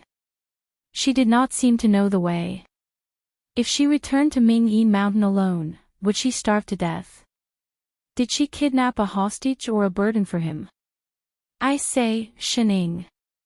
Qi Qingyu was just about to speak when she heard the sound of rushing wind. Her heart tightened, she grabbed the person and retreated 10 feet away. The next moment, a sharp sword overflowing with enrich stabbed into the ground where she had been standing. Who's there? Come out. She turned to look at the trees on her right. Not long after, 2 black figures slowly walked out from inside, both dressed in gray robes. The one walking in front chuckled, revealing half of his skinny face. Heh, so it's Demon Sovereign Impermanence here. By how, sorry to disturb you. By how? Your blood fiend Yu Yan's guardian. Qi Qingyu's expression tightened as she looked at the 2 people with ill intentions. So fiend supremacy knows me. The person chuckled. That's right, fiend supremacy Yu Yan is our master. Why are Yu Yan's people looking for me? I heard that fiend supremacy impermanence is a peerless beauty. Back when she was cultivating, she was the #1 beauty of the 3 sects and 6 schools, and people called her Fairy Yu. The 2 of us have always admired your elegance. Now that we are passing by, we specially came to pay our respects. Humph, don't play this game with me. Tell me your purpose. Fiend supremacy, you misunderstand me. Bai Hao's smile grew colder. Just as he was about to explain, the person beside him could not help but interrupt. Senior brother, don't talk nonsense with her. Look at her, she is obviously seriously injured. Even if we want to do anything, what can she do to us? The person looked straight at Qi Qingyu, his eyes burning as if he wanted to swallow her whole. I heard that she has a rare purine body. Dual cultivation with her can greatly increase one's cultivation. In the past, she was a nascent soul supremacy and we could not touch her. Now that she is seriously injured, what are you waiting for? Hurry up and pluck her. Junior brother Renee, she's such a beauty. Why don't you know how to cherish her? Humph. Are you going up or not? If you're not going up, then I'm going to start plucking. This is a nascent soul. After plucking her, I can also form my nascent soul. After he finished speaking, he even swallowed a mouthful of saliva. Shameless. Qi Qingyu gritted her teeth in anger. She wanted to activate her spirit qi to form a hand seal, but she felt a sharp pain in her chest, as if thousands of swords had pierced her heart. She could not move at all.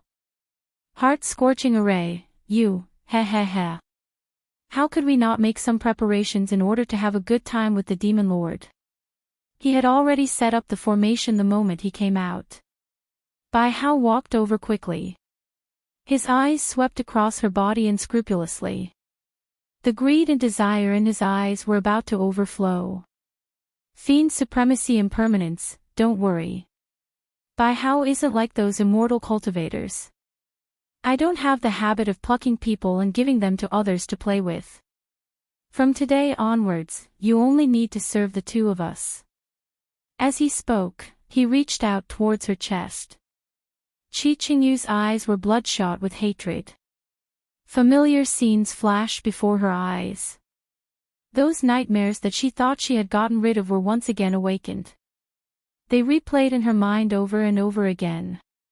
It turned out that even if she had turned into a demon, she still could not escape. Her eyes were filled with despair. She watched as the hand came closer and closer. Suddenly, another hand grabbed the claw, and a cold and emotionless voice rang out. Perverted hands will be chopped off. Bai Hao was shocked. He did not realize that there was another person beside the Demon Lord. Upon closer inspection, he realized that the other person was just a mortal without any spirit qi. He heaved a sigh of relief. He wanted to retract his hand, but found that he could not. There's another woman. Renee, who was behind him, took a step forward. His lustful gaze shifted to Shining. Ha ha ha ha. That's great. Senior brother, this person belongs to me. Shining. Qi Qingyu panicked and shouted, don't touch her. She had actually forgotten that she was still here. She had wanted to protect this young lady, but she did not expect that she would be implicated. She did not care what happened to her, but Shining was still a pure lady. She could not let her experience those disgusting things. She is just a mortal. She has nothing to do with me. If you dare to touch her, when my cultivation recovers, I will devour your bones and refine your souls. Humph, you can't even protect yourself and you still want to save her. Ren'Yi did not take her threat to heart. Mortals really cannot be plucked. Why don't we turn them into puppets? With that said, he summoned his weapon and was about to conjure a hand seal. But Bai House suddenly shouted, "Stop! Senior brother!" Ren'Yi was stunned. "Fiend Supremacy Impermanence, we have offended you today. Please forgive us, Fiend Supremacy." Bai House suddenly spoke respectfully. His eyes no longer had the smugness from before. Instead, they were filled with fear. "Senior brother." Ren'Yi looked in disbelief at this person who had suddenly changed his mind. "Shut up." Bai Hao turned back and glared at him, stopping him from speaking. He turned to Qi Qingyu and said even more respectfully, "Bai Hao will personally go to Mingyi Mountain to ask for forgiveness from the Supremacy." With that said, he conjured a seal with one hand and undid the array on the ground. He took out a bottle of elixirs and handed it to her. "The Supremacy's injuries are not light. As a fiendish cultivator, we should be on the same side. Here is a bottle of 5th grade rejuvenation elixirs. Take it as an apology." "Are you crazy?" Ren'Yi was even more shocked, but he was stopped by the other party's look. "What do you want this time?" Qi Qingyu looked at the elixirs in his hand. "I just want to form a good relationship with Fiend Supremacy Impermanence." He chuckled.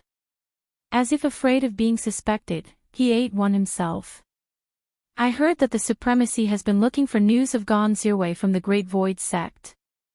I happen to hear that this person has been hiding on the Sword Comprehension Peak of the Great Void sect.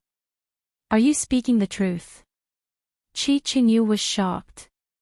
Her eyes turned red and filled with murderous intent. "I dare not lie to the Supremacy." Qi Qingyu gritted her teeth. As if recalling something, her eyes burned with hatred. She had been looking for so long. So he was hiding there. "If the two of you have nothing else." Bai Hao looked up and said tentatively, "Can the two of us take our leave first?" Qi Qingyu took a few deep breaths before she could suppress the anger in her heart. She took the elixir from his hand and said in a low voice, "Scram." With that, Bai Hao's hand loosened. He was overjoyed. Bai Hao will take his leave. With that said, he grabbed Ren'Yi, who was full of complaints, and quickly flew away. In an instant, they disappeared, as if they were being chased by evil spirits. "Senior brother, what is the meaning of this?" After flying for a distance of 50 kilometers, Ren'Yi could no longer resist shaking off the other party. "You actually let go of such a good opportunity. With our talents, if we miss this opportunity, we may never have the chance to form our nascent souls again." Bai Hao stopped, then suddenly hugged his right hand and knelt down. He opened his mouth and spat out a large mouthful of blood. His entire right hand hung on the ground at a strange angle. "Senior brother." Ren'Yi was shocked. He hurriedly grasped the meridian of his other hand and felt it. His eyes widened. "Senior brother, your golden core. How can this be? When did you get so badly injured? If we had stayed a moment longer, not only would my golden core have shattered, we would have both died there. How is this possible?" Ren'Yi's face was full of shock. Unless Qi Qingyu was faking it. She wasn't injured at all. "It's not her, it's the other one." As if remembering something, he suddenly shuddered. "The other one? You mean?" " Yes." He was a 5 elements trash spiritual root, yet he was able to safely reach the peak of Gold Core realm and maintain a position among so many devils. It was all because of his superhuman acuity that he could always sense the arrival of danger at the first moment. And in the instant that the woman beside Qi Qingyu grabbed him, he felt a terrifying murderous aura that he had never felt before. It was so overwhelming and airtight. In an instant, he felt that there was only one word left in his mind: death. He didn't even notice when his golden core was shattered. That person was too scary. But, isn't that immortal? There was clearly no spirit chi. I'm not sure either. By how clenched his still trembling hands. But that person is definitely not simple. Remember, if you meet that person again, the further the better. You're tuning into the LoveLore Library YouTube channel. We're so grateful for your support, and don't forget to subscribe to join us on this incredible journey through captivating stories.